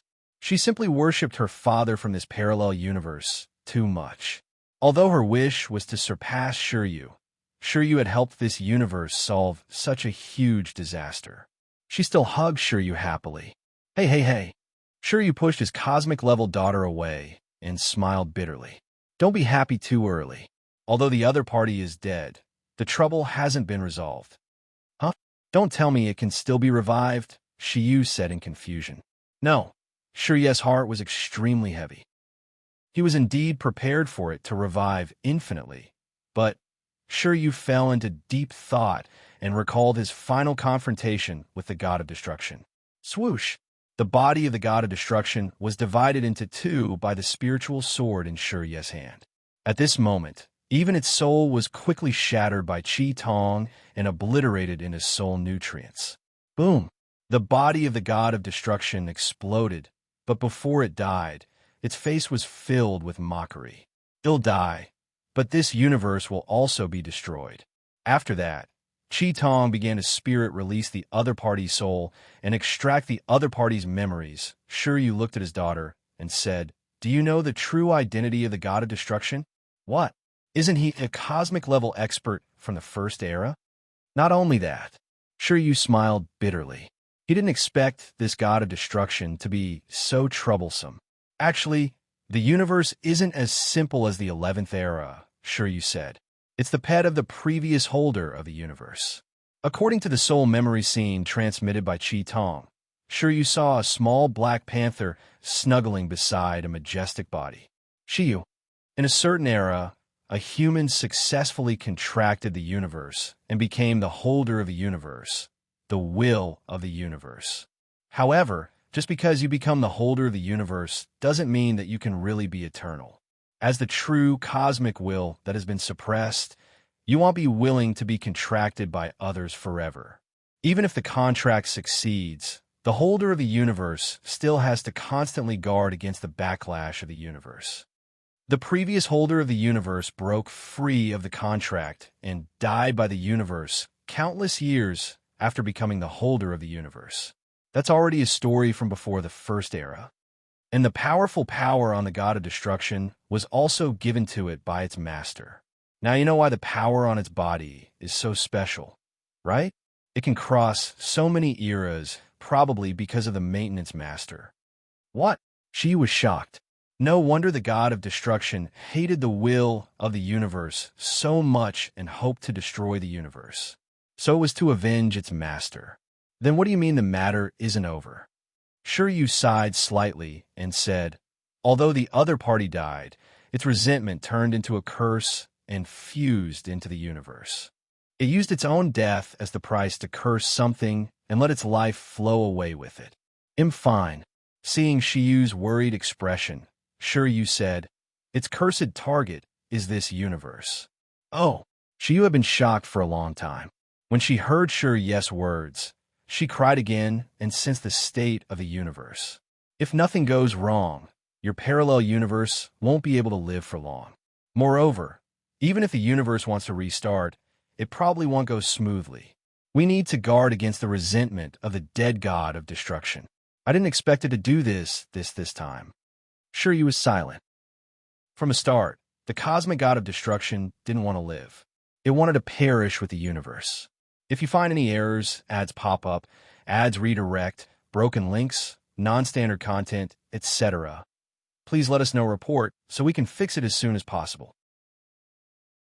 Chapter 1195, Plan. Xiao Xian firmly decided to keep her distance from them, as she would never involve herself with such people.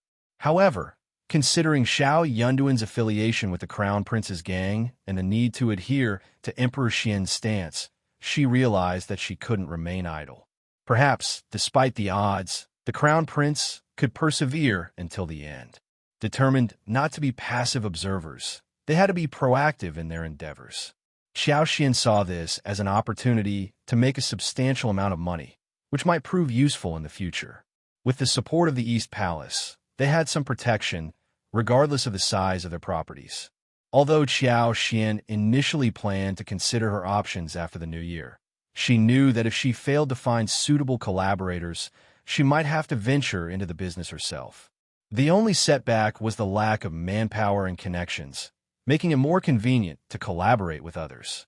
As the wife of an officer, there were certain limitations to what Xiao Xian could personally undertake. Thus, finding reliable partners was crucial. However, She held little hope of discovering collaborators similar to the Yuezhing family, as such opportunities were scarce and challenging to come by.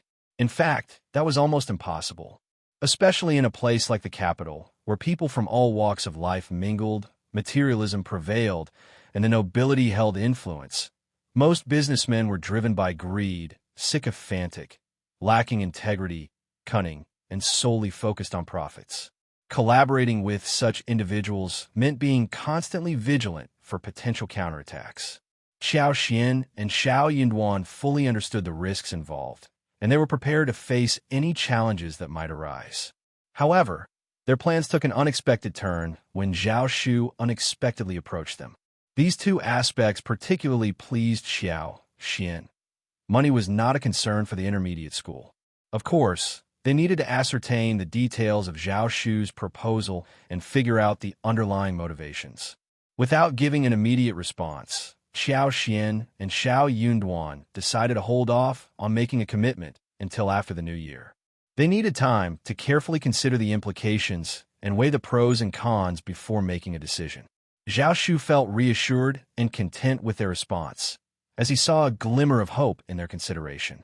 After a while, Xiao Xian and Xiao Yunduan returned home, bringing along a few roosters and rabbits, much to the delight of Li Xia and Li Qiu. It turned out they weren't the only ones craving wild animals. The servants were equally eager for the treat. Considering the weather, the roosters and rabbits could be kept fresh for several days without spoiling. However, the sudden cooing of a hen startled them. Did Fifth Master and Fifth Madam also get this from the mountains? Li Xia inquired. Amused, Xiao Xian chuckled. Are you two going crazy? You can't catch chickens in the mountains. And even if you manage to catch some, it's not stealing. The couple joined in the laughter too. That was right. Fifth Madam must have purchased them, and that was why she brought them to the backyard and secured them. Feeling more at ease after changing her clothes and settling down on the warm Kong bed with a cup of hot tea, Xiao Xian relished the sense of relaxation and laziness. After contemplating for a moment, she turned to Xiao Yunduan with a smile and inquired, What do you think of Zhao Shu?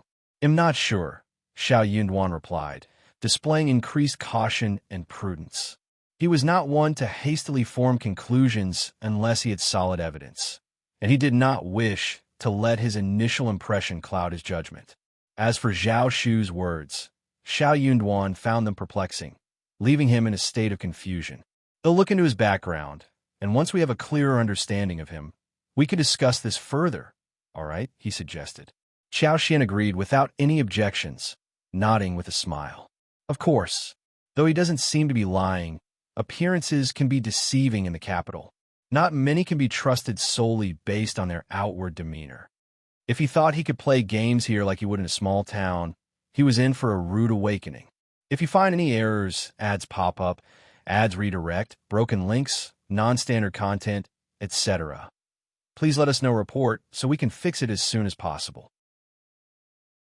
Chapter 1196. Good. Xiao Yunduan smiled. Darling, do you want to collaborate with him? Xiao Xian pondered for a moment and replied with a smile. We need money. The Crown Prince doesn't have much money, right? But he requires resources like the other princes. Xiao Xian had nothing to worry about as long as they were on the same side. Xiao Yunduan nodded in agreement.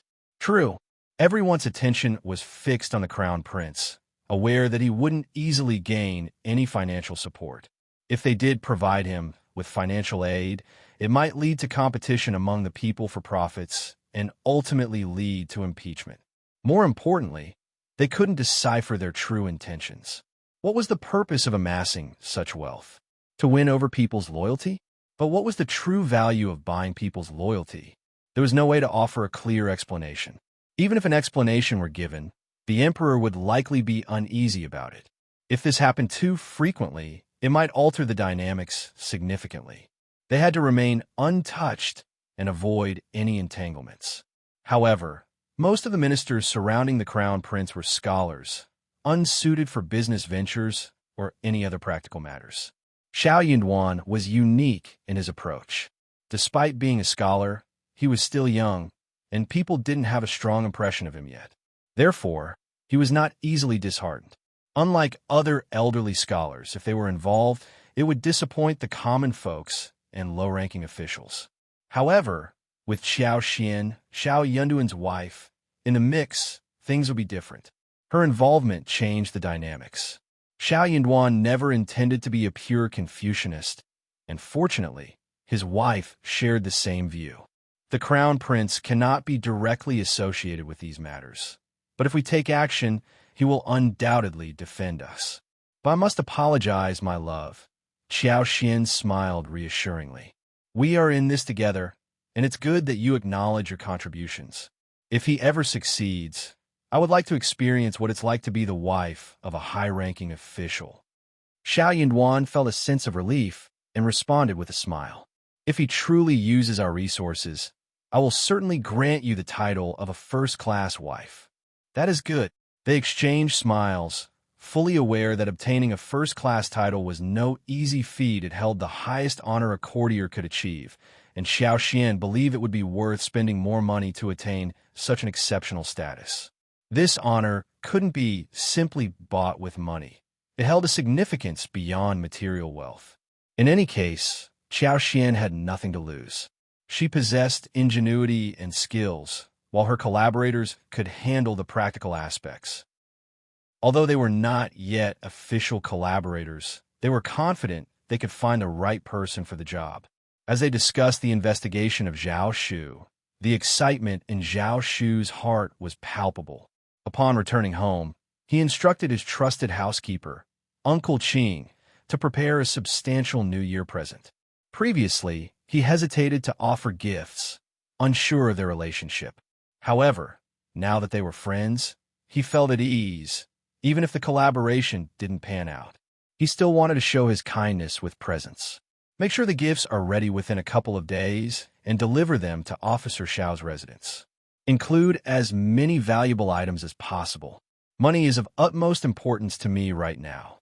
Uncle Qing was delighted to hear about Zhao Shu's connection with Officer Xiao. He nodded with a beaming smile, happy for his master's newfound friendship. Feeling a sense of urgency, Zhao Shu wasted no time and personally made all the necessary preparations. However, Uncle Qing felt it necessary to offer a gentle reminder.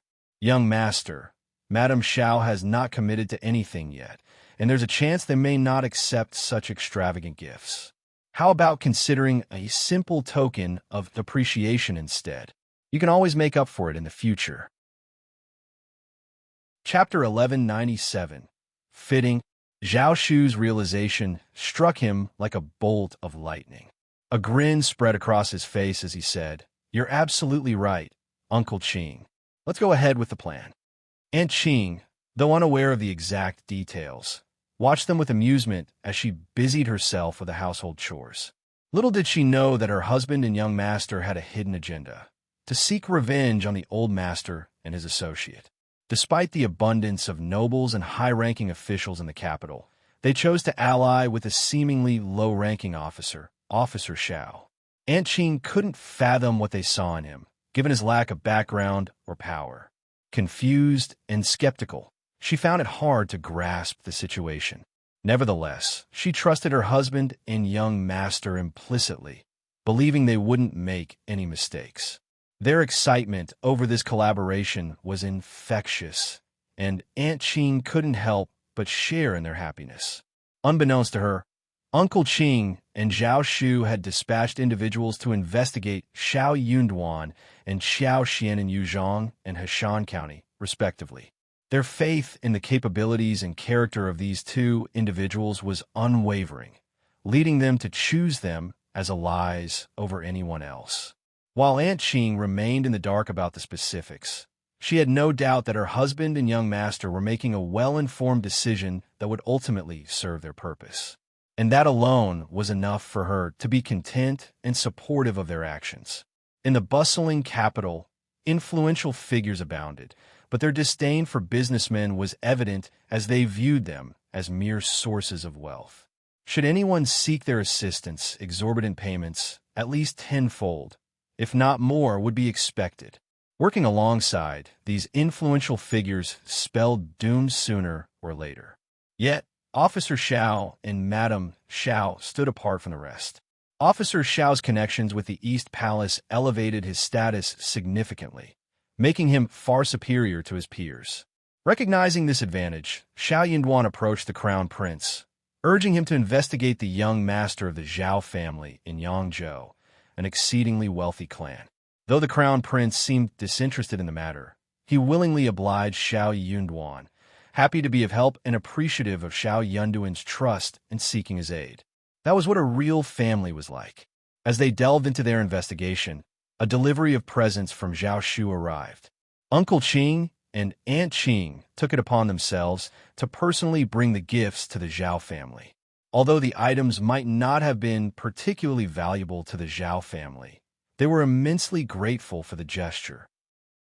The presents included an assortment of provisions: lambs, 2 pairs of live chickens, 2 pairs of live ducks, a pair of well-processed geese, a pair of hams, and a delightful selection of snacks, candies, and candied fruits. However, the most remarkable and rare offering was a small basket filled with fresh vegetables like garlic sprouts, celery, coriander, small vegetables, lettuce, and more. In addition to cabbages and radishes, they also received green onions, winter melons, old pumpkins, lotus roots, yams, taros, and other fresh vegetables from distant regions. To the recipients, such fresh produce was an incredible luxury. The Zhao family couldn't afford these delicacies, and even if they wanted to purchase them, they were likely unavailable in the local markets. Only the wealthiest families could afford greenhouses to cultivate such fresh vegetables, leaving everyone else unable to indulge in such treats. Qiao Xian's eyes lit up with delight at the sight of the fresh green vegetables. She couldn't contain her happiness, as she knew how valuable and precious these items were. Even though she had access to fresh vegetables in her own space, it was unfortunate that she couldn't take them out to enjoy, leaving her cravings unsatisfied.